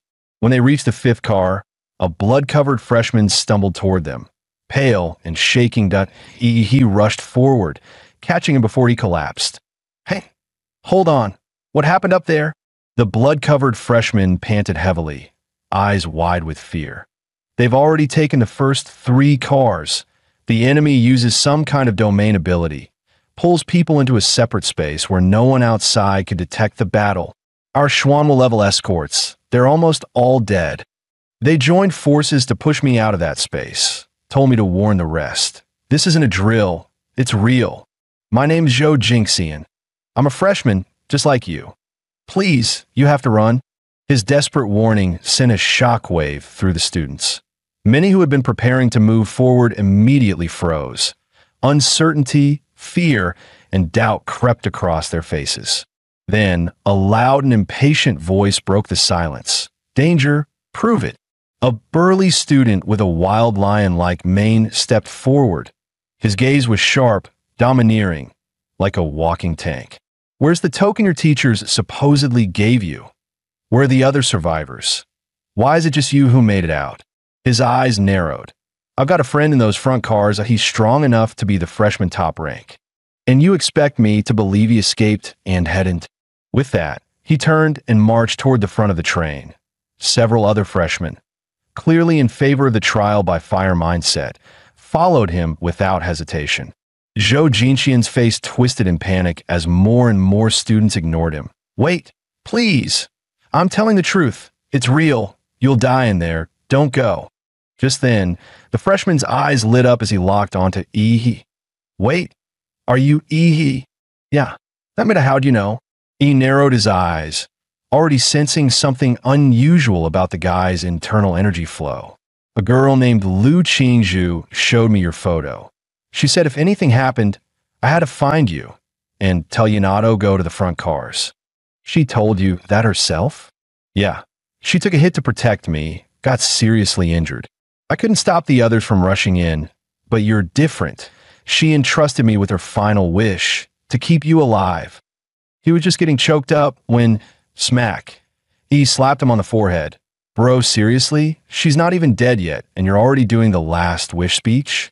With a sigh, he patted Chu Zhou's shoulder. Let's go check it out. You're actually going? Chu asked. Of course that I promised, Aunt Sheen. But Zhou Jingxian suddenly stepped in front of them. No, I can't let you go. He blinked, completely deadpan. Dude, with that level of stubbornness, how the hell did you even get accepted into Huadu? Chu Zhou, at Yi's sharp command, the legendary #1 enforcer didn't hesitate. 2 fingers sliced through the air. An arc of sword energy shot straight toward Zhou Jingxian. Zhou Jingxian's eyes narrowed. Really? Straight to violence? He sneered. A refined girl like Lu Qingzhu would never hang out with thugs like you. As Crane City's top scholar, he casually dispersed the attack with a flick of his wrist. But the moment he dropped his guard, Yi's fist drove straight in his gut with crushing force. An O flash, an O technique. Just power. Shut up. Yi muttered, pulling his fist back as Zhou doubled over.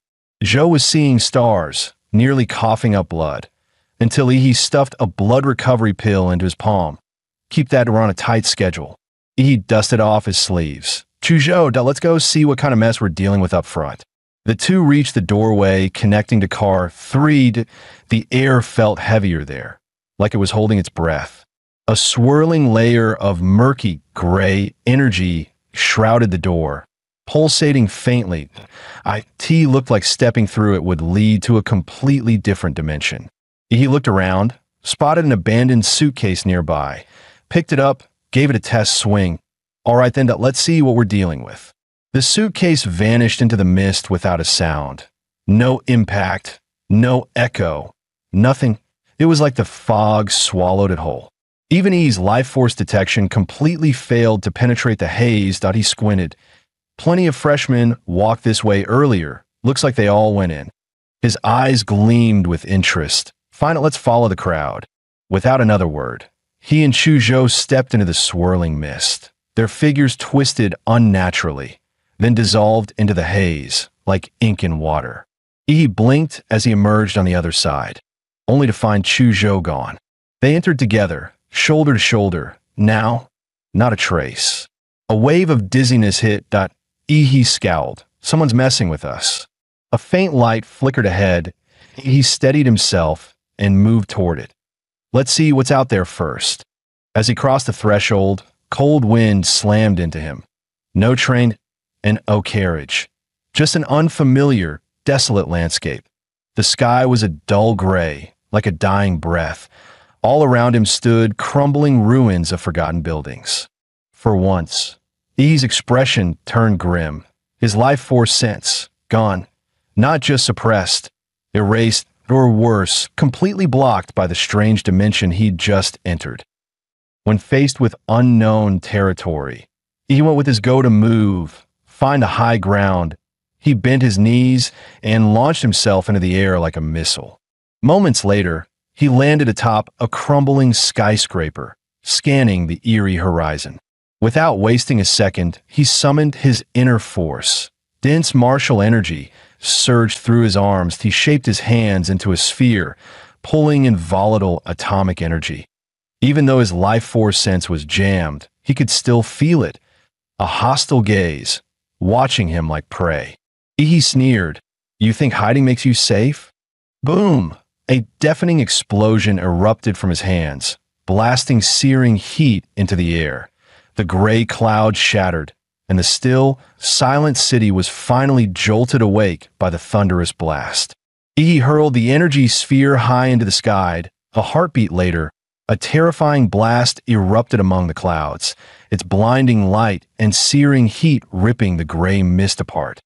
The deafening shockwave shattered the silence of the entire city. Across the city, freshmen who had been scrambling to escape some unknown threat froze in place. staring wide-eyed at the massive explosion overhead. What the hell? Another huge blast. Damn, which powerhouse is this? Making an entrance this flashy. Some looked on without a shred of worry about the trouble it might bring. Some shouted in admiration, and others remained cold and indifferent. But to Chu Zhou, this was unmistakably Yi's signal. Sword in hand, he surged forward, racing toward the source of the explosion. In a high rise elsewhere, Lu Qingzhu's pale face reflected the blue-tinged light flashing through the window. She knew instantly. It was Yi. Yi had told her not to let him come. Standing atop a rooftop, Yi scanned the restless city below. He knew this move had drawn in both allies and enemies alike. Then came the heavy thud of footsteps behind him. From the silhouette alone, he could tell it wasn't human. It was a bizarre figure clad in black, wearing a white pig-headed mask. In its hand, a rusty chain dragged along the ground, the other end bound to a blood-stained dagger. One look at the bizarre outfit, and Yi knew this guy was trouble and testing the waters.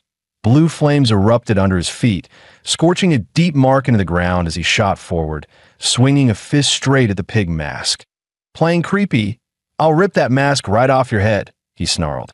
But just as his punch was about to land, the pig-headed man's dagger shot out like lightning, even faster, completely bypassing Yi's protective energy field. The blade pierced through his defenses like a demon scalpel, stabbing deep into Yi's abdomen and Kati the same moment. Yi's fist slammed square into the pig-headed man's skull. Heat intense enough to melt steel erupted instantly, a torrent of blue energy engulfing the pig-headed man's head.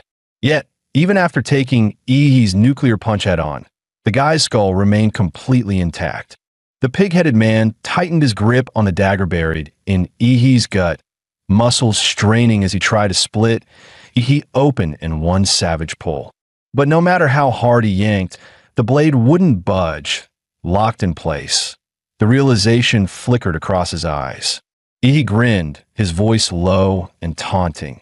Didn't expect my regeneration to be this fast, huh? My muscles alone can clamp your blade that you're not that strong, but this weapon of yours, it can bypass defenses. What the hell are you? Yi clamped both hands on the pig-headed man's mask, prying open those snarling jaws with a wicked grin. Open wide, pal. Time for a little dental work. Mouth-to-mouth atomic breath. Boom! A blazing blue beam roared forth, flooding straight into the pig's gaping maw. The scent of charred flesh filled the air as the pig-headed man's struggle ceased. His mouth blown clean through, his neck severed by the searing heat. Yi hoisted the severed pig head, locking eyes with the hollow mask in a silent stare-down. He smirked. Told you I'd rip it off. Guess I'm a man of my word, huh? What's this inside? Digging through the mask, he pulled out a pendant, his lips curling upward. Figures, Huada's trial. Beat the boss, get the loot, right? Inwardly, he deduced the masked man's weapon had been infused with a high-level warrior's aura, giving it its deadly sharpness. Once that aura faded, it was nothing more than scrap metal. But this pendant, what was it for? Could it be he had to hunt down every masked enemy and claim the pendants hidden in their masks? Just then, whoosh, a sharp whistle split the air. He felt a vicious wind rush toward him. Murderous energy erupted from within, manifesting as several shadowy maws that lunged from all directions, biting down on the arrow aimed at his forehead and snapping it in half. Already on to the next wave? He growled, I hate sneak attacks the most, and was about to charge forward, when agony shot up from beneath his feet. A razor-sharp spear burst through the concrete floor, skewering his foot and driving straight for his heart. At the same time, the shadowy archer seized the opening, loosing a rapid volley of arrows like a storm, each one aimed for Yi's vital points. In the archer's mind, Yi was about to be turned into a pincushion. Yi sneered, think you can kill me with that? Dream on. With a roar, he summoned the giant's power from deep within his bloodline. Blazing heat burst across his body as massive rib bones sprouted from his back, quickly weaving together with molten, regenerating flesh, the demon armor personified. The spear aiming for his heart was forced aside by the giant's bone and flesh. Standing within the dissolving ribcage, he clamped one hand onto the weapon, refusing to let the attacker below pull it back and escape. He wrapped his other hand in black and crimson killing intent and slammed his fist into the ground. The violent blast shattered the rooftop, and he dropped down in one smooth motion to avoid any more ambush arrows. From afar, onlookers had no idea what had just happened, only that the entire building suddenly collapsed.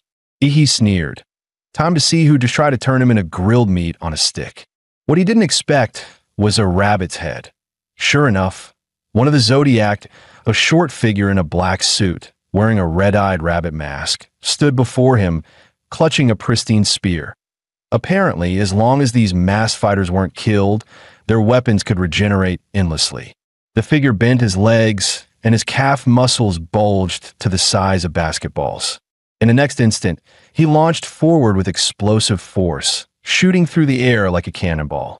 He twisted his waist and swung his leg in a horizontal kick, striking the rabbit-headed man in the torso. But the enemy's body was unervingly flexible. He spun several times midair, effortlessly dispersing the force of the blow. What the hell? He knows martial arts. A flash of cold steel followed, thrusting straight at Ihida. He frowned. This one was going to be tricky. At that moment, a familiar chill swept across the battlefield. An ice wall. The rabbit-headed man's thrusting spear froze mid-motion, locked in place by solid frost. Chujo's sudden arrival not only broke Ihi free from danger, but also trapped the rabbit-headed man within an ever-tightening maze of ice walls. That was close. This rabbit's mine, Chujo called, leaping forward with his sword. His blade sliced straight for the rabbit-headed man's neck, but the nimble opponent twisted away in an instant. The masked fighter was clearly annoyed now. Sword and spear clashed in a blur, sparks flaring with every strike in mere seconds, they traded dozens of blows. Even with the spear's reach advantage, the rabbit-headed man found no opening against Chujo's relentless swordplay. In one fierce bind, Chujo suddenly unleashed a burst of icy power, freezing the spear solid in the rabbit-headed man's grip. The instant the weapon was sealed, Chujo drove his palm hard into the rabbit-headed man's chest. Fortunately for the masked fighter, he managed to bring his spear up just in time to absorb most of the impact. But the next moment, a wave of dread hit him. Two massive hands, lying in wait all along, suddenly lunged out from the darkness. They clamped around him with crushing force, a mocking voice rumbling, "Finally caught you, little cutie." At the same instant, a massive stream of blue energy ripped through the sky, cleaving the gray heavens clean in two. A few minutes earlier, inside an abandoned high-rise, why is it still dead quiet over there? That loudmouth who barged in. You think he's already dead? He has to be. Those masked fighters can take on more than a dozen of us without a scratch. Their weapons can cut through any defense, way beyond what we can handle at our level. The voices belonged to a man and a woman. The woman sneered. That guy who came in blasting the sky was way too full of himself. Probably just some small-town kid who lucked his way in a Huada, frog in a well, thinking he's all that. Honestly, the top scorers from big cities aren't even on the same playing field as those from small towns that I've heard that Yin Zhengxiong and Ouyang Zhe from Magic City, Wan Yusi from Deep City, and Xian Shun from Lily Island have already started hunting mass fighters, and no idea how they're managing it. That's strong. Then the freshman champion has to be one of them, right? No. Almost every freshman champion comes from Huadu itself. Against those monsters from Huadu, students from the rest of Xian Nation can't compare. The martial training resources they've had since childhood are worlds apart. Another boom split the air. The two of them instinctively looked up, their faces frozen in shock. They exchanged glances, both stunned. What the hell was that massive beam just now? A railgun. But how could there be a railgun here? Elsewhere in the city, freshmen actively hunting animal mass fighters also paused mid-chase, silently watching the blinding beam in the sky.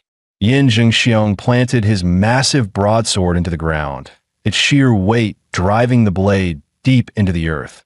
The tip rested on the corpse of a horse-headed fighter. Zay, what do you think? The jacket-clad Ouyang Zay, also a freshman, replied in a low voice, that kind of attack doesn't match the masked fighter's style. Most likely, it's the work of another freshman.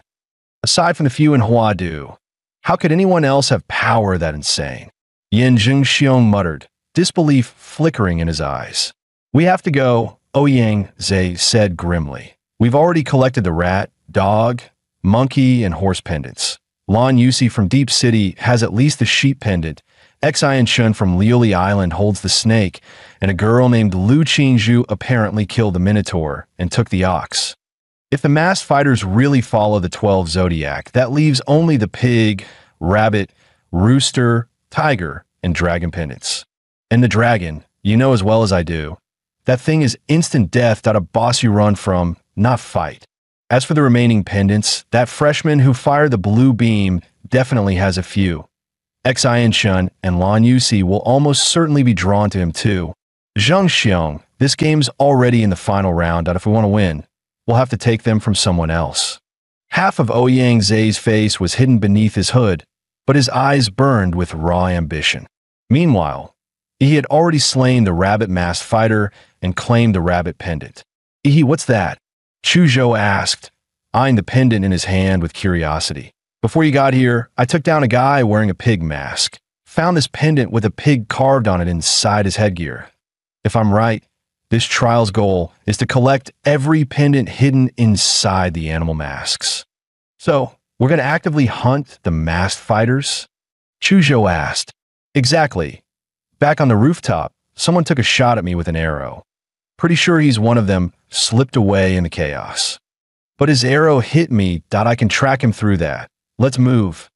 By the time they arrived, however, the place was deserted. All that remained were traces of a fight. Someone else had gotten here first. Chu Zhou crouched down, running his hand over the scorch marks on the ground. They were still warm, which means they haven't gone far. They're still nearby. Chu Zhou gripped his blade, lone frost, and swung instinctively toward a certain direction. A 10-meter spike of ice erupted from the ground, smashing straight into what appeared to be empty air. TSK, my optical camouflage got spotted. A sultry voice rang out as the figure shimmered into view. It was a stunning woman.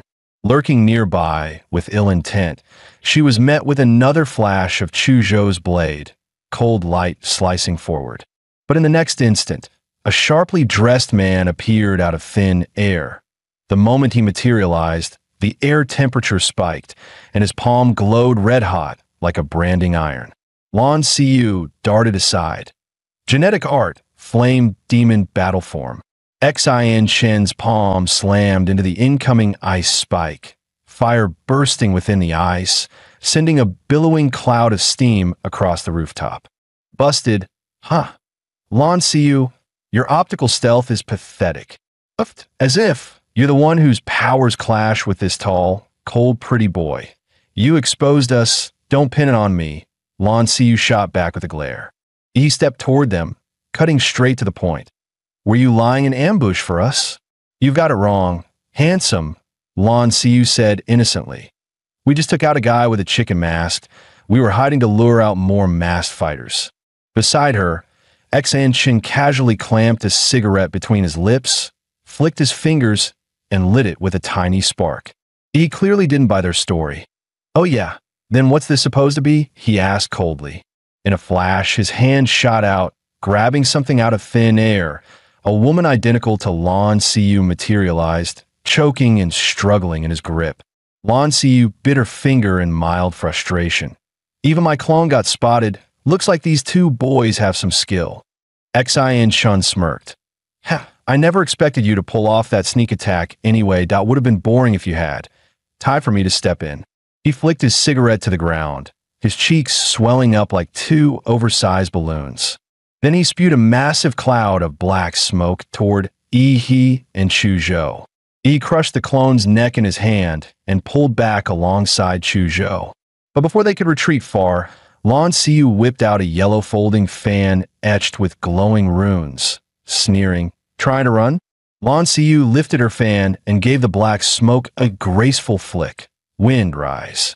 A violent gust surged forth, propelling the smoke until it swallowed Yi and Chu Zhouhou. Xianxun rolled a fireball between his fingers, smirking. "Not done yet. Let's add some heat." Boom! The black smoke ignited instantly, blooming into a blazing fire cloud so hot it warped the air around it. "Skill means nothing if you still lose to us," Xianxun boasted, shooting Lan Siu a smug eyebrow raise. But the next instant, a thunderous clap echoed like a cannon blast. He emerged from within the burning cloud, slamming his palms together. The resulting shockwave snuffed out the entire firestorm in an instant. "The hell are you laughing at?" he snarled. Xianxun's worldview crumbled, snuffing out his flames with a single clap.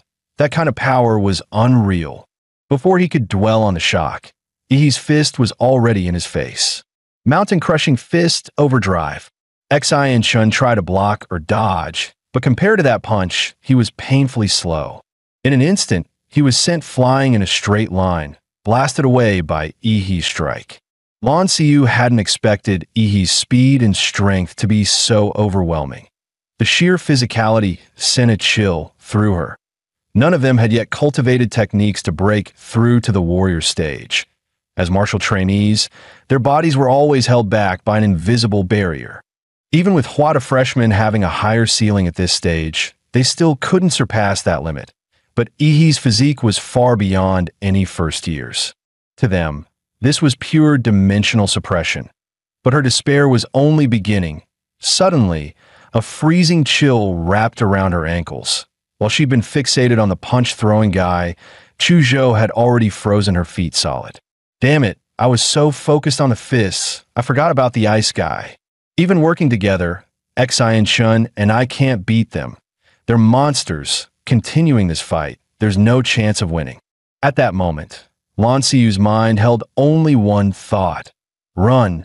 She let out a sharp cry, swinging her magic weapon with all her strength as currents of air swirled violently around her, forming a hurricane-like barrier. The ice at her feet shattered under the slicing wind, and her light frame was lifted into the air by the gale. "No, I have to get out of here," she thought in panic and rage. But Yi's hand shot out, seizing her slender ankle. The shock nearly made her lose control. "Get down here!" Yi roared, slamming her into the ground. Dust and debris exploded upward as the impact carved a crater into the earth. He raised his fist again, ready to unleash another brutal strike. Gritting her teeth, Lan Siu burned through a massive amount of martial energy, determined to break free. "Xianhuang martial art, shapeless shadow scatter," she shouted as thick smoke erupted around her. Countless duplicates of Lan Siu burst from the haze, scattering in every direction. Yi grinned darkly. "Run, Xianhuang martial art, flesh prison, demon veil illusion, activate." From Yi's body burst a swarm of black and crimson demonic shadows, outnumbering Lan Siu's clones several times over. They morphed into countless monstrous beasts, swarming in to tear her illusions apart. In Xianhuang martial arts, there were clear gaps in power, and her clones couldn't match Yi's shadows in either numbers or strength. Outmatched and unable to run, Lan Siu felt a wave of despair crash over her. She realized, to her horror, that she couldn't even move. What are these things? Yi's grin was equal parts lecherous and menacing. "Can't beat me. Can't run. So just accept your fate." One look at that expression, and Lan Siu caved instantly. I surrender. Take my pendants." In moments, 2 more pendants fell into Yi's hands. "See? Would have been easier if you'd done that sooner. Now, tell me everything you know." Without hesitation, Lan Siu sold out her ally Xianxun, spilling every detail about the snake and tiger pendants he held, along with the abilities he'd shown in battle. She also confirmed what he had already suspected. Winning this trial required gathering all 12 pendants AKT this late stage. Even if you didn't hunt others, they come hunting for you. Ouyang Zhe and Yin Zhengxiong from Evil City are among the top freshmen, and I bet they've already snatched plenty of pendants. Want me to take you to them? Lan Xiyu batted her eyes, her blue-violet eyeshadow glinting. I've got no hope of winning anyway. So why not stir the pot? Pit you all against each other. Let the tigers fight while I watch. He. Unfortunately for her, he just chuckled. You don't need to worry about that. But I do like your fan. At those words, a bad premonition surged through Lan Xiyu's mind. Meanwhile, on another deserted street, Yin Zhengxiong and Ouyang Zhe were leaping swiftly through the steel jungle. By now, Xen Chun and Lan Xiyu have probably already made their move. Ouyang Zhe said coldly. Doesn't matter who wins. Once it's over, we'll just take the pendants from them.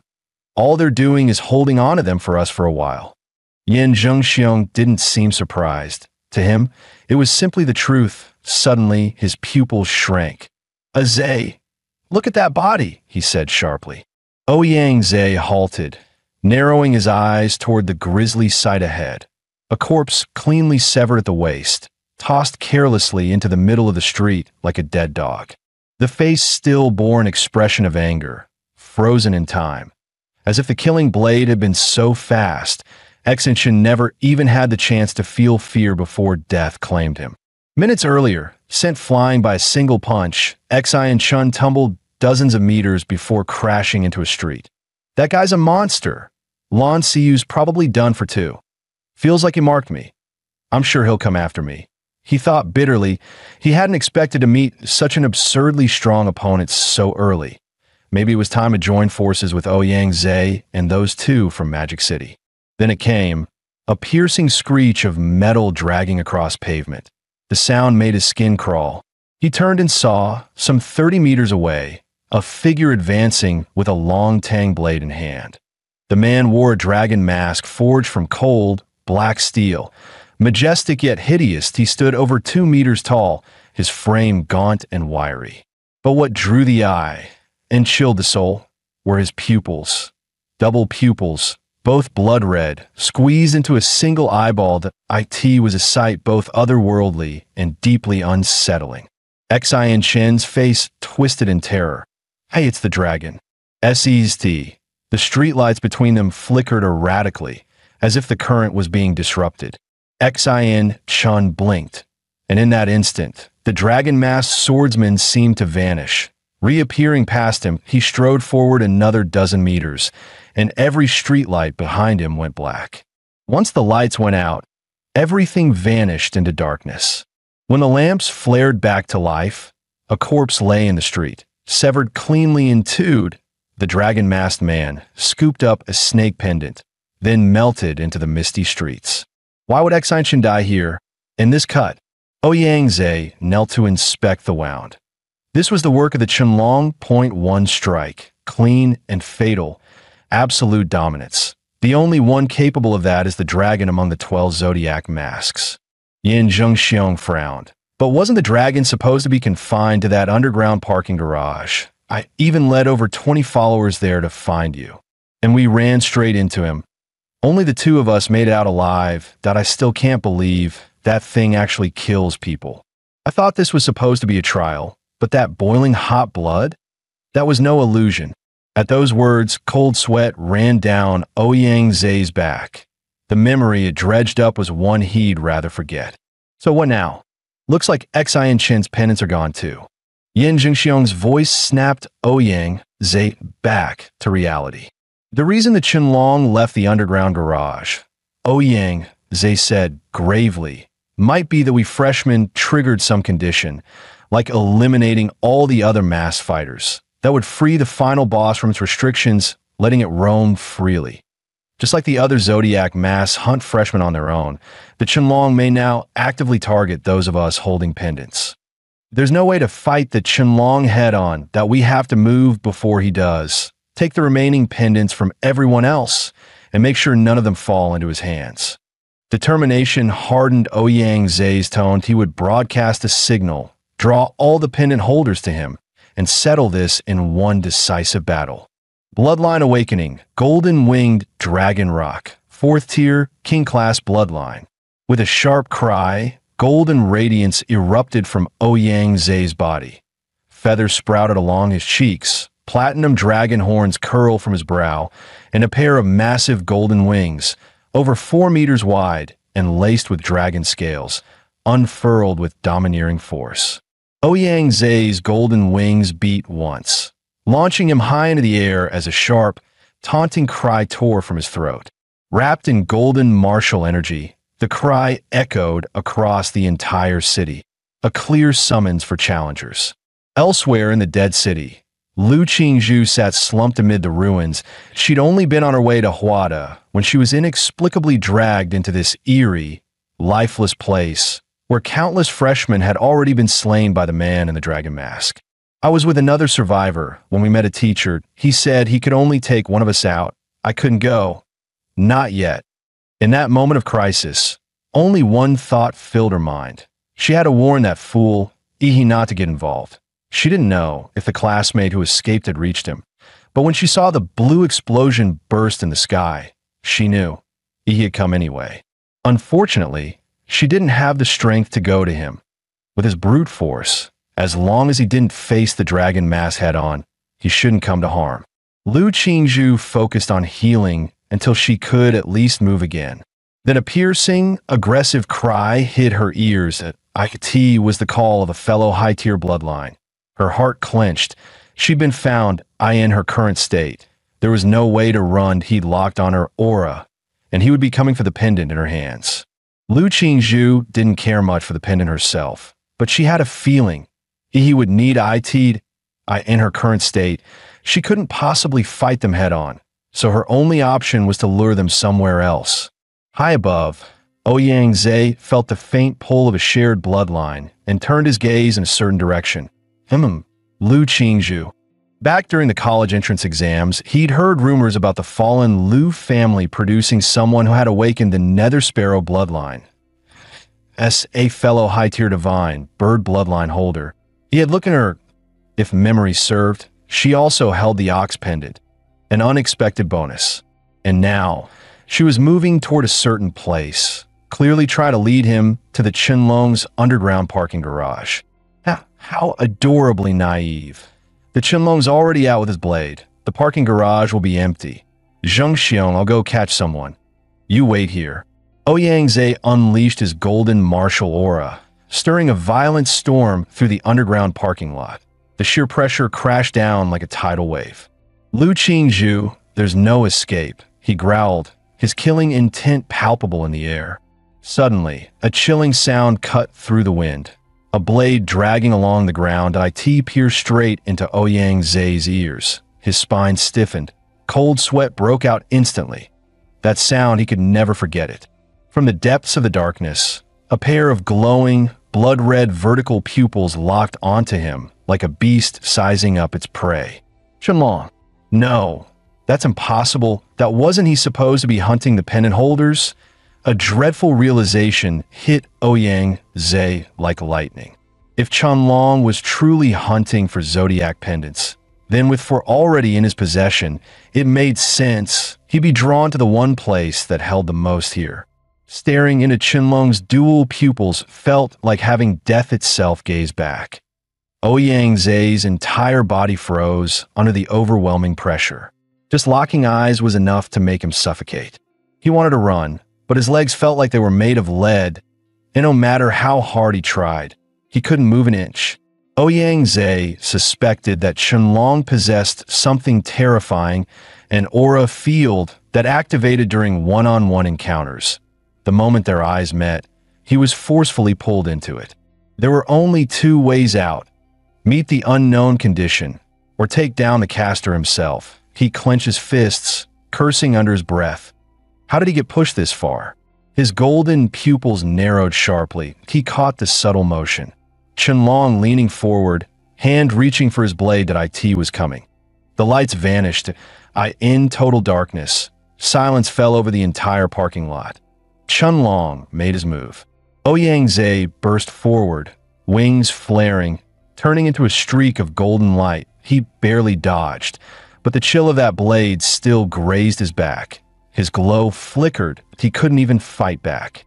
Even though he'd predicted the attack, he still got clipped, and Qianlong's strikes, they only got faster, deadlier. Ouyang Zhe could feel it. Next time, he wouldn't be able to dodge, that he had to take it head on. Yin Jingxiong had never met anyone more arrogant than himself. But today, fate threw two of them at him, back to back.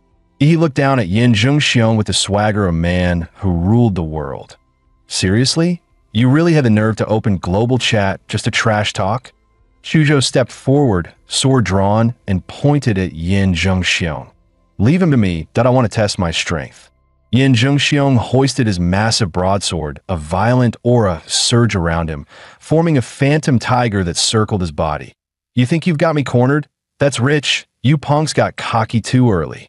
Chuzhou's eyes narrowed. He could feel the deadly intent radiating from the blade, as if just looking at it could slice deep into his flesh.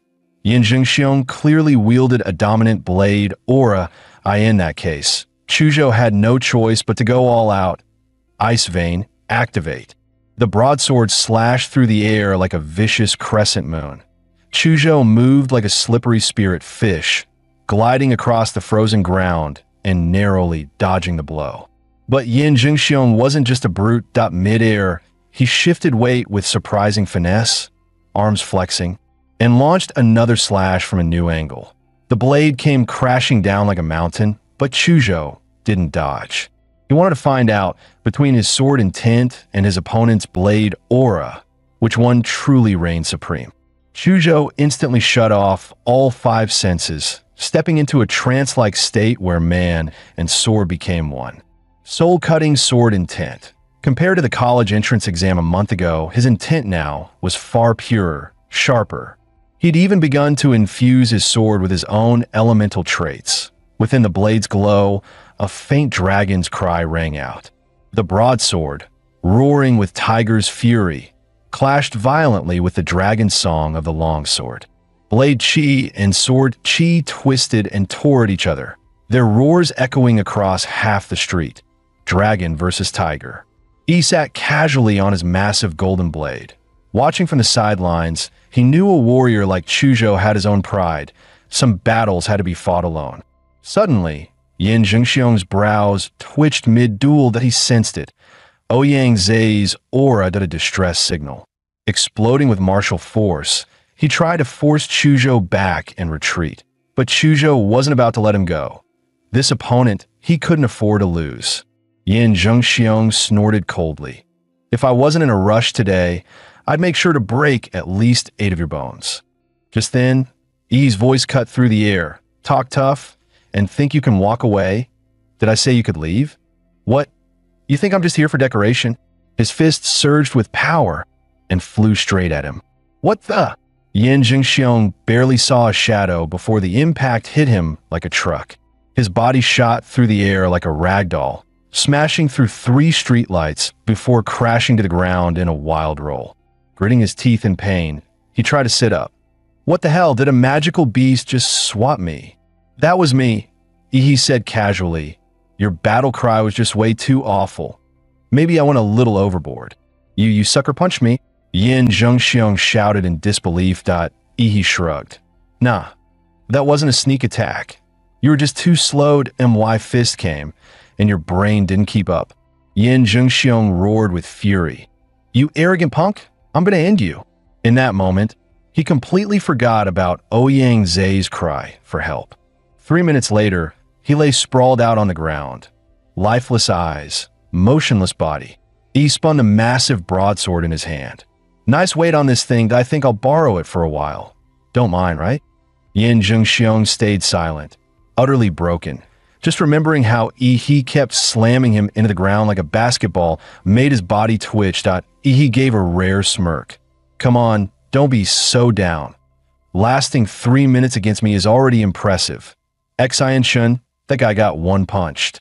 He examined the blade and muttered, but this weapon still needs some upgrades. With a simple motion, the blade began to morph, its shape twisting into something resembling a demon shark weapon. Just then, Chuzhou walked over. There was no pendant in his storage ring, but I did find this. He handed over a jade token with the word Ouyang carved on it. IT was pulsing faintly, as if transmitting a signal. At this point, Ouyangze had already lasted 5 full minutes against Qianlong. But the price was steep. Both his golden wings had been severed, and every life-saving trick he had was spent. That was the terror of the domain. He'd even tried launching an attack, and lost an arm for it. Now, with blade energy raging inside his body, his condition had gone from bad to worse. He never imagined this would be as far as he'd go. His gaze fell on Qianlong's chest, where a bronze spike was embedded, that a relic from a hidden ruin. If it struck the heart directly, it could block his martial energy and internal flow completely. Sadly, even after sacrificing an arm, he'd missed the mark by just 3 fingers. It still managed to suppress Qianlong's output by roughly 30%. But for Ouyangze, already broken and bleeding, it only meant one thing. What should have been a killing blow now required a second strike, a second he no longer had. His only chance to win was gone. Moments later, the lights flickered back on in the underground lot. With his wings shattered, Ouyangze was pinned to the wall. Qianlong's blade driven straight through his heart, a brutal, eerie image, frozen in time. Lu Qingzhu's heart trembled as she watched the darkness around Qianlong devour Ouyangze. Without a second thought, she turned and sprinted out of the underground lot. But she knew Ouyangze wouldn't last much longer, and she herself had no strength left to flee far. Just a bit more. She was almost at the rooftop. That monster Qianlong was terrifying. Compared to him, that ox brute was nothing. She was next, his next target, that if she wanted to survive, her only chance was to somehow draw Ihi to her and escape together. This was the tallest building in the area. Ihi had drawn them in earlier with a signal flare. Now, it was her turn to send a flare of her own. Gritting her teeth through the searing pain in her back, Lu Qingzhu forced herself onto the rooftop. Bloodline awakening. Nether sparrow, strange, glowing markings crawled across her face as violet black tail feathers spread out around her like a fan. Mustering the last of her strength, she let out a piercing cry.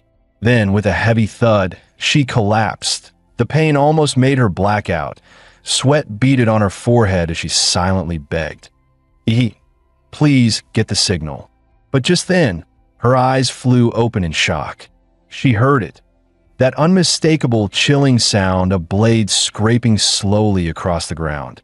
Lu Qingzhu stared down from the rooftop in disbelief, only to see Qianlong already making his way up the stairs. She hadn't expected him to find her so fast, and yet her first instinct wasn't fear for her own life. It was dread. She had to send the signal. Ihi had to get away. But in that exact moment, Qianlong's domain activated. The instant her eyes locked with those blood-red pupils, she was already caught inside. A one-on-one domain closed in around her. The world dimmed, like someone had turned down the brightness of reality itself. The grinding sound of the blade against the concrete grew louder and louder, until Qianlong stepped into view, sword raised. As he slowly lifted the blade, time itself seemed to slow. All she could see was the gleaming edge of that weapon, drawing closer and closer to her eyes. Death was now only inches away. But in the very next instant, a sharp crystal-like shatter echoed through the air. The domain cracked. A figure bathed in blazing blue light burst in like a battering ram. "I promise your parents I protect you, and I keep my word." Qianlong was stunned, completely blindsided. Tears welled up in Lu Qingzhu's eyes. "Ihi," Ihi roared, fury in his voice. "You dare lay a hand on my woman? You tired of living? What even are you?" He raised the broadsword high, dark energy and atom-powered martial force flooding the blade. A massive black-red arc burst out like a moon slash, over 10 meters wide.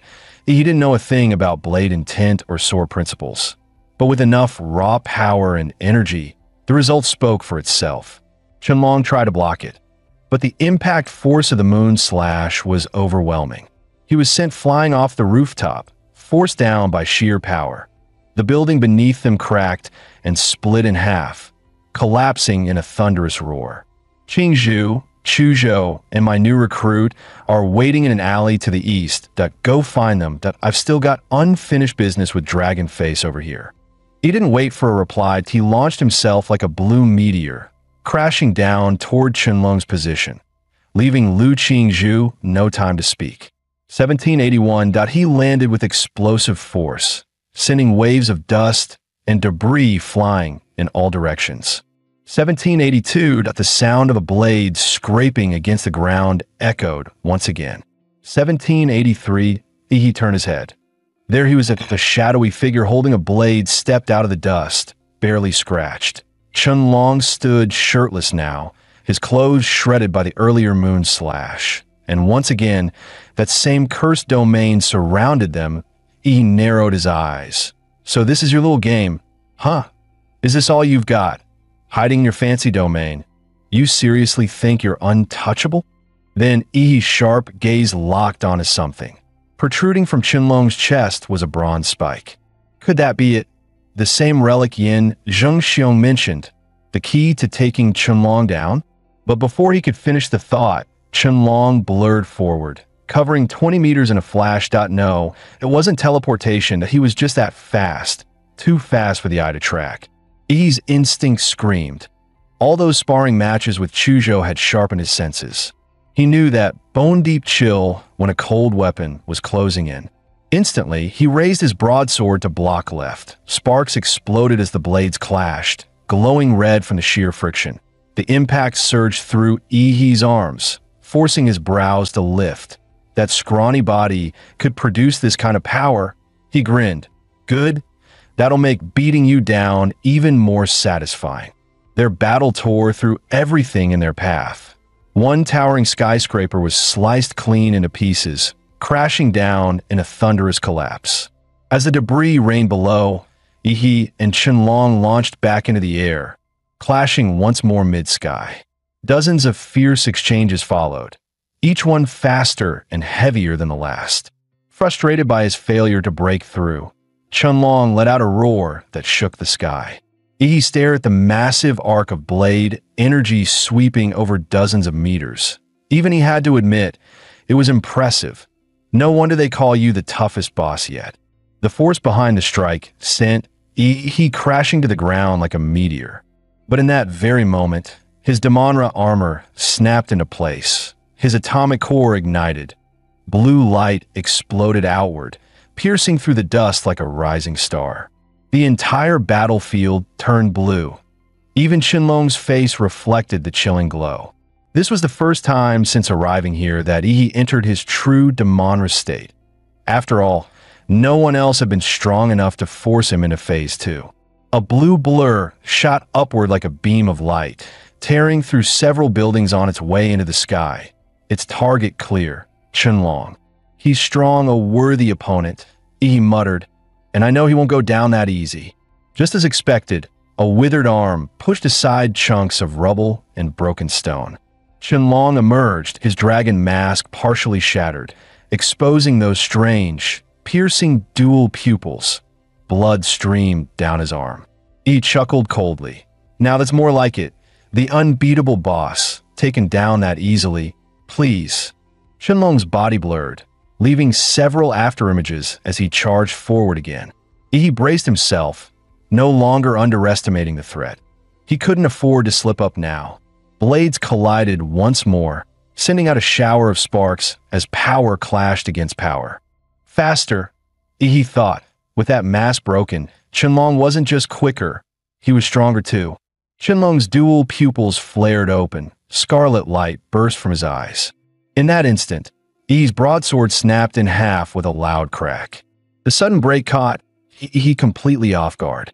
At the exact moment the blade shattered, Qianlong surged forward like a bullet. His sword shot straight toward Yi's heart. But Yi reacted with pure instinct. His jaw clamped down and bit the blade midair. With the sword between his teeth, he smirked. "Got you." A heavy black and blue claw shot out and clamped around Qianlong's wrist like a vice. The sudden grab startled Qianlong. His expression shifted for the first time. Then came the blow. A thunderous uppercut surged with black-red lightning, slamming straight into Qianlong's jaw. The air cracked with arcs of killing intent and energy. Qianlong's body was launched into the air, his mask shattering completely, revealing a grotesque face with no lips, no nose, only eyes. He didn't give Qianlong even a second to recover. One hand clamped onto Qianlong's sword arm, locking it down completely. His other fist blurred into motion. "Technician number 23, at your service," he muttered with a wicked grin. Like a hurricane of steel, his punches rained down. Temple, throat, heart, spleen, kidneys, groin. Every vital point was struck with terrifying precision. Each blow carried condensed killing aura, drilling deep into Qianlong's pressure points and meridians, wreaking havoc from within. And with the bronze spike still embedded in his body, his flow of martial energy was already severely blocked. The combined trauma pushed his body to the brink. Blood erupted from his pores as his aura collapsed. But even so, Qianlong stared at he like a coded boss in a video game. Relentless, locked on with deadly intent.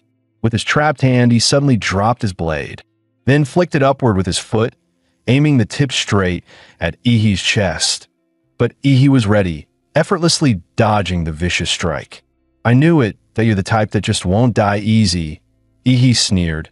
"Your only real shot at killing me was right at the start, when I first arrived. If you'd ambushed me, then using the element of surprise, maybe, just maybe, you'd have had a 30% chance." After all, up to this point, he hadn't even used his full strength. He flipped his palm, revealing a yellow fan engraved with runes. "Time to take off." With a powerful swing, a fierce, swirling wind erupted from the ground.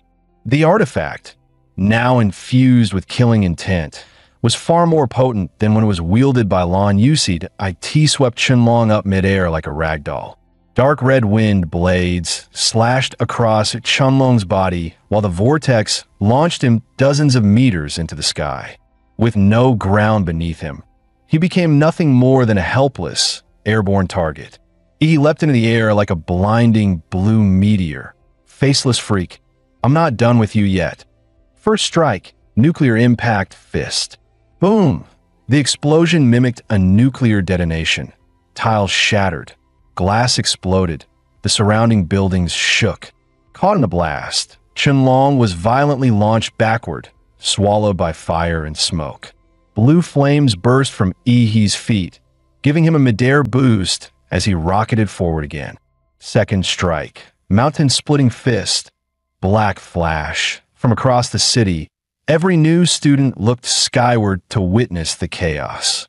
A glowing blue figure repeatedly pummeling some poor soul through the sky.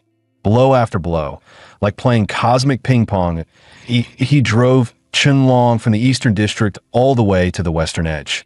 With a final devastating punch, he smashed Qianlong into the city's outer barrier. So hard, the air itself rippled like water. Staring at the bloodied, broken mess that was Qianlong, Ihi scoffed. "A dragon? Pleased I thought you'd be something. You're just a bug with an ego." Once seen as invincible and suffocatingly powerful, Qianlong now lay like a busted blood sack. His bones shattered, his strength gone. But even now, his body clung to one final command: kill. He stepped in front of him, lifted his broken blade, and delivered mercy the only way he knew how. Qianlong's head fell to the ground with a dull thud. He reached down and plucked the dragon pendant from his body. With this, he had collected every zodiac pendant, except the ox. The game was finally coming to an end. Yin Jingxiong couldn't believe it, that he had done it. And not just one, but crushed his way from the eastern district to the west. Every new student in the city had witnessed his overwhelming strength. When Ihi stood before him, Yin Jingxiong couldn't even make eye contact. He didn't dare mention the broadsword Ihi had broken. Lu Qingzhu finally exhaled in relief at seeing him safe, but her anger simmered beneath the surface. You shouldn't have fought that dragon-masked freak alone. Thankfully, Chuzhou had more sense. Let's be honest. If anyone but Ihi had gone up there, we'd just be corpses on the floor right now. Lu Qingzhu fell silent. Chuzhou was right. She was too injured to even use martial arts. If she'd joined the fight, she would have just been a liability, forcing Ihi to protect her. For the first time, she realized it wasn't orders from Qinlan or pressure from her clan that drove her. Now, for once, she truly wanted to become stronger, because she didn't want to be the one holding Ihi back anymore. Ihi waved a hand in front of her face. "Hey, Earth to Qingzhu, you zoning out on me?" Her long lashes fluttered. Ihi sighed. "The ox pendant? Don't tell me I have to beat you up to take it." Snapping out of it, Lu Qingzhu's cheeks turned a soft pink. She quickly pulled out the ox pendant and handed it over. "Let's try placing them in zodiac order," he muttered, rat to pig. Maybe that triggers something. He arranged them accordingly, but nothing happened. Everyone frowned, unsure what they'd done wrong. Yin Zhengxiong chimed in. "From what I know, Chenlong wasn't meant to be a boss you hunt down. He's a programmed hunter, built specifically to track and kill pendant holders under normal conditions. You're not even supposed to collect the dragon pendant to clear the game." Hearing that, Ihi took out the dragon pendant and rearranged all 12 according to the proper zodiac order, rat to pig. Instantly, the entire city trembled violently. Yin Zhengxiong's face paled. What was that? Did we trigger something? Above them, the ever-present gray fog began to swirl, slowly twisting into a massive vortex in the sky. He felt a strange pull in his chest and looked up. "Look, what is that in the sky?" Emerging from the center of the swirling clouds was a massive platinum gold eyeball. The moment Ihi locked eyes with it, his body was hit with an intense free-fall sensation, like skydiving without a parachute. What the hell? The world around him flipped completely upside down. Somehow, he was falling upward toward the eye in the sky. His body spun violently, like being tossed into a giant washing machine. When he finally opened his eyes again, he was back on the train, seated as if none of it had ever happened, like it had all been a dream. But judging by the reactions around him, maybe it hadn't all been a dream. "Oh my God, I'm alive!" A freshman clutched his chest, gasping for breath, eyes wide with lingering terror. "I swear, I got killed by some dog-faced mascot. I was in that weird city just a second ago. How the hell am I back here?" The train car erupted in chaos. Everyone began shouting over each other, recounting the nightmare they'd just survived. Some still hadn't mentally recovered from the trauma of dying. Just then, a comm chime rang out from the overhead speakers. Ding dong. "Attention, students. Please remain calm. What you just experienced was an illusionary dreamscape constructed by the magical artifact, Mirage Eye. This was part of Imperial University's annual freshman trial. Take a deep breath and welcome back." The announcement continued. Special bulletin. In this year's trial, the team from Anqing, composed of Ihi, Chuzhou, and Lu Qingzhu, successfully collected all 12 zodiac pendants and secured first place. Among them, Ihi showed exceptional performance. His grand reward will be distributed after official enrollment. After the announcement ended, silence fell across the train car. Brief, stunned silence. Then chaos erupted. Who the hell is Ihi? I died early. I didn't see anything that happened after. Wait, didn't Ouyang Zhe from Moda win? Where even is Anqing?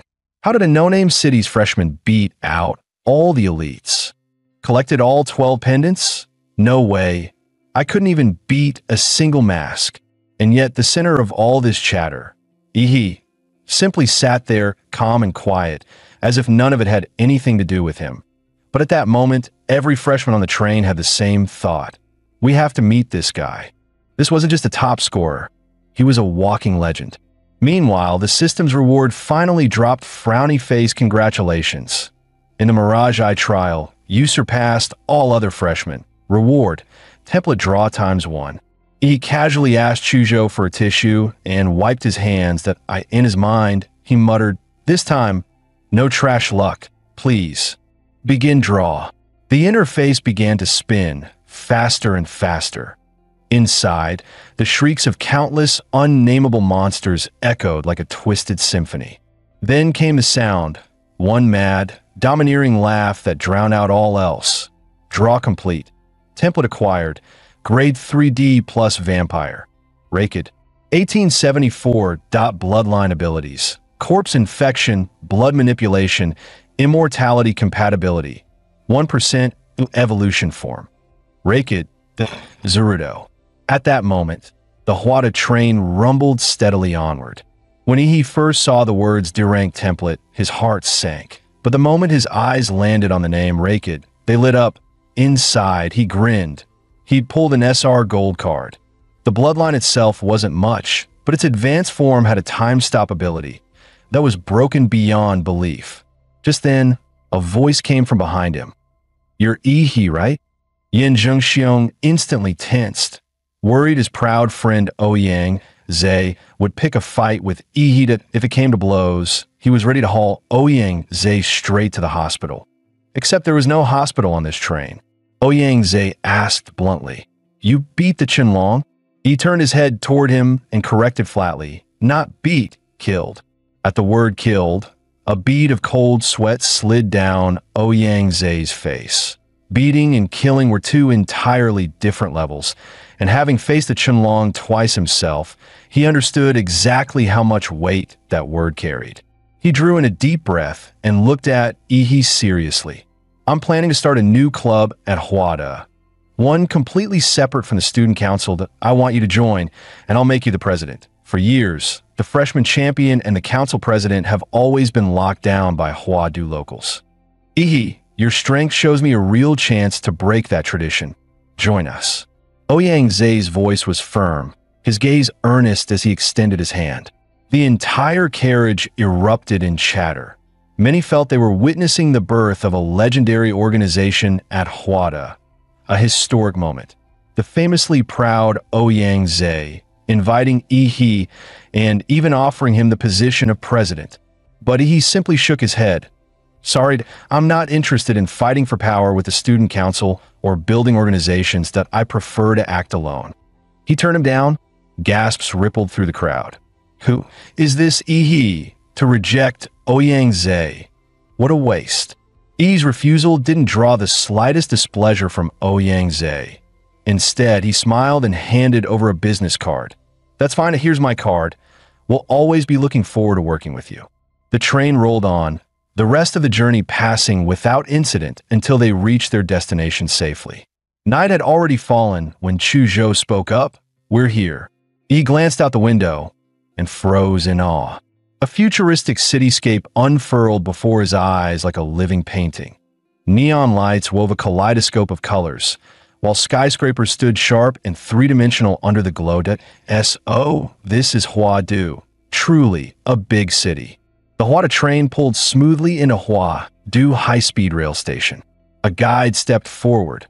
"All new students of Hwada University, please proceed through this passage to the campus." For many, it was their first time in Hwadu, and they couldn't help but be awestruck by the city's dazzling prosperity and advanced technology. The sound of people swallowing in amazement rippled through the crowd. Led by Hwada's staff, they arrived at a helipad. "Please board in an orderly fashion. Your seat number corresponds to the one you had on the Hwada train," the staff reminded them. Yi stepped up behind Lu Qingzhu and poked her in the lower back. The unexpected touch made her jolt, her ears turning visibly red. "Xiao Zhuzhu, what are you doing?" "We're in public," she blurted, her mind flashing back to Qinlan's warning. "Qingzhu, remember, even though you and Yi are engaged in name, you're not married yet. Don't act too close in public, and don't let him take advantage of you. Protect yourself, understand?" He looked genuinely puzzled. "In public? What are you talking about? I just wanted to ask. Why are we taking a plane?" Lu Qingzhu couldn't help feeling a little cheated. How could Mama promise me to this country bumpkin? Because Hwada's in the sky. In the sky, he tilted his head upward. Just then, a patch of clouds drifted apart, revealing the tip of a colossal structure. The Sky City that on Blue Star, technology in many fields was at least a generation ahead of Earth's. The Hwada aircraft they were riding, for instance, could lift off vertically without a runway. A marvel of engineering. And the massive floating city suspended above the imperial capital was a man-made wonder Earth science couldn't hope to match. Its full name, Hwada Aerial Academy City, a campus spanning nearly a quarter. of Huadu's land area. The city was shrouded by a constant electromagnetic shield as the Huada passenger craft approached. The shield automatically scanned and verified their identities, then opened a circular gate to let the aircraft glide smoothly inside. Once inside the Academy City, he could clearly feel his life force field being disrupted. His detection range was cut to about 100 meters. Truly, this was Huadu University. Upon disembarking, each student was issued a Huada student card.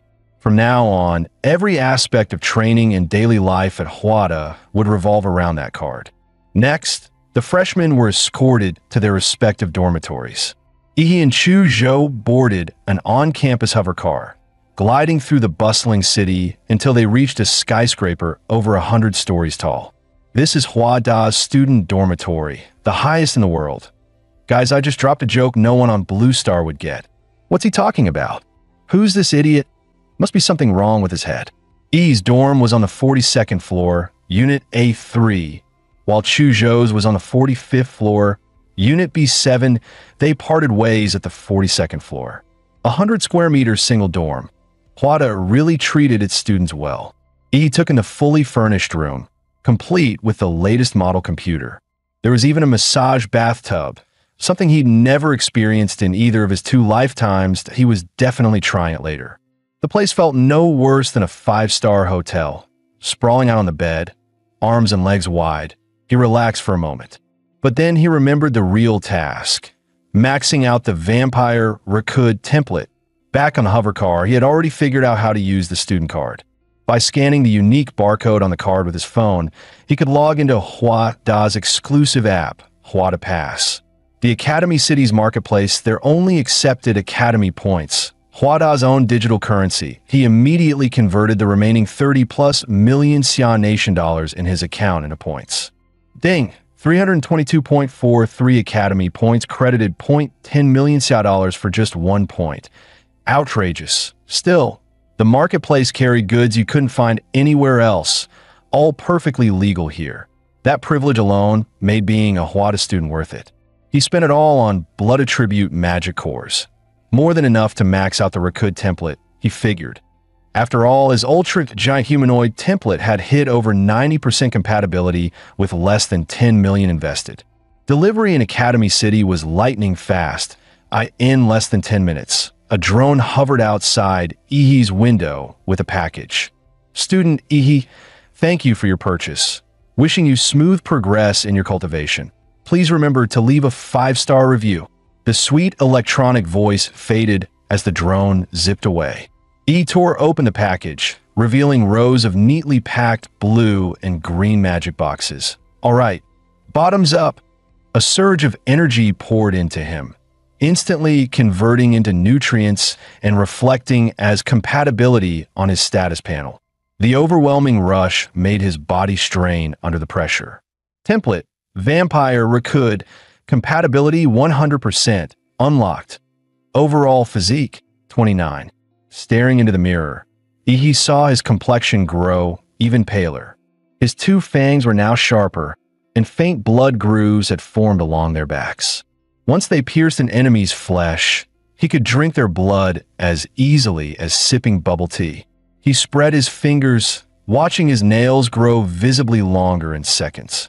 At that moment, a daring thought flashed through his mind, one you'd never see coming. The next second, he drove his hand straight into his own throat. Blood surged out, but hadn't even hit the floor before.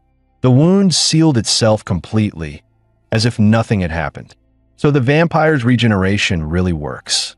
Still, he knew these physical mutations were nothing compared to his new power, the world. He stepped into the private training room built inside his dorm and couldn't help but marvel at Hua University's extravagance in a world where martial strength reigned supreme. Even student dorms came with training rooms reinforced to withstand a warrior's raw power, perfect for testing the world. In JoJo's Bizarre Adventure, certain unique individuals could awaken an extraordinary power. Stands. Stands are manifestations of a user's spiritual energy, each with its own unique form and reality-bending abilities. Now, Ihi was ready to summon his own. He took a deep breath, focusing his mind as the outline of a stand began to take shape in the in the original world. Raikid's the world could shatter the sound barrier with a single punch. But now, his physical strength had already surpassed Raikid's. Just how powerful would his own the world be? Come on, hit me with your best shot. In the next instant, a fierce gust howled through the room, and a blur of gray streaked into view. Towering gray muscles, golden steel armor, and a cold, inhuman face. Half floating behind, he like some shikigami from Japanese folklore. Before he could even finish speaking, the world's gray gauntlet fist shot forward, breaking the sound barrier as it drove straight toward him. Feeling the violent wind pressure slam against him, he instinctively crossed his arms to shield himself. And with a deafening boom, crimson light erupted in all directions. Every bone in his arms snapped in an instant, and his body was sent hurtling back, smashing into the wall with brutal force. He coughed up several mouthfuls of blood and shook his limp, noodle-like arms. In the next moment, his blood slithered like living serpents, weaving bone and flesh back together until his limbs were fully restored. He licked the blood from the corner of his mouth and grinned. Good. Fierce enough. Now was time to test. Time stop. The world stop time. A gray spherical field burst outward from him, draining all color from everything it touched, turning the world into black and white. Even the flow of light itself seemed to freeze. 1 second, 2 seconds. By the time it reached the 5th second, fine cracks began to spread across the surface of the gray domain. Only 5 seconds? Not good enough, he snarled, forcing the breaking field to hold together. His temples bulged, pain surging through his skull like fired. T.O. shattered the template's limits. He had to pit his body against itself, just as an Olympic runner would risk it all for a fraction of a second more. At 5.1 seconds, sweat poured down his face, his eyes bloodshot. At 5.3 seconds, blood trickled from his nose, and vessels in his eyes burst under the pressure.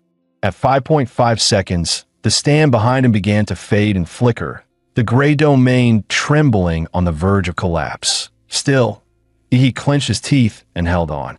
Finally, at 5.7 seconds, the black and white world crumbled apart, dissolving into nothingness. He knelt on one knee, wiping the blood from his nose before curling his lips into a smirk. 5 seconds might have been the original owner's limit, but it was far from his limit. The next morning, he walked alongside Chu Zhou on the campus path, noticing how the latter's gaze lingered on him more than usual. The sunlight's a bit harsh today. Is it? Yeah, a little. Ever since merging with the vampire template, he had developed an odd aversion to sunlight. IT wasn't lethal like in the legends, but compared to the immense power he'd gained, this minor side effect was barely worth mentioning. Chu Zhou suddenly asked, "Have you read about Huadu University's new academic reforms this year?" Nope, what?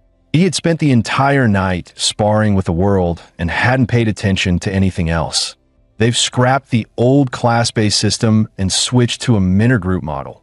Basically, each academic year you follow a main instructor, and you can also take on secondary mentors if you wish. So, we're going to pick a mentor?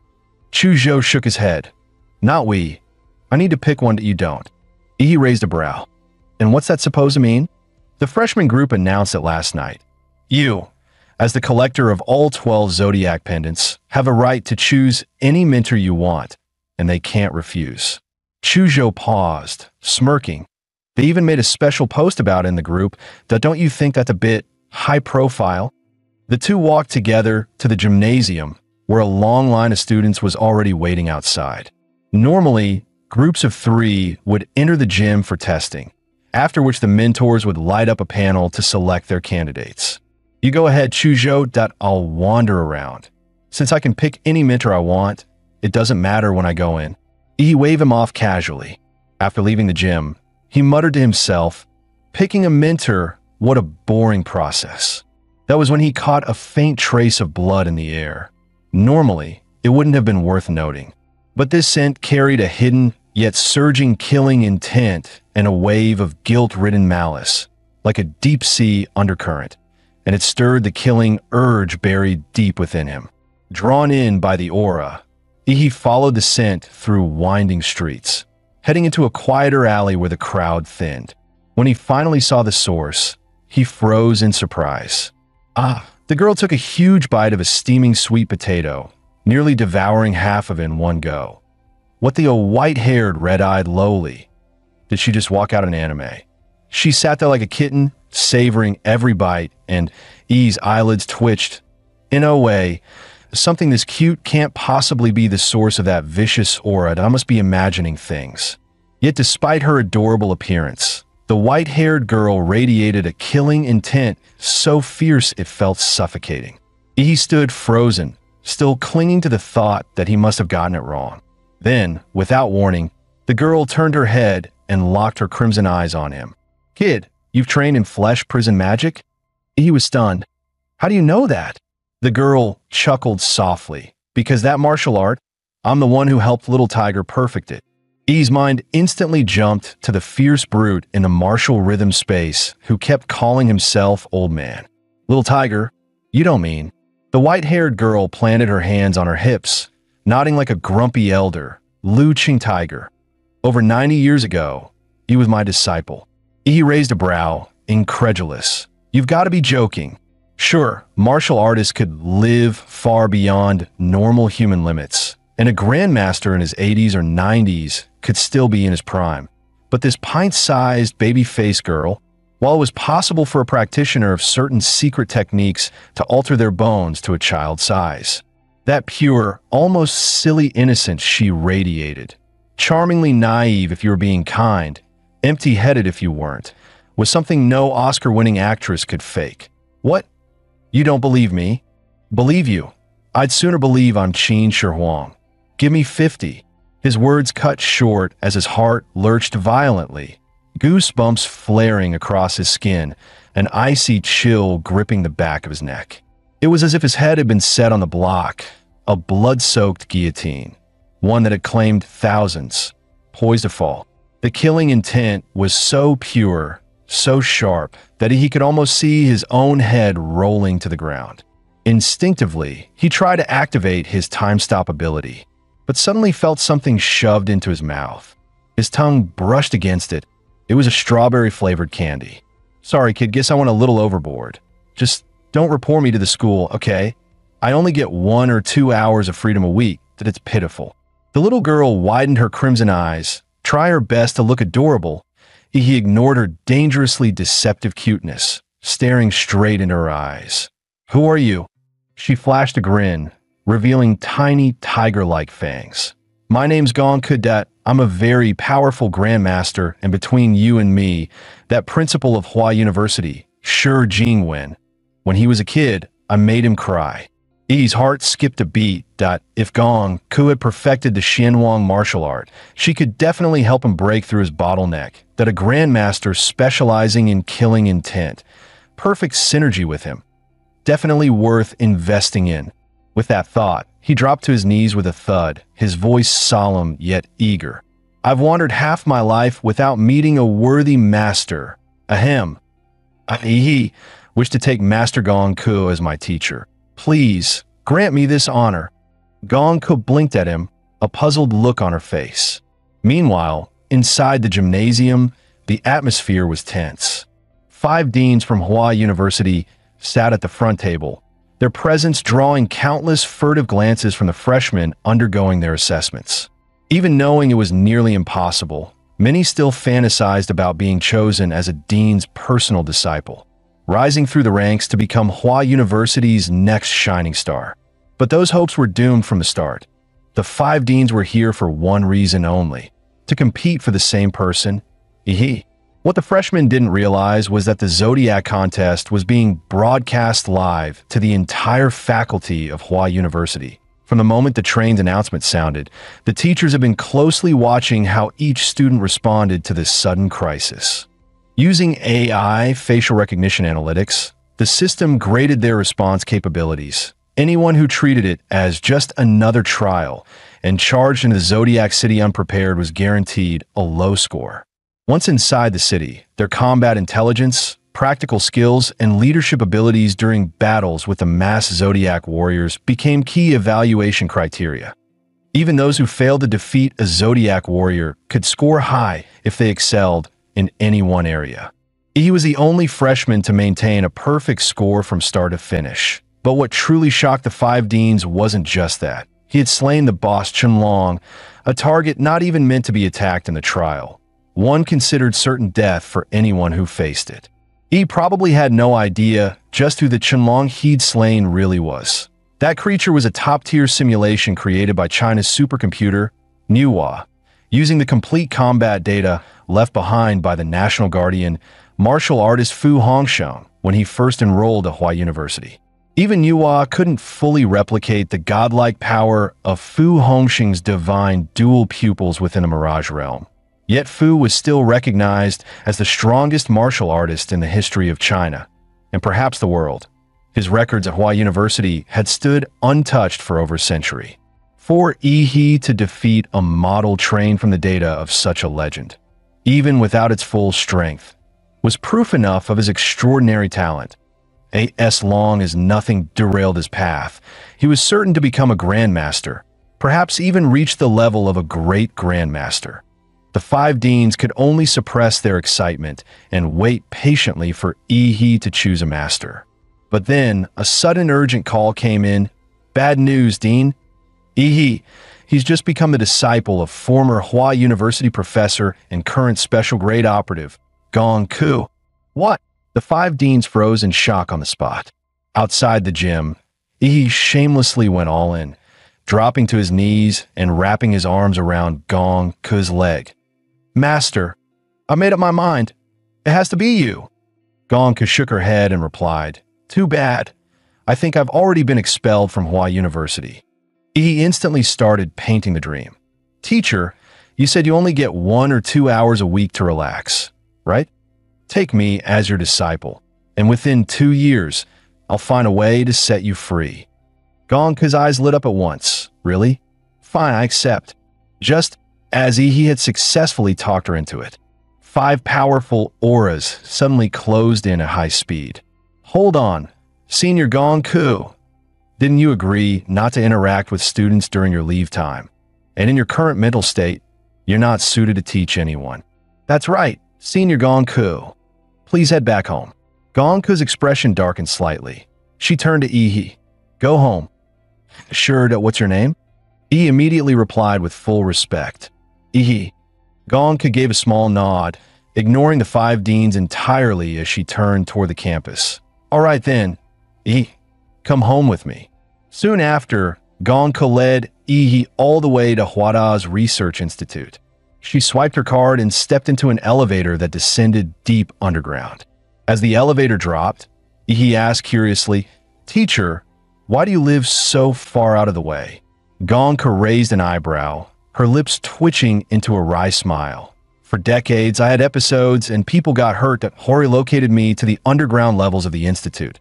Luckily, in recent years, I've been able to control myself, so I finally get a little time outside. So, I'm your first student in all these decades." Gong Ku glanced up at him. "You have a strange way of thinking that shouldn't you be afraid?" Sweat beaded on Yi's forehead. "Afraid you'll chop me up, teacher?" As they spoke, the elevator arrived at level 666. Before Yi was a narrow passage barely wide enough for one person to the far end stood a reinforced alloy door with an electronic timer mounted on it. He frowned. "Such a huge research institute, and you made the hallway this narrow?" Gong Ku replied flatly, "Because this path was built for me alone." At that moment, the countdown on the display at the end of the corridor showed only 11 seconds left.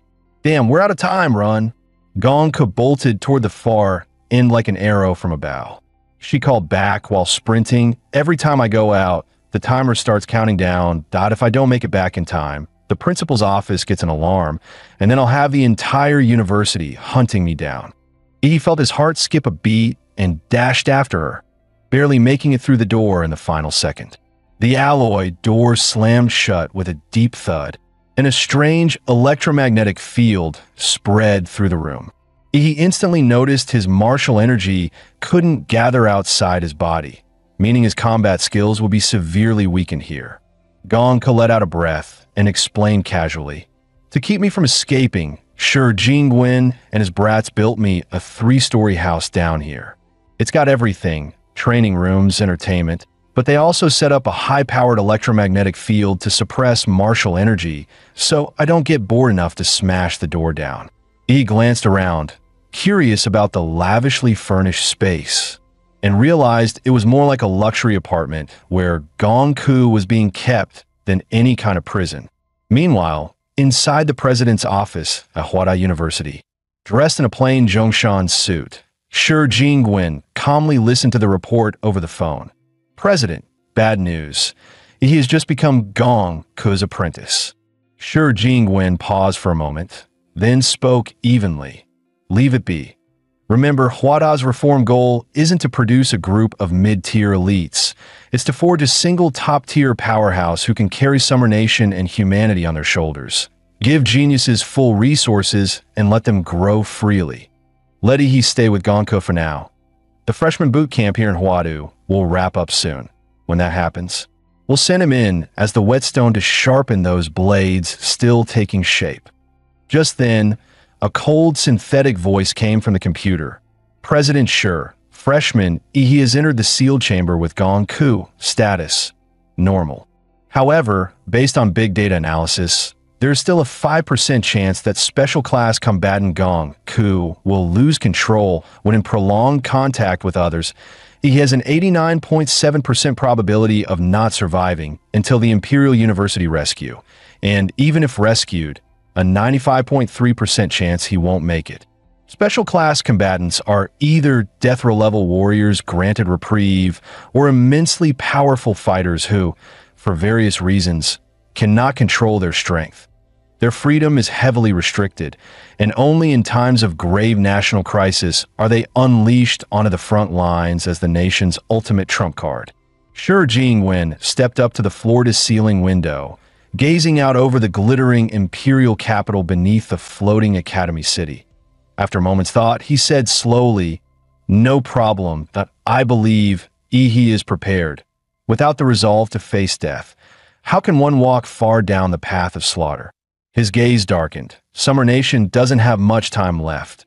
The fools in the Northern Berdon Federation and those lunatics from the Divine Descent Kingdom who worship ancient secret realm civilizations, they're all making their moves. The young generation must grow faster. Meanwhile, in the training hall of Gonka's quarters, she grinned. "Well, it's been decades since I last taught a student. Now let's have a spar and see what you've got."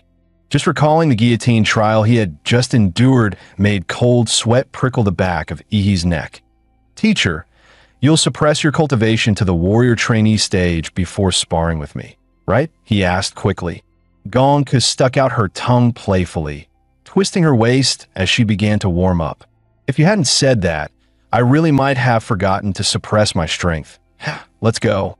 I'm ready, Teacher Gonka." Almost the instant the words left his mouth, the white-haired lowly's body twisted into an elusive arc, striking out with a snake-like, vicious hand chop, straight for his throat. With his sharp reflexes and dynamic vision, he caught the deadly move instantly in less than a second. He attempted to dodge in at least 5 different directions. Yet every time, Gonka's hand strike was already there, cutting off his escape before it began. Realizing there was no way to dodge, he decided to meet her head-on. He instantly unleashed his core light battle form, a burst of blue energy erupting from his body as his speed surged to a new level.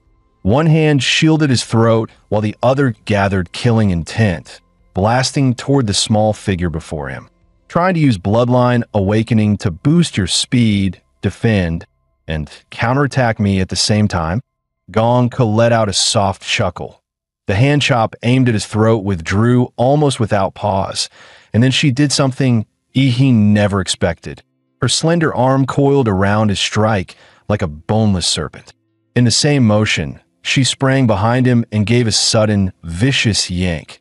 Agonizing pain shot through Ihi's entire body before he could even react, knocking him completely off balance. The searing pain shattered his bloodline awakening, forcing his power back to its dormant state. The scent of fresh blood seemed to ignite Gong Ku's battle lust. Her crimson eyes gleamed brighter with excitement as she murmured, "It's been a long time since I've tasted blood." He grinned back, just as excited. "You really don't hold back, do you? When it comes to hand-to-hand combat, I'm no match for you at all, so I guess I'll have to break out some unfair techniques. Please, teach me well." First form, Titan's power. With a deep roar, blinding blue lightning exploded outward, engulfing the entire training ground. The template for the Colossal Titan had already been maxed out last night, and now, unleashing it again, its power was several times stronger than before. Facing the raging wave of blue light and heat, Gong Ku raised her arm, her expression turning serious. Golden light flickered in her crimson eyes as she muttered, "A move like this from a mere martial novice. Looks like I've taken in a monster for a student. In that case, your teacher will show some real skill." Heaven's Doomblade slash. Her hand chopped downward, releasing a crimson sword aura that sliced straight toward the weakest point in the lightning storm. Seeing this, he immediately halted the Colossal Titan transformation, switching instead to the primordial anthropomorph split form, Armored Anthropomorph. Based on a Godzilla skin, the Armor Titan's flesh and steel plating was dozens of times tougher than anything from the original Titan world. The moment the transformation completed, he raised his massive, black steel-clad fist and drove it toward Gong Ku. The enormous shadow descended, wind roaring from the sheer force of the strike. Gong Ku, however, showed no intention of dodging. Her cherry lips drew in a sharp breath.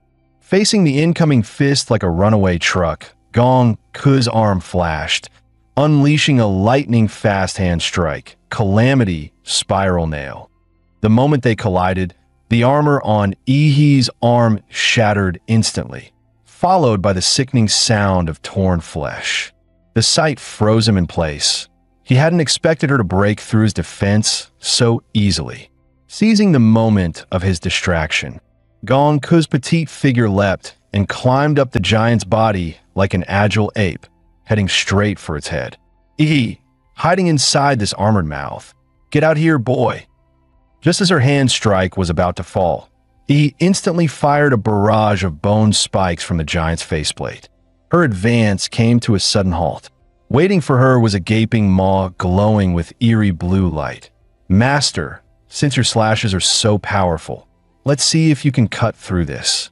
As Ihi spoke, he began charging the energy for his atomic breath. Blue light flaring from the base of his spine, racing upward along his backbone toward his neck. But before the breath could be unleashed, he was stunned to find himself no longer in the training ground, but bound by countless massive chains that pierced his body, locking him to a 100-meter-tall guillotine.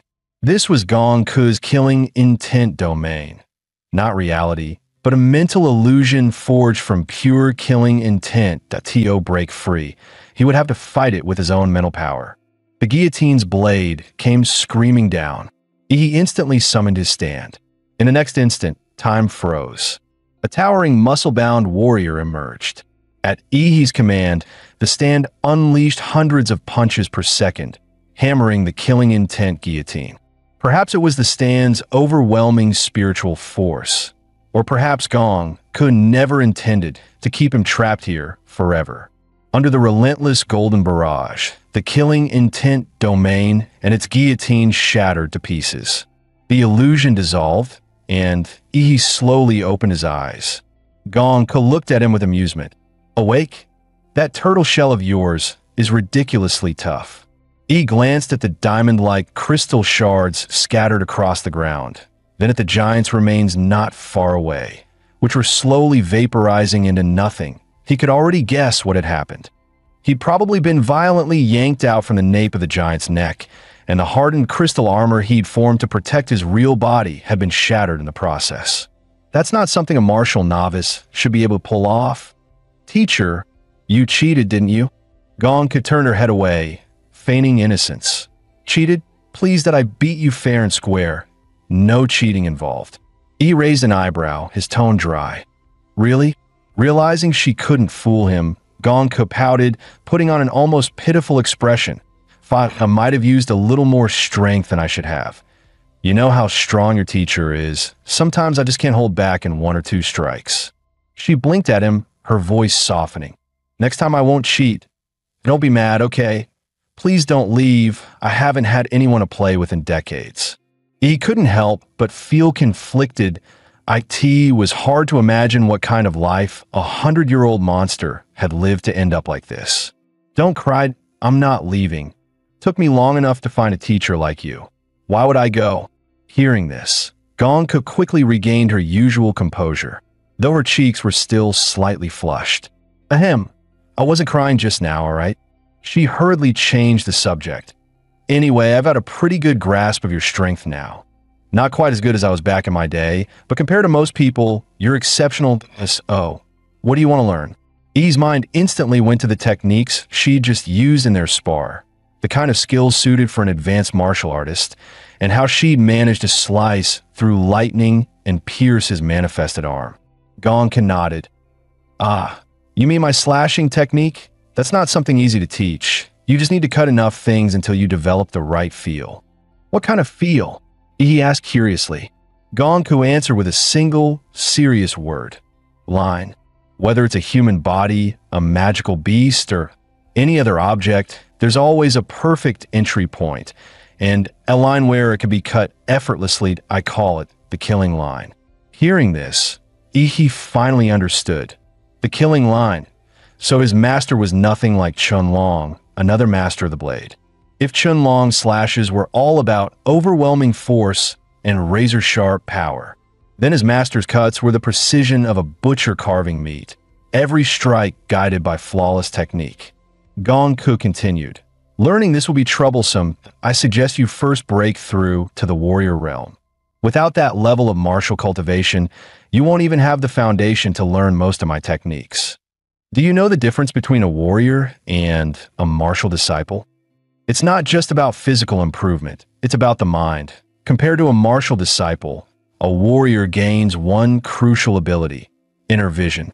With inner vision, a warrior shifts from training on a broad, external level to refining their body on a microscopic scale. They can see their own meridians, acupoints, and even their internal organs, reinforcing them with martial energy to push the limits of the body to, in other words, strengthen the mind first, then the body.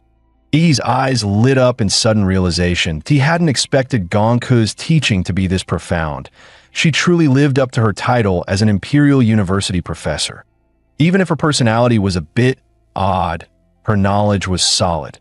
And when it came to mental strength, after merging with the vampire template and awakening Naruto's power, his spiritual attributes had already seen a huge boost.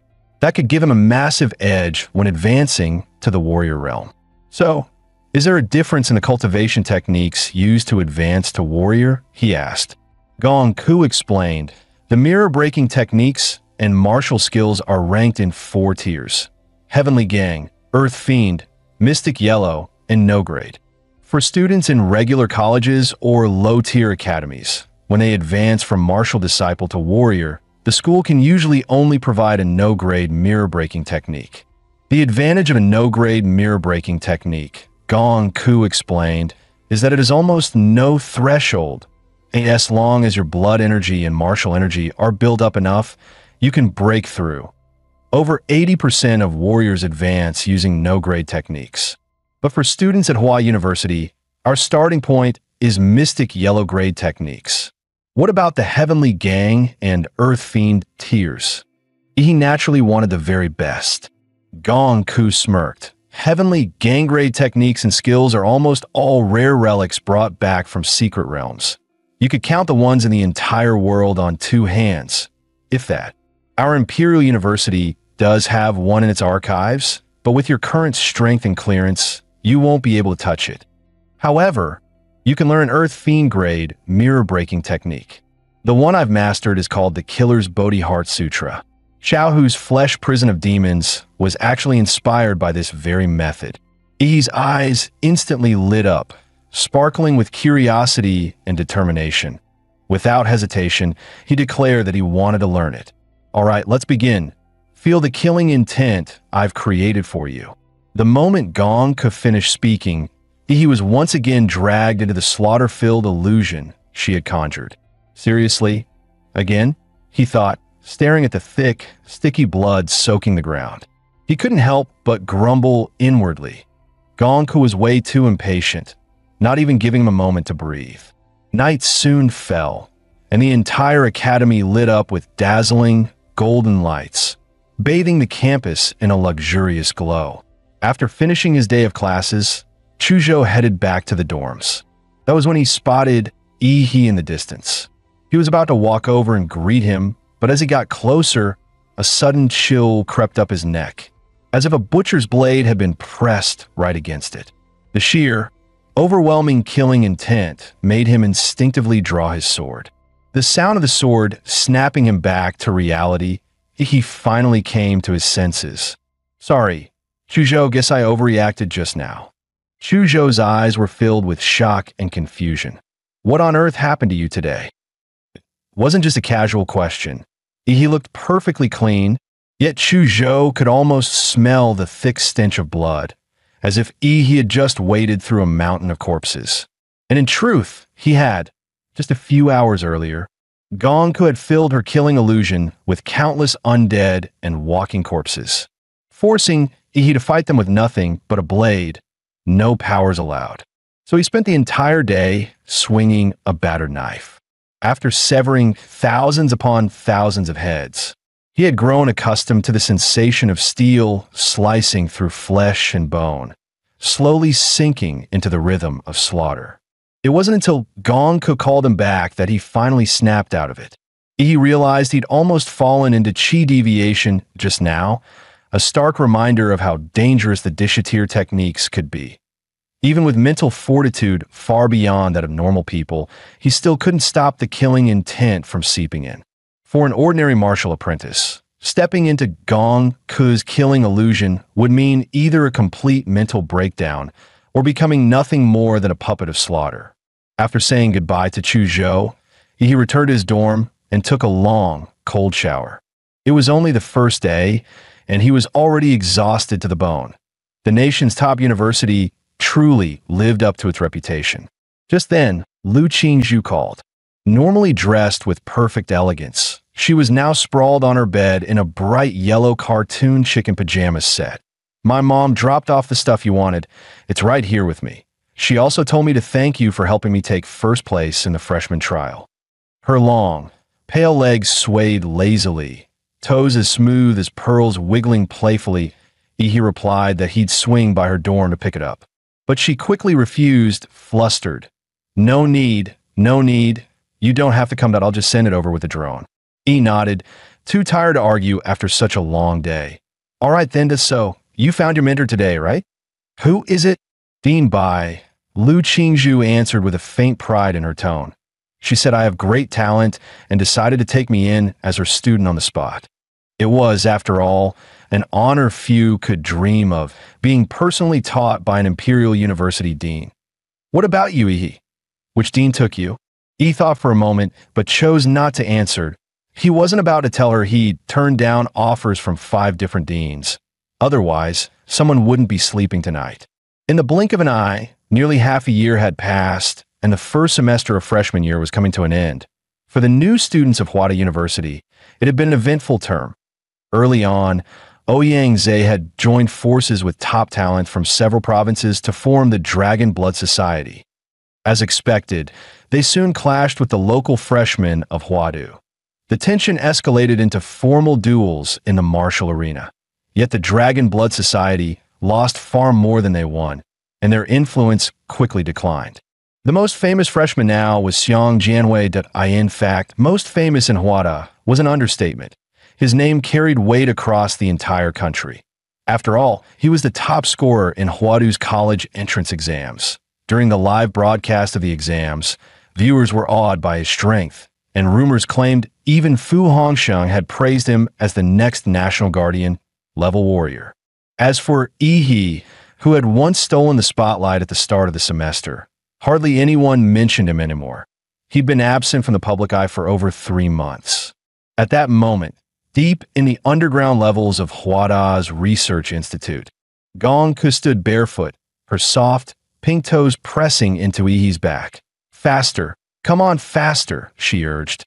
Each dainty step she took infused his body with her refined martial chi, laced with her insights into the killing heart Bodhi Sutra, reinforcing the martial realm he had just broken into.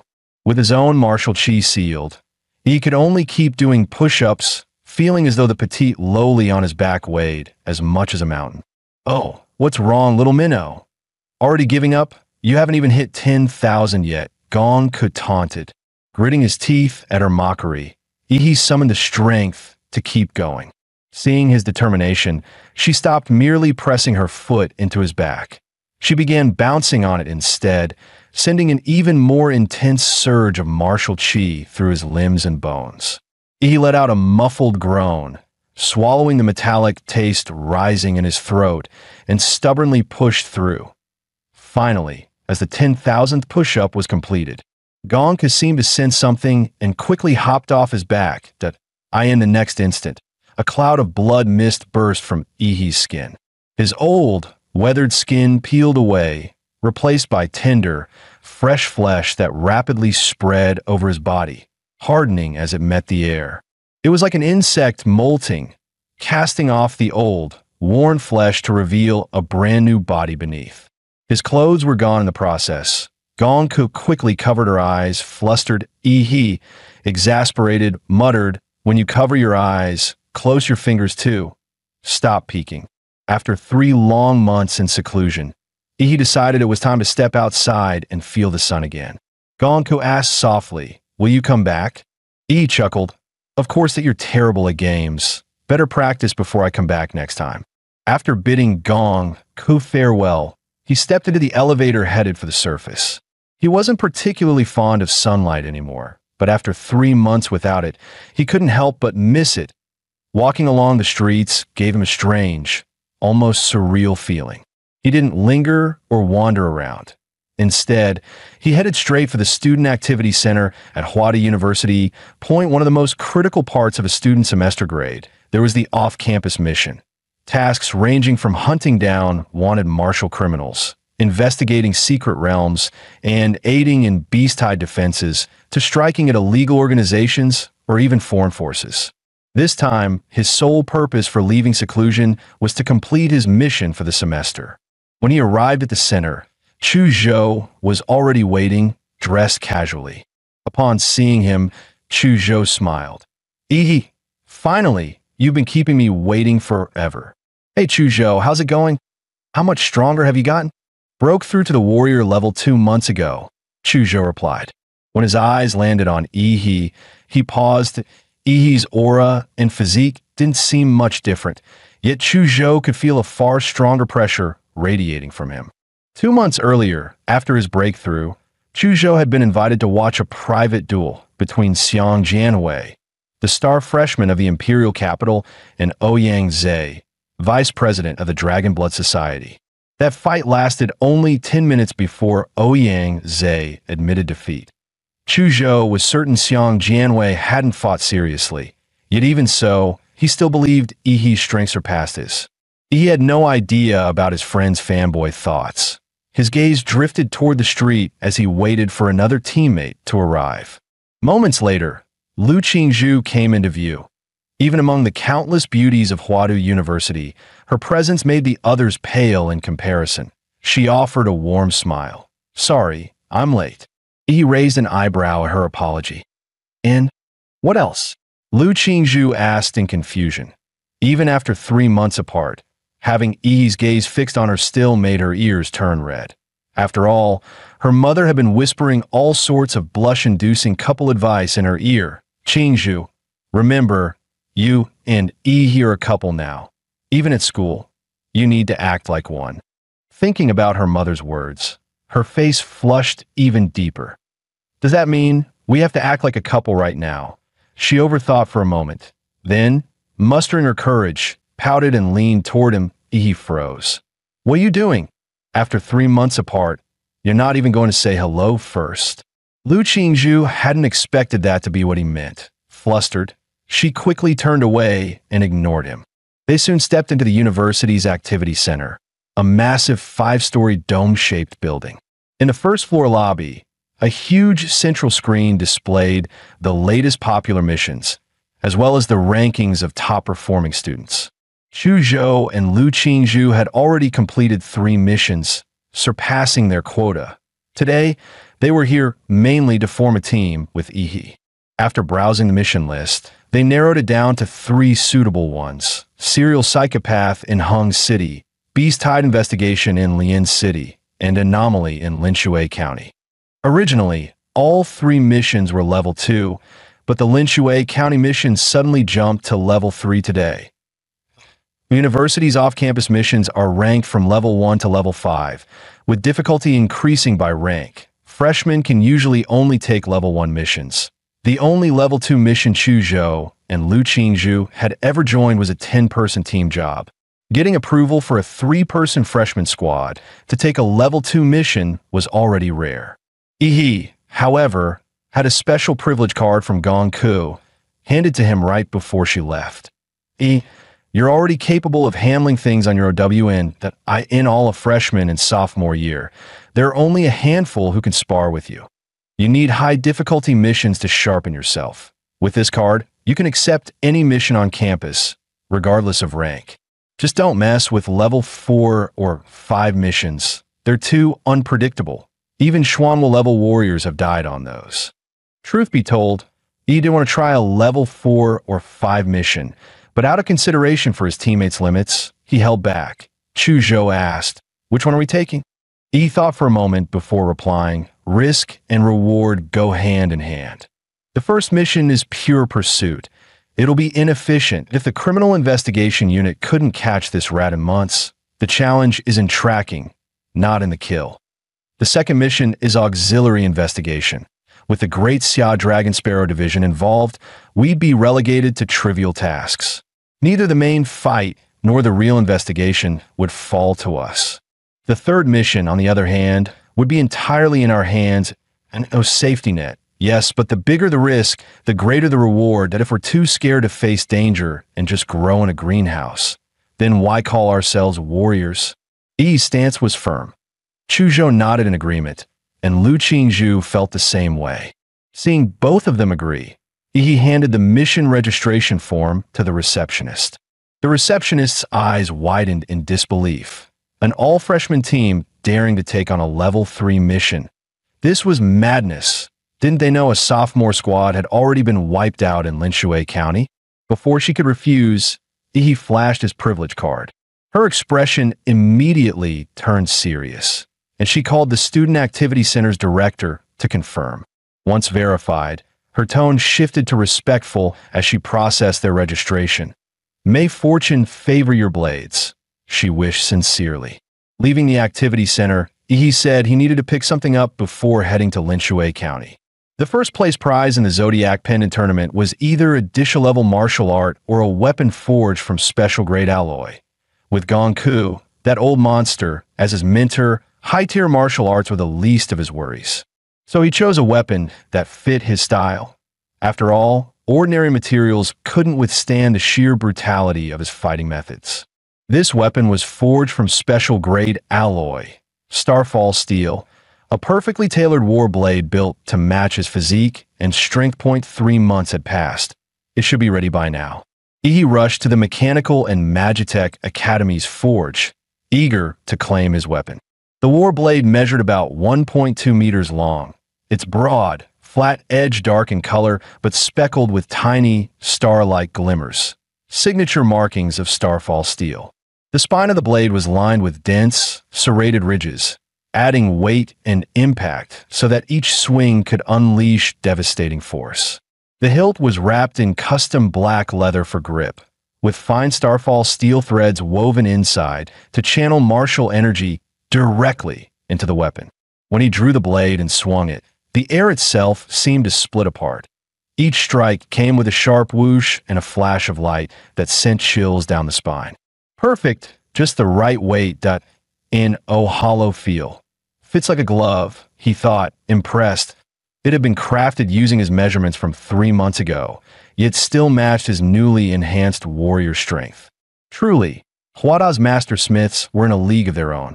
After stowing the blade, Yi set off with Chu Zhou and Lu Qingzhu toward Lingshui County, a small, unremarkable town. With no secret realms ever appearing in the area, local warriors were rare, and the place felt far more outdated and closed off compared to the outside world. Most residents still relied on old buses, tricycles, or electric scooters for transportation.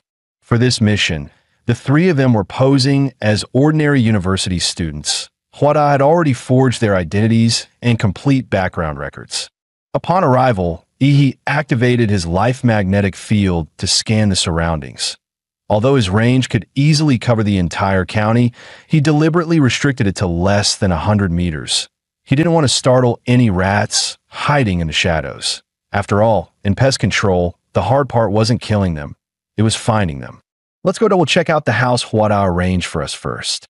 Just as they were about to head out, a tricycle slowed to a stop in front of them. The elderly driver called out, "Hey kids, where you headed? Want a ride?"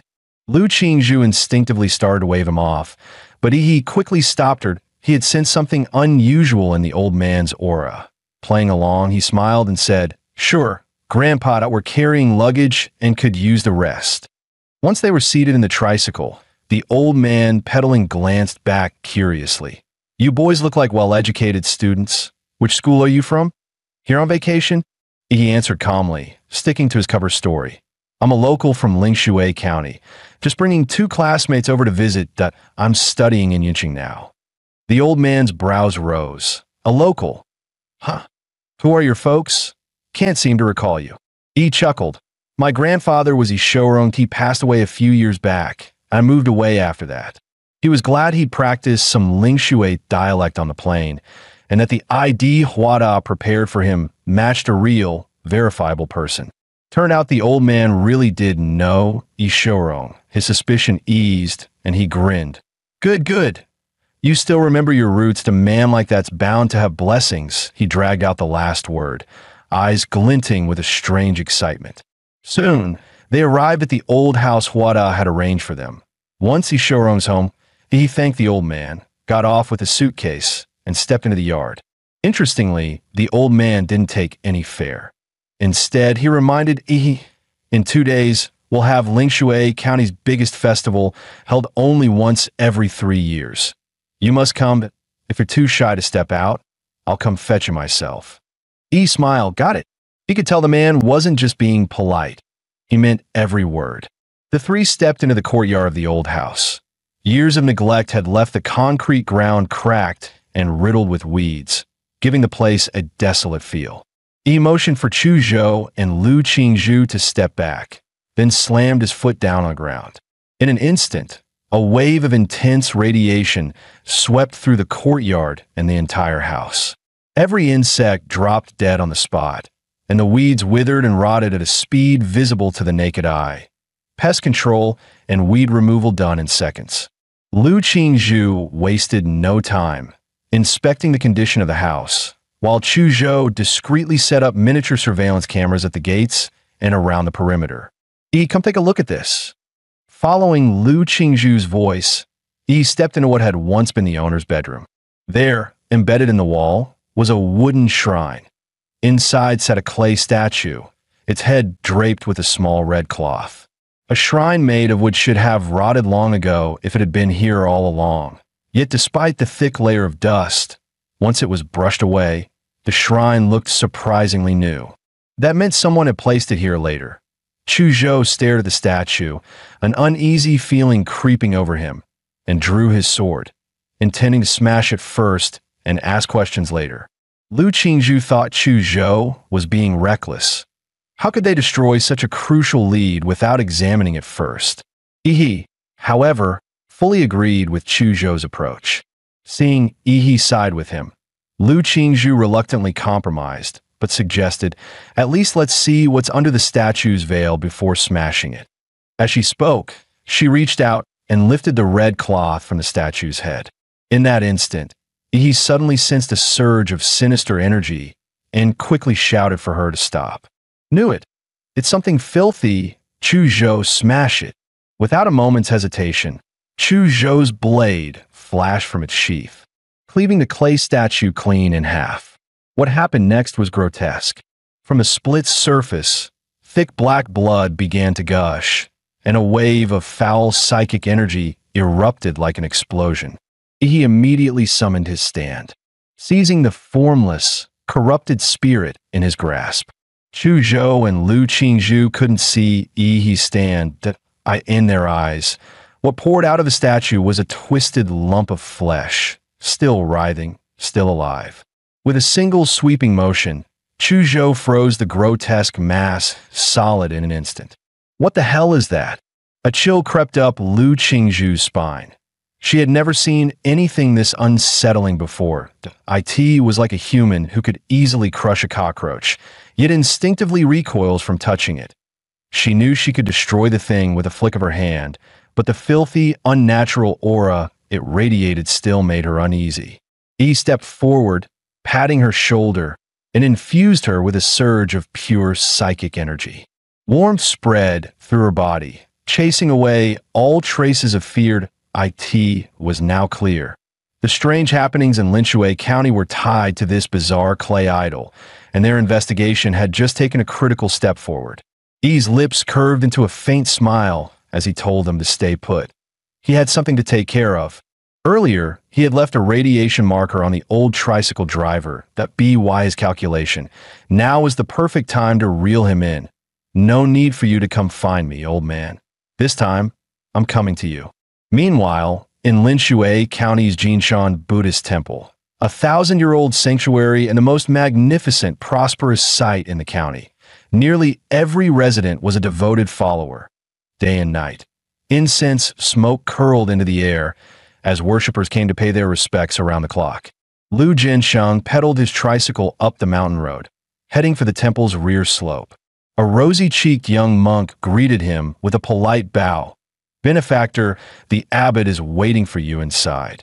Good, good. Lu Jinsheng rubbed his calloused hands together, unable to hide his excitement at the thought of the blessing he was about to receive. The two entered a hidden passage carved into the rock wall. After a series of twists and turns through the winding tunnel, they finally arrived at their destination.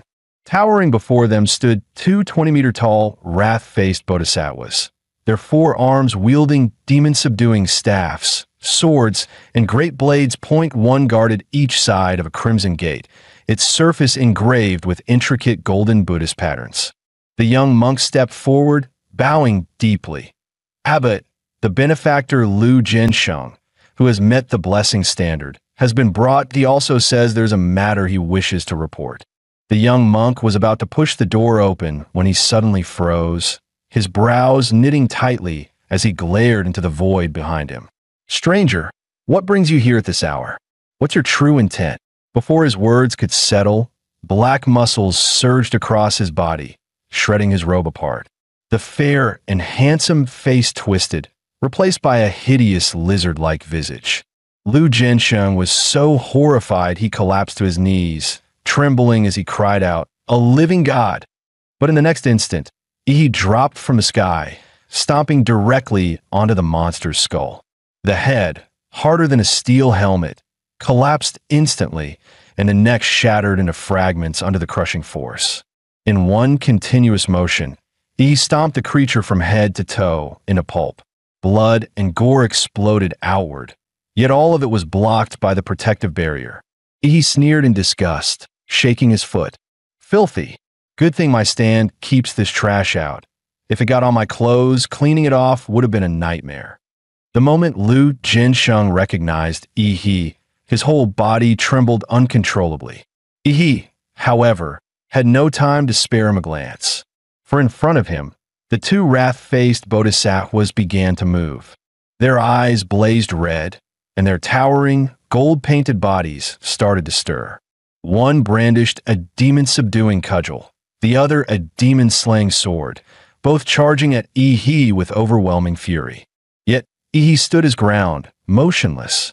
Behind him, his stand raised its massive, muscular hands, catching both strikes that carried the weight of dozens of tons. Each bodhisattva had an arm seized, held so tightly that escape was impossible. Abandoning the struggle, they made a ruthless choice. 6 remaining arms swung at once, bringing down 6 colossal weapons, all aimed straight at Ihi.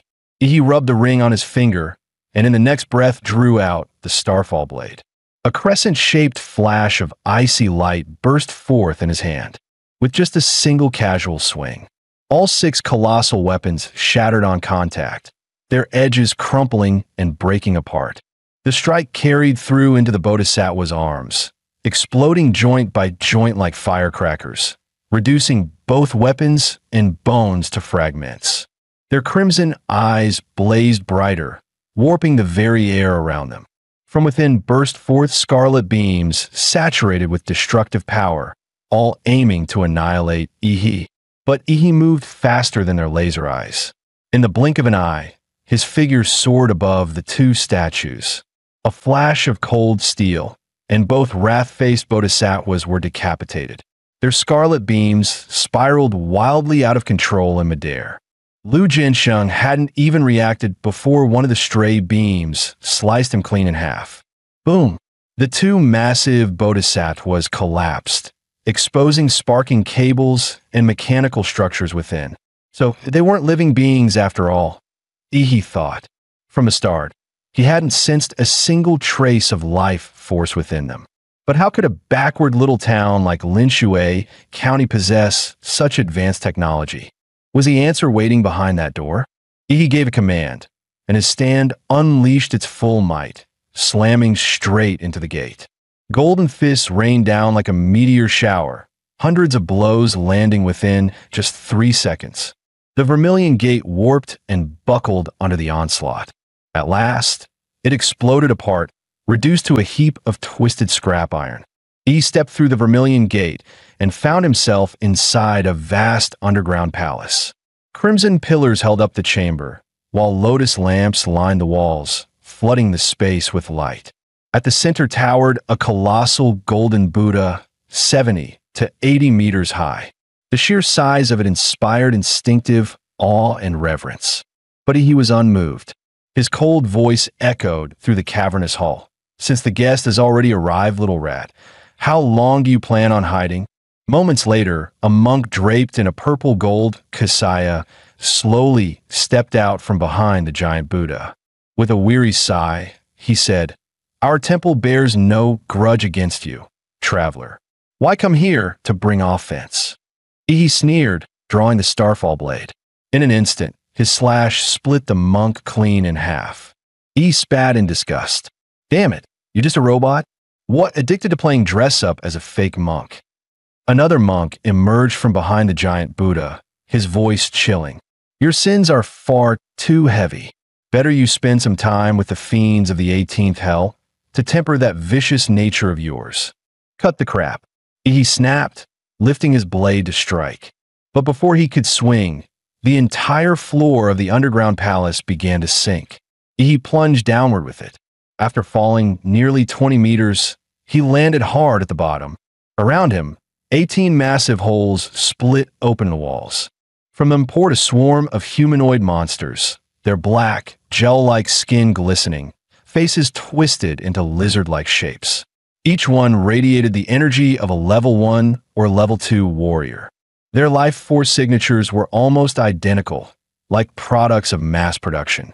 Ihi sneered, "Trying to drown me in numbers? The last fools who tried that are long buried with weeds over their graves." Ihi roared, pouring a surge of murderous chi into the Starfall blade. The weapon swelled under its power, its blade extending to 30 meters in length. Xianwang blade art, Shura's 3 slashes. First slash, 1,000 miles of carnage. With a single sweep, Ihi swung the colossal blade. A crimson arc of blade energy erupted, engulfing the entire hall. Within 30 meters of Ihi, every lizard-like creature caught in its path was cleaved clean in half. The strike didn't stop there. The energy wave spread outward. Though slower in speed, the swarm of bioengineered soldiers packed like ants had no room to escape. They were cut down like fields of grass, harvested in one brutal sweep. Even as the 18 tunnels kept spewing more creatures, Ihi's slaughter made their numbers meaningless. 10 minutes later, only corpses and rivers of blood remained at his feet. Not a single living thing was left. Standing atop the mountain of bodies, Ihi climbed out of the pit. With one casual stroke, he severed the head of the monk from earlier. Even decapitated, the synthetic husk still repeated its pre-recorded line. "Your sins are too heavy." He narrowed his eyes at the glowing red optics, his voice cold. "I'm already tired of killing. Stop hiding, get out here." No sooner had Ihi spoken than laughter echoed through the vast hall. "So, we've drawn the attention of a formidable foe. Impressive, but that's all you are." As the voice resonated, the giant Buddha seated in the center suddenly began to move. The grinding roar of gears thundered from within its body. The prayer beads hanging from its neck floated upward, transforming into hovering cannons. Its shoulders split open, revealing rocket thrusters within. In the blink of an eye, the golden Buddha had reconfigured itself into a towering mecha. "Sinner, your fate is sealed. Return to the cycle of rebirth." The massive Buddha hand rose, descending like a mountain to crush Ihi beneath it. Turbines at its joints roared to full throttle, driving the strike with overwhelming force, intent on grinding Ihi in a paste. Yet instead of fear, Ihi's fighting spirit ignited, his gaze burning with defiance. As the colossal palm fell, he unleashed his transformation, awakening his titan form. Godzilla! In the next instant, the temperature in the chamber spiked to terrifying levels. Thick steam spread rapidly, shrouding the entire hall. The operator behind the giant Buddha hadn't even figured out what was happening when a towering black-armored titan, even larger than before, loomed into view. No chance was given to react. "Amit Ba," Ihi sneered, mockingly chanting the Buddha's name before using his biological body's superior agility to hurl a massive punch straight into its face. Immediately after, Ihi seized the Buddha's head with one hand and drove his iron-hard knee upward in a brutal strike. The impact shattered the mecha's facial armor, tearing open a gaping crack. Sparks erupted from its steel skeleton within, accompanied by a harsh mechanical alarm. Critical warning. Multiple damages detected in head unit. The Mecha Buddha staggered, its massive body tilting backward. The floating prayer bead cannons crossed their fire, unleashing a torrential rain of lasers that hammered into Ihi's titan form. Yet the beams, powerful enough to pierce military-grade armored vehicles, left nothing but a few scorch marks on the black-armored titan. Not a scratch beyond that. The next moment, the Buddha's chest split open, revealing a cluster of crimson-tipped missiles. They launched in unison, slamming into Ihi's body. The detonations rocked the entire underground palace, shaking it to its core. But when the smoke cleared, the black-armored giant still stood tall, flames licking across his body. Ihi sneered, his gaze sharp. "All your toys are just heat-based weapons. Against a warrior, they're useless." With that, he invoked the power of the Warhammer Titan. The ground split open, and countless hardened bone spikes erupted upward, skewering the Mecha Buddha and suspending it in midair. He opened his massive jaws and unleashed a blazing atomic breath straight into the Buddha's chest. The mecha, already critically damaged, could no longer rely on its electromagnetic shields for protection. In the end, the atomic breath tore it apart, reducing it to a heap of wreckage. He reverted to human form, landing firmly on the ground. There, beneath the lotus throne where the Buddha once sat, he spotted a hidden passage leading deep underground. Half an hour earlier, inside a pristine, futuristic research facility, a researcher, eyes fixed on the surveillance feed of Ihi, spoke confidently to the elderly man beside him. "Doctor, the man has taken down the mechanical bodhisattvas.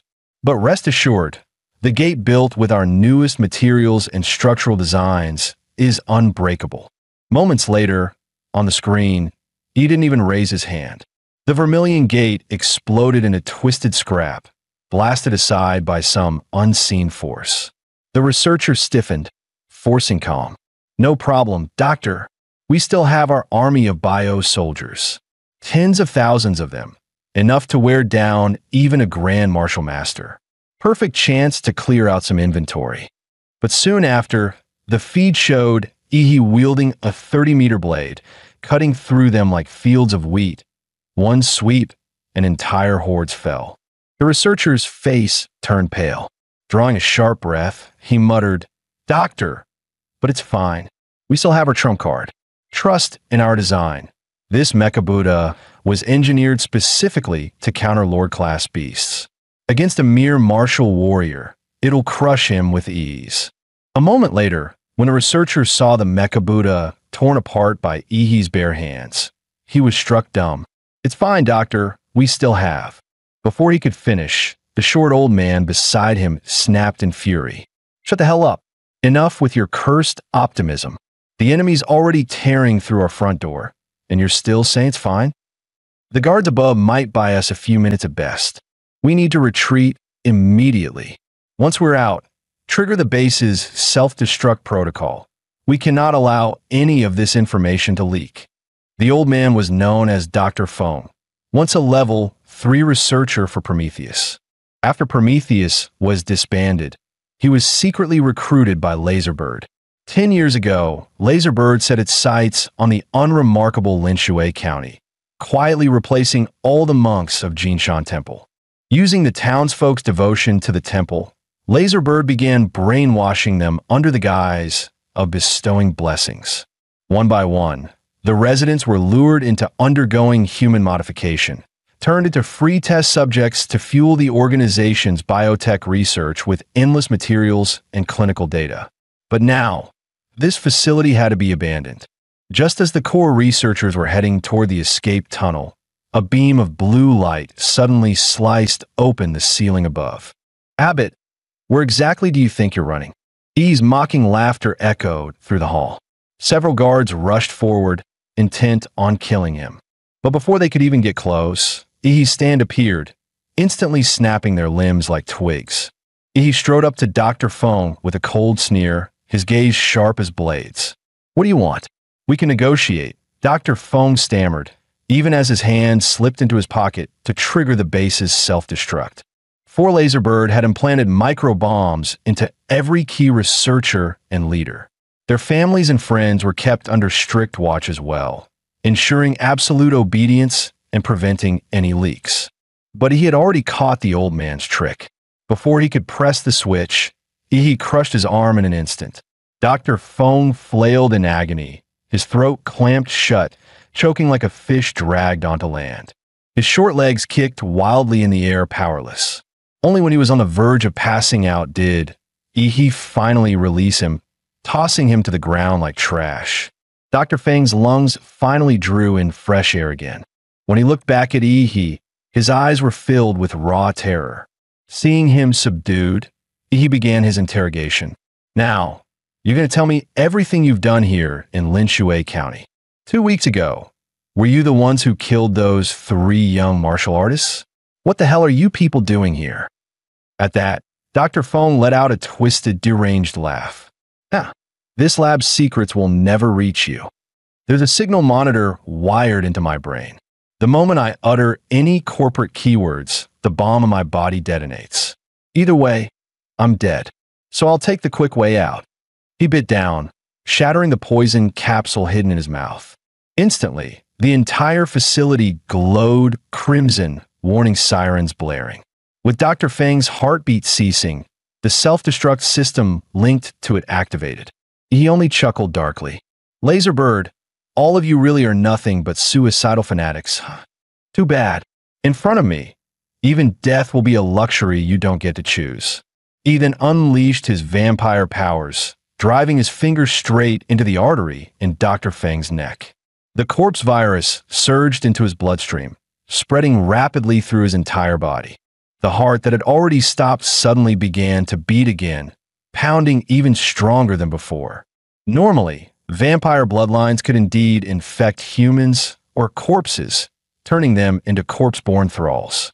But most would degrade into mindless zombies, without healing ability, losing intelligence, and rotting away, save for a rare few with innate talent. E's virus, however, had been modified with the power of the founding Titan. That power could transform ordinary humans into Titans and grant him absolute control over them. Over the past 3 months, beyond honing his martial arts, he had delved into his template powers, experimenting with their chemical-like interactions. He discovered that when combined, their effects were far greater than the sum of their parts. For instance, by fusing Titan power into the vampire virus, he could now create perfect thralls, retaining their memories and talents, immune to sunlight, gifted with powerful regeneration, and bound in both body and soul to his command. As Dr. Fang's heart restarted, the base's self-destruct sequence immediately shut down. His body surged with vitality. Thin, sparse hair thickened once more. His frail frame bulked out, transforming him into a fit, broad-shouldered man in his 40s. Overwhelmed, he dropped to his knees, unable to meet the gaze of the youth who stood before him like a god. "My lord," he nodded in satisfaction. "This is the first time I've turned someone into a thrall. Looks like the experiment was a success. From now on, you'll be called Mad Doctor. Your past is irrelevant. The only thing left for you," his eyes gleamed coldly, "is to serve me." At that moment, a psychic link formed between He and the newly made Mad Doctor. This was the authority of the founding Titan, granting He, as the progenitor, the right to enter the spiritual worlds of all his bloodline subordinates. No more wasting time on surveillance. With a single thought, He broke into the Mad Doctor's mind, rifling through his memories of Linshue County to uncover when the city had first been compromised. Through those memories, He discovered that 8 years ago, Dr. Fang's team had been dispatched to Linshue by the Laserberg Corporation. There, they secretly used the villagers as subjects in experiments with biosoldiers and mechanical constructs. But just as their research began to succeed, an insidious cult called Xinjiang Heaven infiltrated the region without anyone realizing. With bizarre methods, they subtly rewrote the perceptions of the villagers and even the research team itself. Over time, symptoms began to show: eating raw flesh, constant lethargy, worshipping clay idols, and even sleepwalking en masse. Eating raw flesh marked the first stage of corruption, physical mutation triggered by that alien will. Lethargy indicated a deeper level of spiritual distortion. Worshipping clay idols meant the mind and body had been almost completely corrupted beyond salvation. And mass sleepwalking, that was the final sign. Their souls had already become food for that twisted will.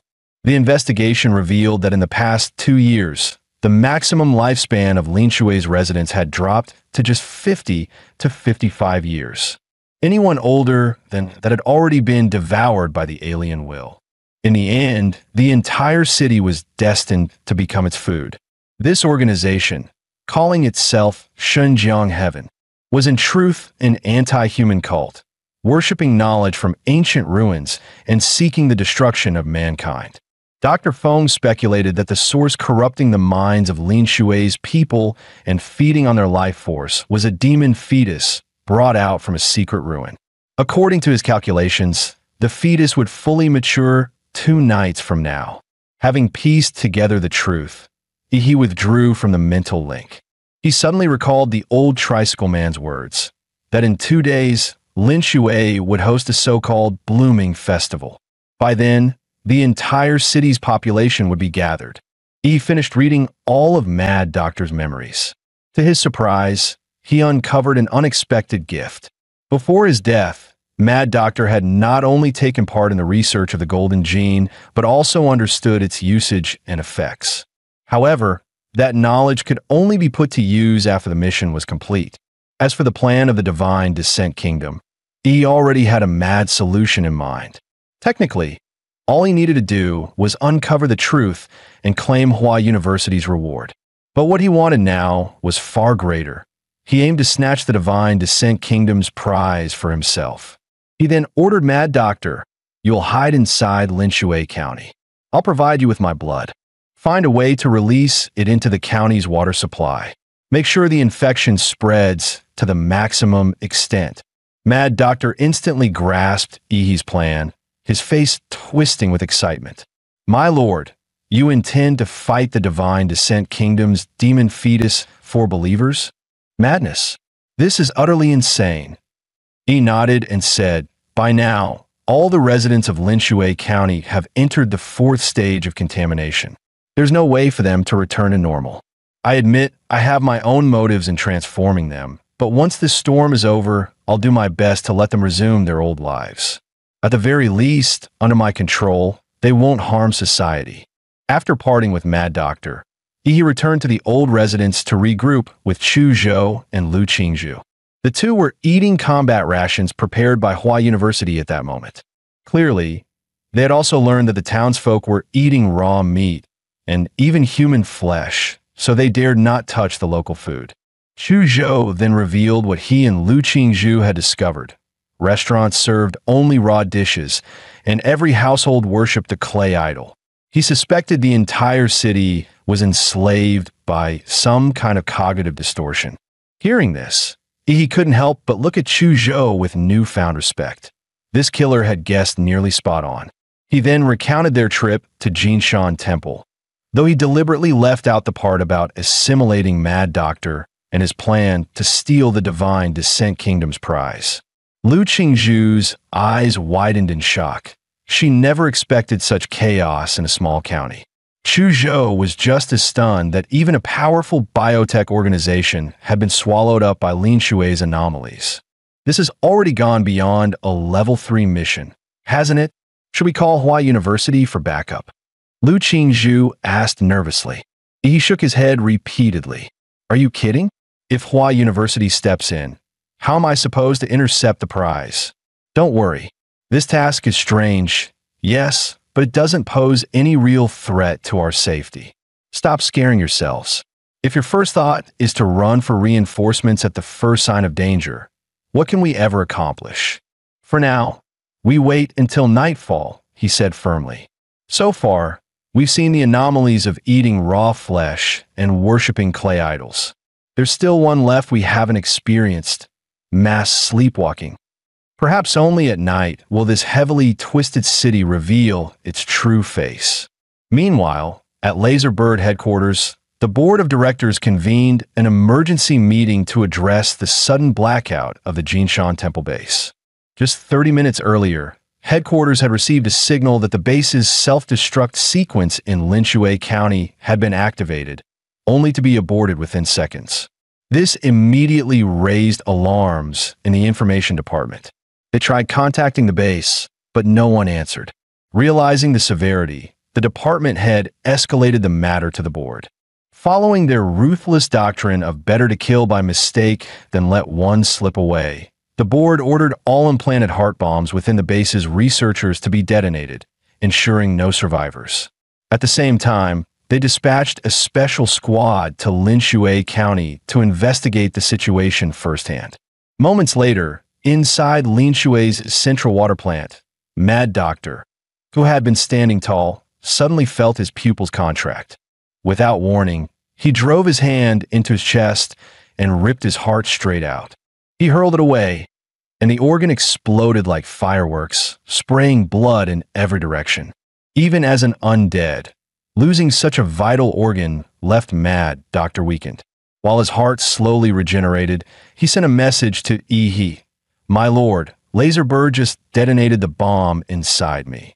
Knowing their methods, they'll send a special squad to Linshui any moment now.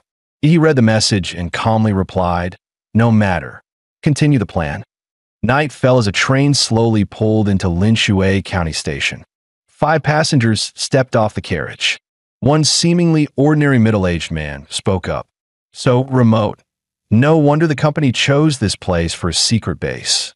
A woman dragging a suitcase with a baby in her arms replied.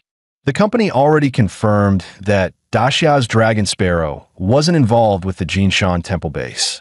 So who did it? The company has far too many enemies. The man in glasses, clearly the leader, issued his command coldly. Head to the base first. Destroy every piece of equipment and data we can. This young man, who looked no different from an ordinary programmer, was in fact the captain of Laserbird's third squad, once known across the entire underworld as the King of Assassins. Their assignments were set. Golden Snake and Bluebird would investigate the state of Linshue County. Meanwhile, the programmer Captain Black Lion, along with the pot-bellied man Catfish and the woman with the baby, White Sheep, were tasked with heading to the Jinshan Temple base. Golden Snake and Bluebird, both masters of stealth, melted into the city's shadows as they quickly gathered and organized what they saw. Silently, they slipped into a residential home. The moment they entered, a nauseating stench of rotting meat hit them. After checking, they discovered the source, a severed human head placed in the kitchen.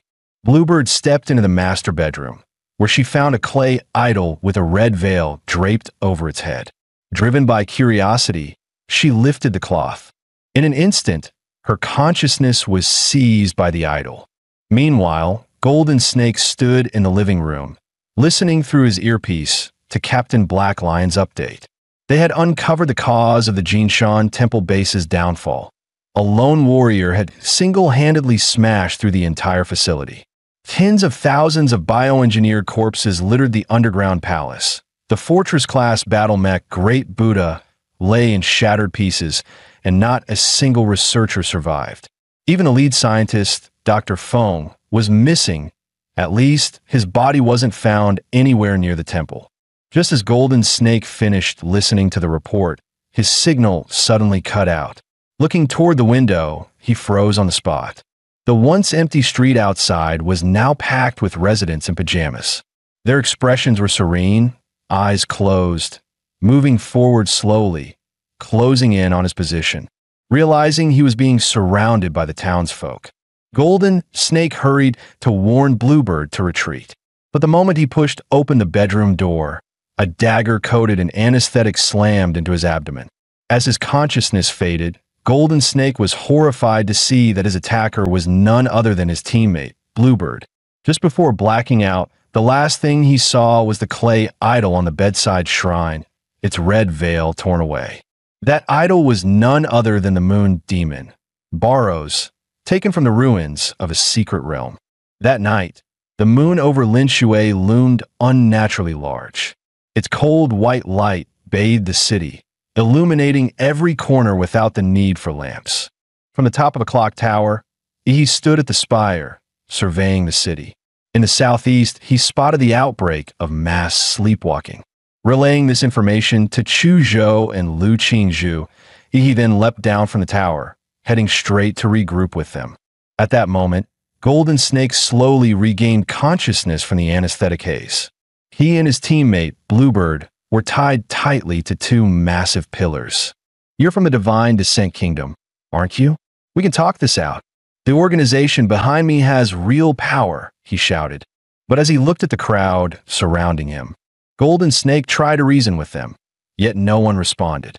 Every controlled villager wore the same eerie grin, their expressions deranged like lunatics. Just then, a deep tolling of bells rang out, as if proclaiming the descent of some presence. Instinctively, Golden Snake looked up to the sky. The clouds parted, and the moon grew even larger, so vast it seemed ready to descend upon the earth. The sleepwalking villagers now climbed upward like swarming ants, forming a colossal human ladder that reached into the heavens.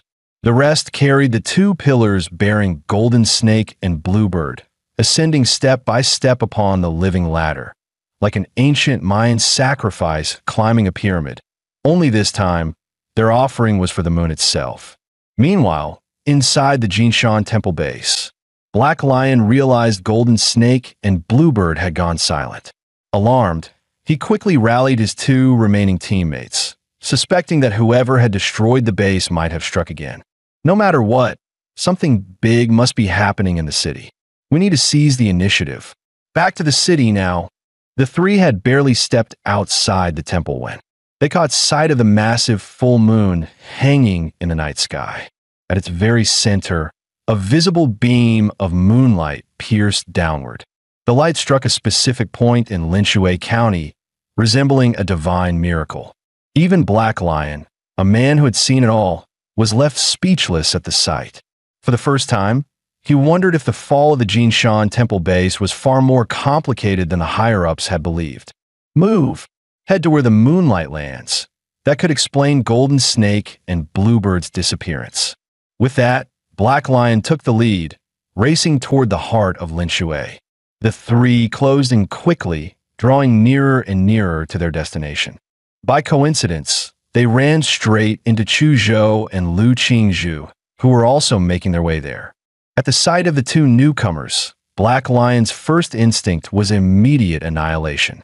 With a flick of his wrist, he hurled a dagger at lightning speed, so fast it outpaced the shriek of air it tore through. Sensing the killing intent, Lu Qingzhu instantly summoned a massive blue umbrella to shield them. A haze of azure light rippled from its surface, enveloping both her and Chu Zhou. A thunderous bang rang out as the dagger, deadlier than a heavy sniper round, clashed against the umbrella. The seemingly delicate weapon quivered once, then deflected the blade outright. The rebounded dagger tore through two entire buildings before finally losing its momentum. Black Lion was stunned. He never imagined a mere martial artist could possess such a treasure-level magi weapon. Lowering the umbrella, Lu Qingzhu fixed him with a wary gaze. She demanded coldly, "Who are you? And why did you attack us?" Black Lion sneered at her words. "Judging by your clothes, you're not locals. So you're the vermin who destroyed the Jinshan temple base." With his ambush failed, Black Lion knew his team of three was now fully exposed. 3 seconds, crush these pests, he barked. On command, Catfish and White Sheep lunged straight at Lu Qingzhu and Chu Zhou. Lu Qingzhu and Chu Zhou pressed back to back, forming a tight defensive stance. Catfish seized Lu Qingzhu's defensive magi weapon with brute force, his greedy eyes flashing as he licked his lips. "Huh, such a rare treasure. Shame to waste it by killing you. But don't worry, your corpse will do just fine. I'll savor it, ha ha ha." The sheer strength in his grip made Lu Qingzhu's arms go numb. She shouted angrily, "Get off me, freak." At that moment, Chu Zhou unleashed his full power. "Ice wall," he roared. A massive frozen barricade erupted from the ground, surging toward Black Lion and his squad. Chu Zhou knew full well that such a wide-area attack wouldn't deal much damage. But that wasn't the point. His real aim was to create enough noise to call heed to them. That earlier strike, silent yet carrying boundless killing intent, would have left Chu Zhou's corpse on the street had it not been for Lu Qingzhu's defensive magi weapon. A seasoned veteran, Black Lion instantly recognized Chu Zhou's ploy. Not good, he thought. He's calling for reinforcements. Unleashing the full pressure of a grand warrior, he shattered the incoming ice wall with a single gesture. Chu Zhou was stunned. My ice wall, broken so easily? Neither he nor Lu Qingzhu was foolish enough to clash head-on. In a flash, Chu Zhou tossed several of Hua University's custom smoke bombs. These three were clearly at least high-ranking warriors. Direct combat was suicide. Retreat. The two exchanged a glance, quick, decisive, and immediately fell back. But the very next second, Black Lion had already circled behind them.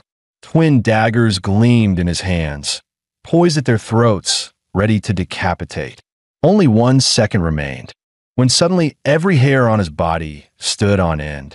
Another presence had entered the field. Boom! A massive horse-slaying blade slammed down from above, embedding itself in the ground before him. Black Lion flinched, stepping back. "Tisich, that was close." He glared up. "Who are you?" "One of their allies." He grinned. "I'm the one here to take your life." Ah, bold words. Assassination art. Phantom 12 forms. In a blur, Black Lion split into 12 afterimages, all surging at Ihi as he roared, "Die, brat!" Zawarudo. Time froze. The domain of stasis unfolded, and the 24 blades slowed, slower and slower, until they hung motionless in the air. A Grand Martial Master's body, reinforced by battle aura, could withstand even tank shells without breaking skin. Yet even they could still be killed. Black Lion's assassination technique, the Phantom Split, was indeed formidable. He couldn't tell which was the true body, but he didn't need to. Black Lion, real name long forgotten, plain in appearance, yet once the unrivaled king of assassins. One by one, his phantom doubles were shattered by Ihi's fists, and his true form was forced into the open. Time Stop was Ihi's ultimate ambush. Once unleashed, the enemy must die. No one could ever be allowed to glimpse this terrifying ability. With his vampiric bloodline talent, he accelerated blood 1,000-fold, transforming it into high-pressure crimson jets, infused with the killing aura he had mastered. Killing art, heart-piercing blood fong. Time resumed. The so-called king of assassins, Black Lion, perished in an instant, his end abrupt and unceremonious. His final thought was disbelief. How had he appeared before him in a single breath? He sees Black Lion's corpse, his fingers speared into the throat as he sneered, the body's best used warm. Your blood will help me break through from disciple to true warrior. Licking the blood from his hand, he muttered in satisfaction, not bad. This one had some value. I've already advanced to warrior stage 8. The battlefield fell silent. No matter how battle-hardened catfish and white sheep were, their minds went blank at the sight of their captain's sudden death. What the hell just happened? The captain, killed by that brat in an instant? This is insane. To leap 2 entire martial realms and kill the foe. It should have been impossible, even with a powerful artifact. A warrior simply lacks the aura to sustain such a weapon. Yet, he had done it. Worse, he drained the captain's blood dry. This thing isn't human. It's a monster. He stared at them coldly. It's not over yet. Now, let me show you something interesting. Flesh prison. Blood fiend puppet. From beneath his feet, his shadow boiled with black-red miasma. A massive, translucent hand of blood and darkness crawled forth from the abyss. As the phantom fully emerged, catfish and white sheep recoiled in horror. The figure looked exactly like their captain, drained to a husk just moments ago. Damn it, what kind of monsters are these? Each one's worse than the last. Is that really just a warrior? White sheep muttered through gritted teeth. Then she said firmly, "Leave it to me." Her face hardened as she hurled the baby in her arms into the air. Before their eyes, the infant began to grow at terrifying speed, transforming in seconds into a 3-meter-tall, muscle-bound monstrosity. My treasure stopped them. "Quick, retreat," she cried, as she and Catfish fled in panic. "Chuzhou, Qingzhu, work with my shadow puppet. Take down that bioengineered beast. I'll go hunt down those 2 warriors." With that, Eve vanished from the battlefield in an instant. Chuzhou wasted no time. He unleashed his bloodline awakening, Ice Demon Dragon. The muscle monstrosity let out a furious roar. Its black muscles bulged, glowing with sinister red light, and a blazing palm strike, radiating scorching heat, came crashing down toward Chuzhou. Chuzhou responded with his profound martial art, Xianwang technique, Ice Soaring Dragon Shadow. Frost gathered on the lone cold sword, forming a dragon-shaped phantom. With a single slash, a tidal wave of icy currents surged forth, shaping into a ferocious dragon head that swallowed the bio-enhanced brute whole. The muscle monstrosity roared again, its black flesh glowing brighter with crimson light. Its burning heat clashed head-on with a freezing torrent, sending vast clouds of steam billowing into the air. Yet hidden within the icy surge was a far deadlier strike. Taste my blade. A sword edge concealed within the icy dragon shadow suddenly cut toward the creature's throat. Startled, the muscle monstrosity jerked its head aside, narrowly evading the strike. Yet half of its face was still frozen solid, then shattered, revealing the alloy skull beneath. Chuzhou hadn't expected a creature of such massive size to react so swiftly. So this is what a bioengineered human truly is. Such speed. But Chuzhou wasn't fighting alone. The blood fiend Shadow, lying in wait, suddenly lunged forward, splitting into 12 crimson phantoms midair. Their blood-forged blades whipped into a dense storm of slashes, tearing through the bio-brute skin that was as tough as a martial master's defense. In moments, its flesh was flayed open, layer after layer. Even with its formidable regeneration, the wounds came faster than it could heal, leaving the bio-enhanced monster drenched in blood like a grotesque gourd. At the same time, Lu Qingzhu had finished gathering her power. From her back, massive violet wings spread wide. She stood aloft like a goddess, as countless violet-black feathers converged in her palms, compressing into a sphere of smoldering ash. When the ash sphere expanded to 5 meters in diameter, it suddenly ignited, blazing into a violet sun. Genetic art. Purple nether sunflame. At that instant, Chu Zhou's ice bound the brute's legs, while the blood fiend's Shadow locked it from the front, pinning it in place. From high above, Lu Qingzhu hurled down the violet sun in her hands. Boom! A thunderous explosion shook the city as a colossal pillar of fire erupted skyward. Its searing brilliance outshone even the frigid moonlight.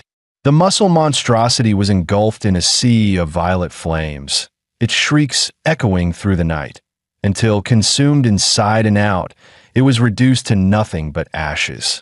The city fell into a deathly silence once more.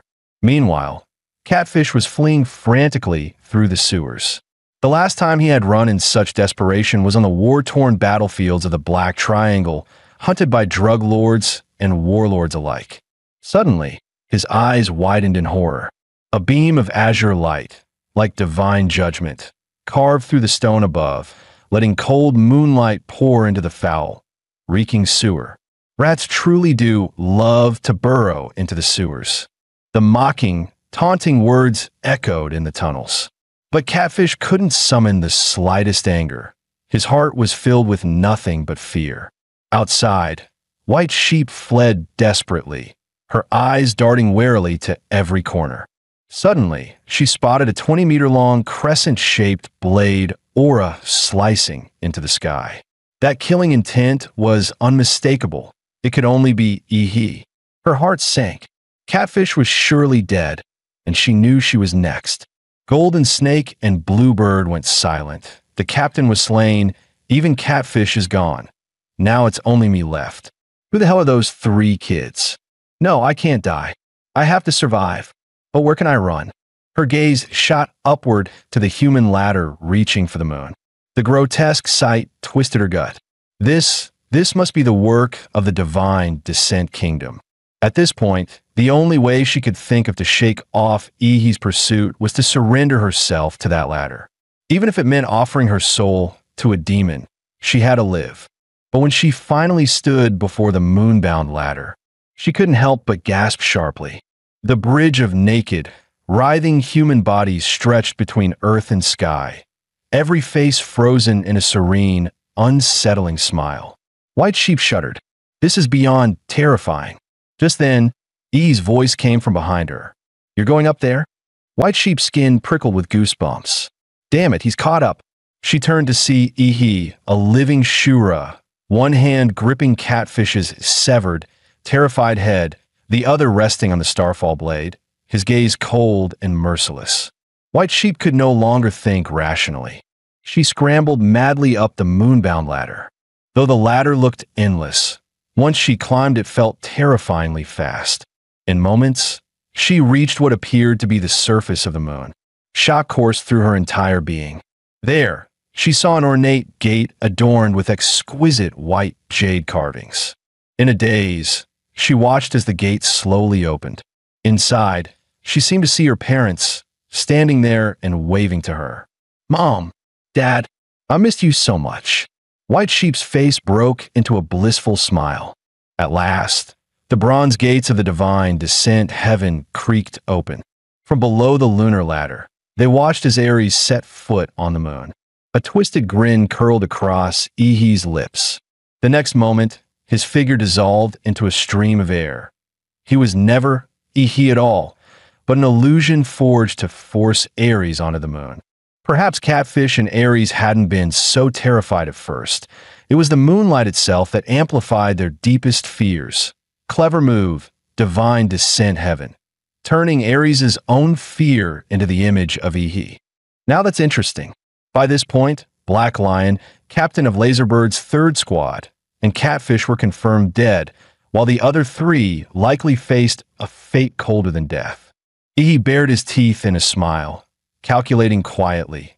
Tomorrow, divine descent heaven's people would arrive. With Laserbird losing both a base and an entire squad, chances were high they'd hold their forces back. And oh, more distractions. After all this setup, the grand show was finally about to begin to eye in his pupils. Atomic blue flames ignited. As dawn approached, the massive moon finally began to drift reluctantly away from the earth. The pillar of light cast from its surface slowly faded. The people of Linshue County, who had formed the lunar ladder, descended one by one. Without the moonlight, their withered, lifeless skins swelled back to normal, as if vitality had returned. But it was nothing more than a facade. Their stolen life force was gone forever. Eyes still closed, they wore peaceful expressions as they walked back to their homes, as though nothing had ever happened. From a distance, Ihi and his companions silently observed the eerie scene. Lu Qingzhu voiced her concern. Ihi, this mission is far stranger than we imagined. Are you sure you still want to push forward? Ihi remained calm. Relax, I've got this. Besides, it's not just the three of us, we have a powerful ally helping us from the shadows. He simply doesn't wish to show himself. An ally. Chuzhou nodded thoughtfully, eye in his eyes. He could never have been from an ordinary family as the records claimed. Among warriors, bloodlines made all the difference.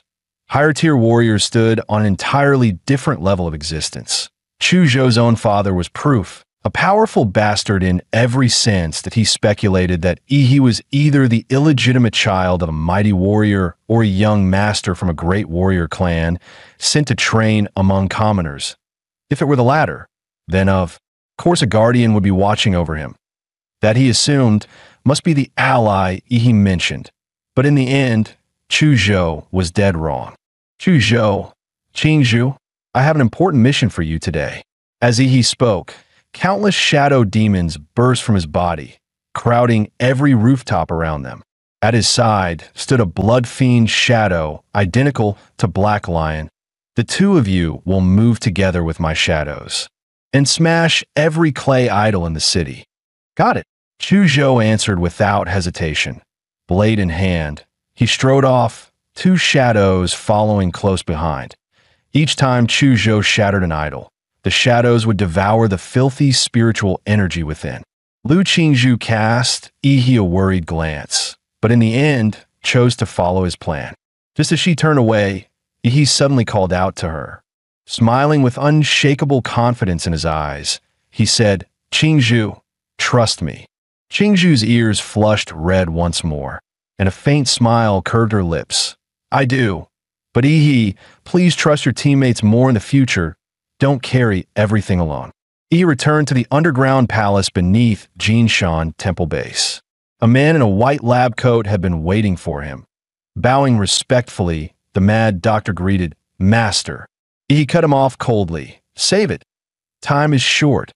We need to prepare for battle. His gaze fell on the pit filled with a mountain of cyborg corpses, the handiwork of his own slaughter. Once he had cast them into death's abyss. Now, he intended to grant them rebirth. Good. The numbers are enough.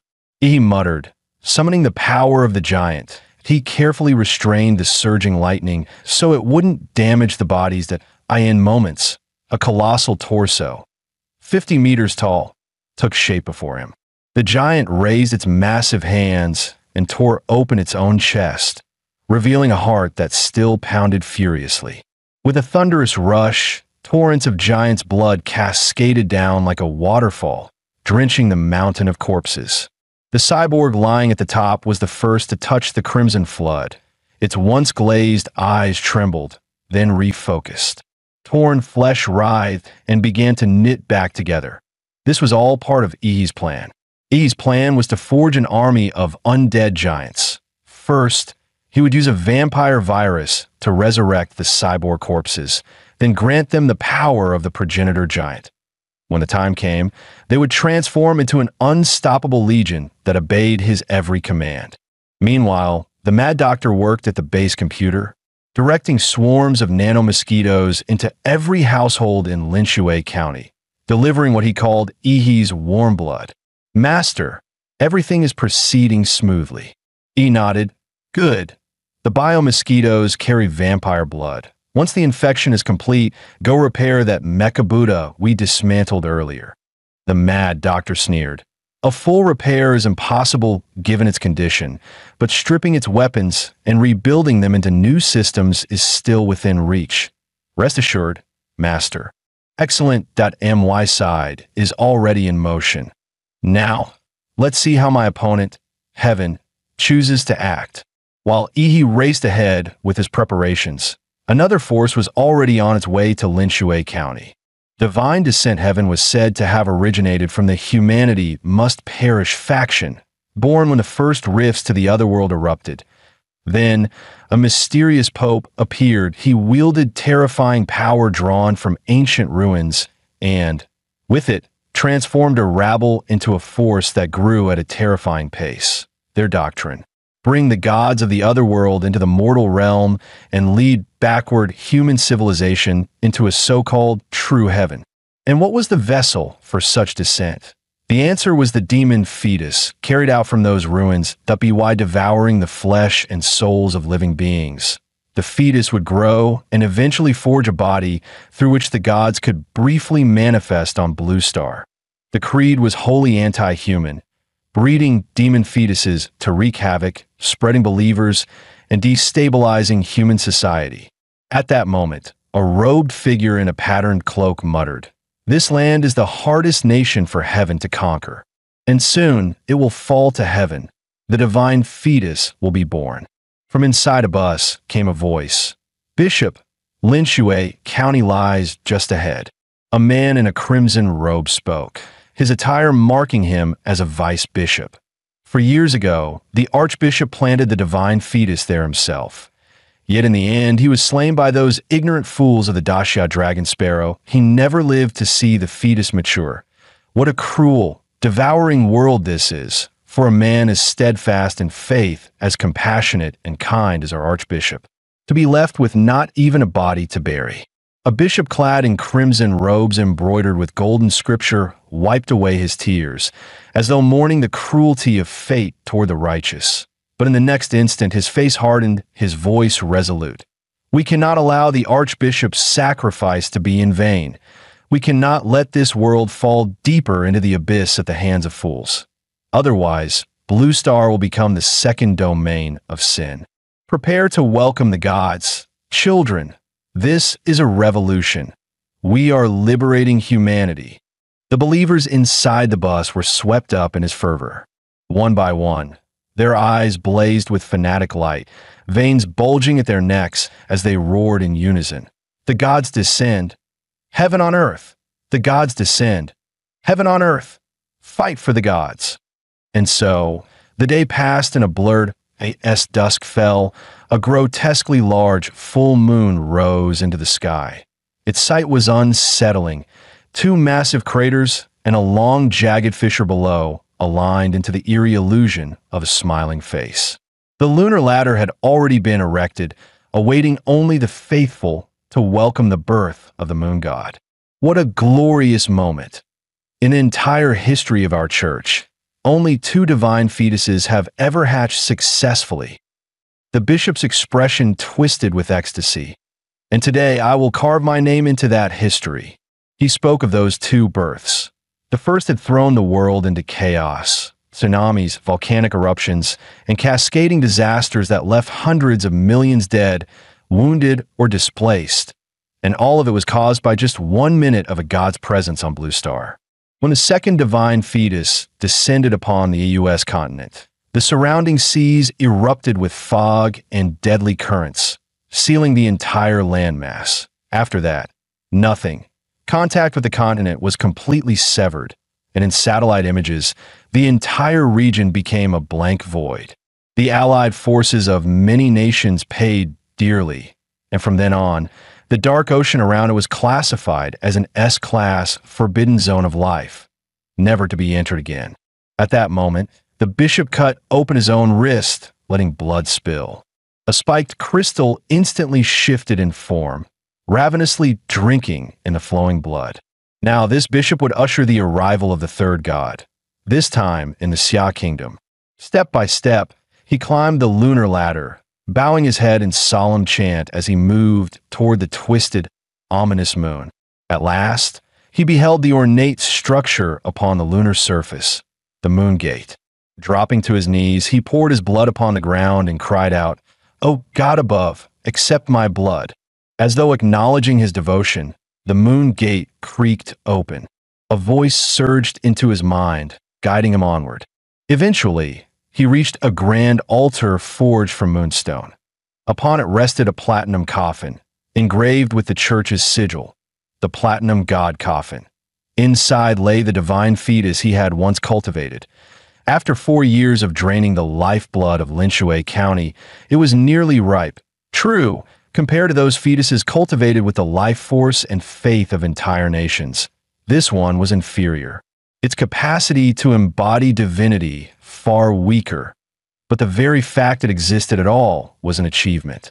The bishop carefully lifted the coffin, surprised at how unnaturally light it was. Still, he bent low, feigning a heavy burden as he staggered forward, perhaps believing the act itself carried greater ritual weight. Beneath the lunar ladder, the congregation craned their necks, finally catching sight of the bishop carrying the coffin. His back was bent as though crushed by its weight, sweat streaming down his face. Yet he pressed forward, chanting devoutly with every step. The believers gazed on with boundless reverence, for to them, he was a father. The crowd parted, allowing the bishop to enter the center of the formation and set down the coffin. "Children, let us begin welcoming the god." He lifted his voice to the heavens. "O great moon, O nightmare god of the dreamscape, your most faithful servant calls once more. Grant me leave to summon your soul. Moon Nightmare Baros." And then, including the bishop himself, from every single resident of Linshui County, white spirit forms drifted out of their bodies. These phantoms carried the weight of human faith. The sight was not majestic, but grotesque to the extreme. Hundreds of thousands of spirits surged together into a white tide, streaming toward the coffin. At that instant, a beast's roar split the air like thunder, carrying a sovereign's dominance, as though heralding a signal. Almost half of the white tide suddenly turned blue, some entirely, some half blue, others speckled with cobalt blotches. The bishop reeled in shock. What is happening? The pure white spirits have turned blue. That roar, it polluted them. Impossible! How could the divine fetus's spirits be tainted by some unknown roar? Who is meddling in the shadows? The bishop's heart sank. Yet one truth was undeniable. Their faith in the moon nightmare had been defiled. The believers were worshiping another king. No, the ritual can't be undone. These corrupted blue spirits are trying to contaminate the divine fetus. The congregation of divine descent heaven stood frozen, their minds blank for an instant, a wave of humiliation crashing over them, as if their devotion had been violated. At that moment, Ihi's figure emerged silently behind the bishop. "Kept you waiting, bishop." The bishop spun around, horrified. "Who are you?" Blue lights surged in Ihi's eyes as he answered coldly. "Given the state of things, you still can't tell who I am?" As Ihi drew his blade, he slowly closed his eyes. In his mind, a new vision opened, colorless, yet woven with countless lines, sketching the outlines of bodies and their organs. That on the bishop's throat, one crimson line blazed brighter than all the rest. He had found it. The killing line. Azura 3 blades, second strike, killing stance, slaughtering moon. The Chinyun blade erupted in a flood of blood-red light as overwhelming killing intent surged into it. In that moment, the Starfall blade became a river of blood, forged from the wailing souls of the dead. radiating sheer terror. Even the twisted moon above was split in half by that strike. Dong! A massive bell crashed down.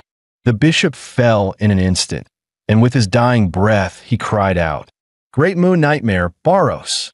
He scoffed inwardly, pathetic.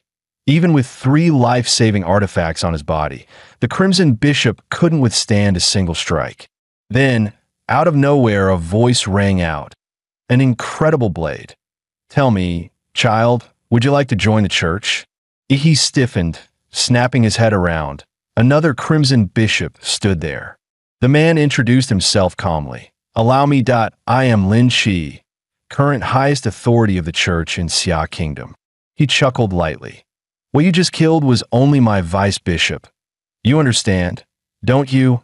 Ours is a dangerous profession. Having subordinates pose as superiors is only logical. Wouldn't you agree?" E's eyes narrowed. "Old schemer, a decoy." Huh? His gaze sharpened, and without hesitation, he chose to withdraw from the battlefield. But Lin Shi's mocking voice pursued him. "This is sacred ground for welcoming the gods. You can't just come and go as you please." Lin Shi thrust out his palm, and he felt his body suddenly sink. The moment he tried to take flight, an invisible force bound him tight, dragging him down. Telekinesis. To He, whose mental power was razor sharp, it was clear this was pure spiritual energy. That if that was the case, then only spiritual energy could break it. Zawarudo. A golden-armored fiend emerged from behind Ihi, tearing apart the massive hand of psychic force. Lin Shi's pupils shrank, shock flashing across his face. "That figure behind you, don't tell me you've trained in divine arts as well." Perhaps because of his towering spiritual power and constant exposure to divine echoes, Lin Shi was actually able to see Zawarudo. He spat a curse. "Divine arts, my ass. The only reason I wanted to leave was to avoid fighting next to that damn coffin. Did you really think I was afraid of you?" With a feral grin, he launched his fist. In an instant, blue lightning burst forth, and pillar-thick bones sprouted from his arm. Muscle fibers locked together like steel girders, sparks racing along the growing frame. With a single strike, a roaring, flesh-forged dragon exploded outward. In a blaze of light and flame, the dragon's maw crashed toward Lin Shi's stunned face. Lin Shi only sneered. "Such abominations, they won't harm me." Boom! A thunderous explosion shook the ground as Lin Shi was blasted away. But it wasn't over. The flesh dragon barreled forward with unstoppable force, slamming him relentlessly. It drove him straight through a fortified building, like a bullet train at full speed, shattering the entire structure in an instant. The exposed muscle fibers stretched for hundreds of meters, dragging Lin Shi as they tore through countless buildings with blinding speed. The world spun violently. When Lin Shi regained his senses, he was already pinned beneath the raging flesh dragon. Without the psychic barrier shielding his body, he would have been crushed to dust. His ornate robes were reduced to rags. His veins burst under the strain of overdrawn mental power, blood pouring from his organs until his whole body looked like a man made of gore. He nearly blacked out. Yet in the very next second, his wounds began to heal. "I told you, you can't hurt me. I am chosen by the gods." E's face darkened. As expected, zealots of the cult were damn near impossible to kill. This was trouble. Gods descend, heaven on earth. Gods descend, heaven on earth. All around, the frenzied cultists chanted in unison, but he glanced at them and sneered. "Almost forgot about you lot. We are justice," they screamed, bloodshot eyes blazing, each drawing a silver dagger. In the next heartbeat, every blade plunged into its wielder's throat.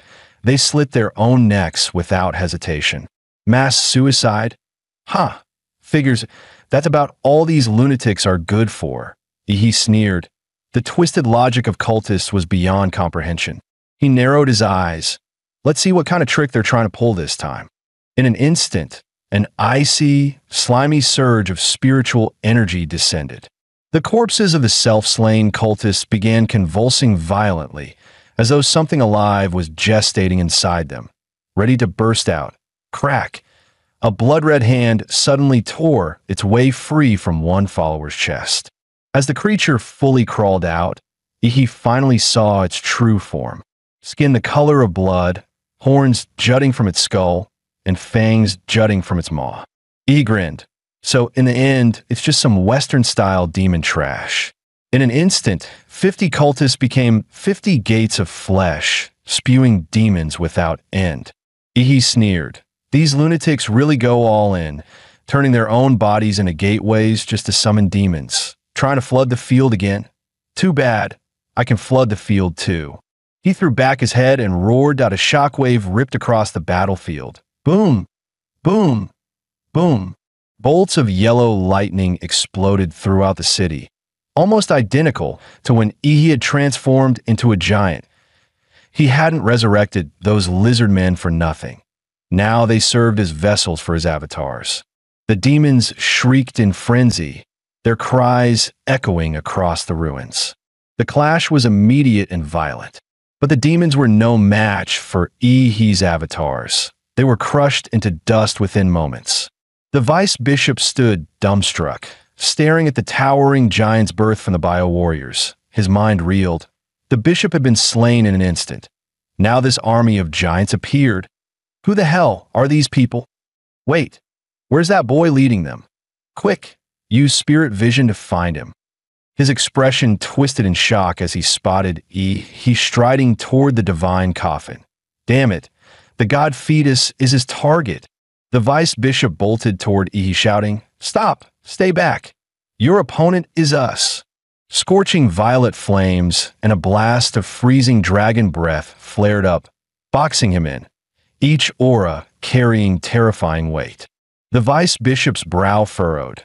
These foes were clearly prepared, from the sudden decapitation strike to their giants crushing the demon horde, and now this pincer on himself.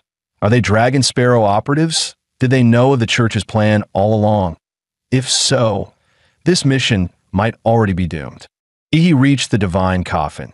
Even at arm's length, a chill surged out that felt cold enough to freeze his very soul. The presence within radiated searing hostility toward him. Understandable. After all, he'd pretty much entered this so-called god. A system panel flickered before his eyes. Special energy acquired.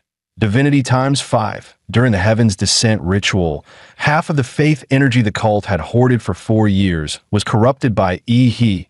That tainted faith was used by the god fetus to build a body for the moon nightmare in the mortal realm. Yet in the process, part of its divine power had been stolen by Ihi himself. So that's how it is, but truth be told, Ihi never considered the Heaven's Descent zealots worth his attention. They were weaklings, cannon fodder at best. His true enemy had always been the deity tied to the moon in dreams. Yet even stripped of divine power, even a malnourished premature wretch, this god should have awakened by now. Why are you still hiding in the coffin? Fine then, I'll pry the lid off myself. With a single thought, he blew the lid of the divine coffin open. The next moment, his pupils shrank. Empty. The coffin was completely empty. What the hell? Nothing inside. Calling yourself a god and still skulking in the shadows? He tightened his grip on the starfall blade, every muscle tense. A suffocating stillness hung over the battlefield. The roars of giants and demons alike had vanished. The clash of Chuzhou, Lu Qingzhu, and the vice bishop had gone silent. It was as if the entire world had muted itself, leaving only Ihi. Then a voice echoed out of the void. Ihituda, don't tell me. You've forgotten your true master? The moon. It's an illusion? Ihi narrowed his eyes. That familiar sensation meant he'd been entranced. When exactly had he been pushed into that dream? Lin Chi's voice slid into his ear, cold and amused. Guess when you fell asleep, will you? Outside, the vice bishop barely summoned a hulking demon, using it to pin Chuzhou and Lu Qingzhu in place.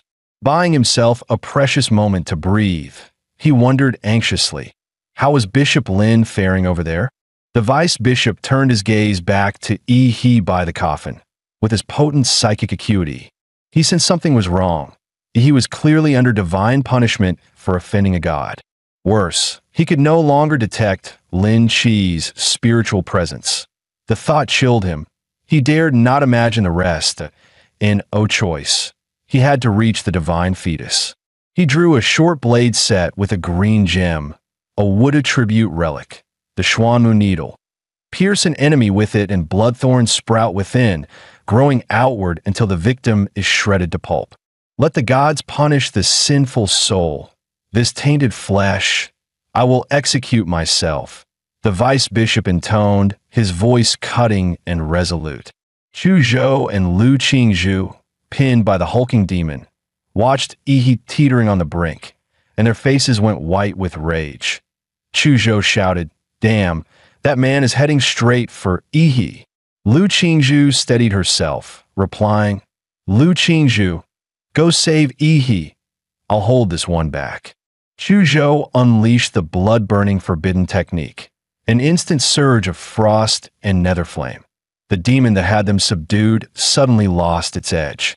Freezing such a behemoth took almost every ounce of Chu Zhou's martial energy. "Don't hesitate. Our lives aren't worth as much as Yi's," Chu Zhou barked. Lu Qingzhu stopped hesitating. Wings unfurling, she rocketed off to intercept the vice bishop. She murmured, "I know. Chu Zhou, please don't die." But the tide turned. Chu Zhou couldn't hold the beast forever. Boom! The unquenchable hellfire vaporized the ice. The 5-meter horned demon shattered its bonds and reared up. It glared down at Chu Zhou with eyes that spewed flame. Hellfire coalesced into a war axe in its grasp. The limb that swung, it was thicker than Chu Zhou's whole arm. Then it came down with brutal force. Chu Zhou's legs had already been badly burned earlier trying to reach the demon. There was no way to dodge that he braced to take it head on.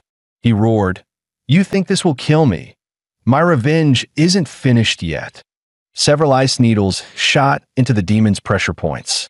He declared, "A powerful bloodline from Huadu runs through my veins.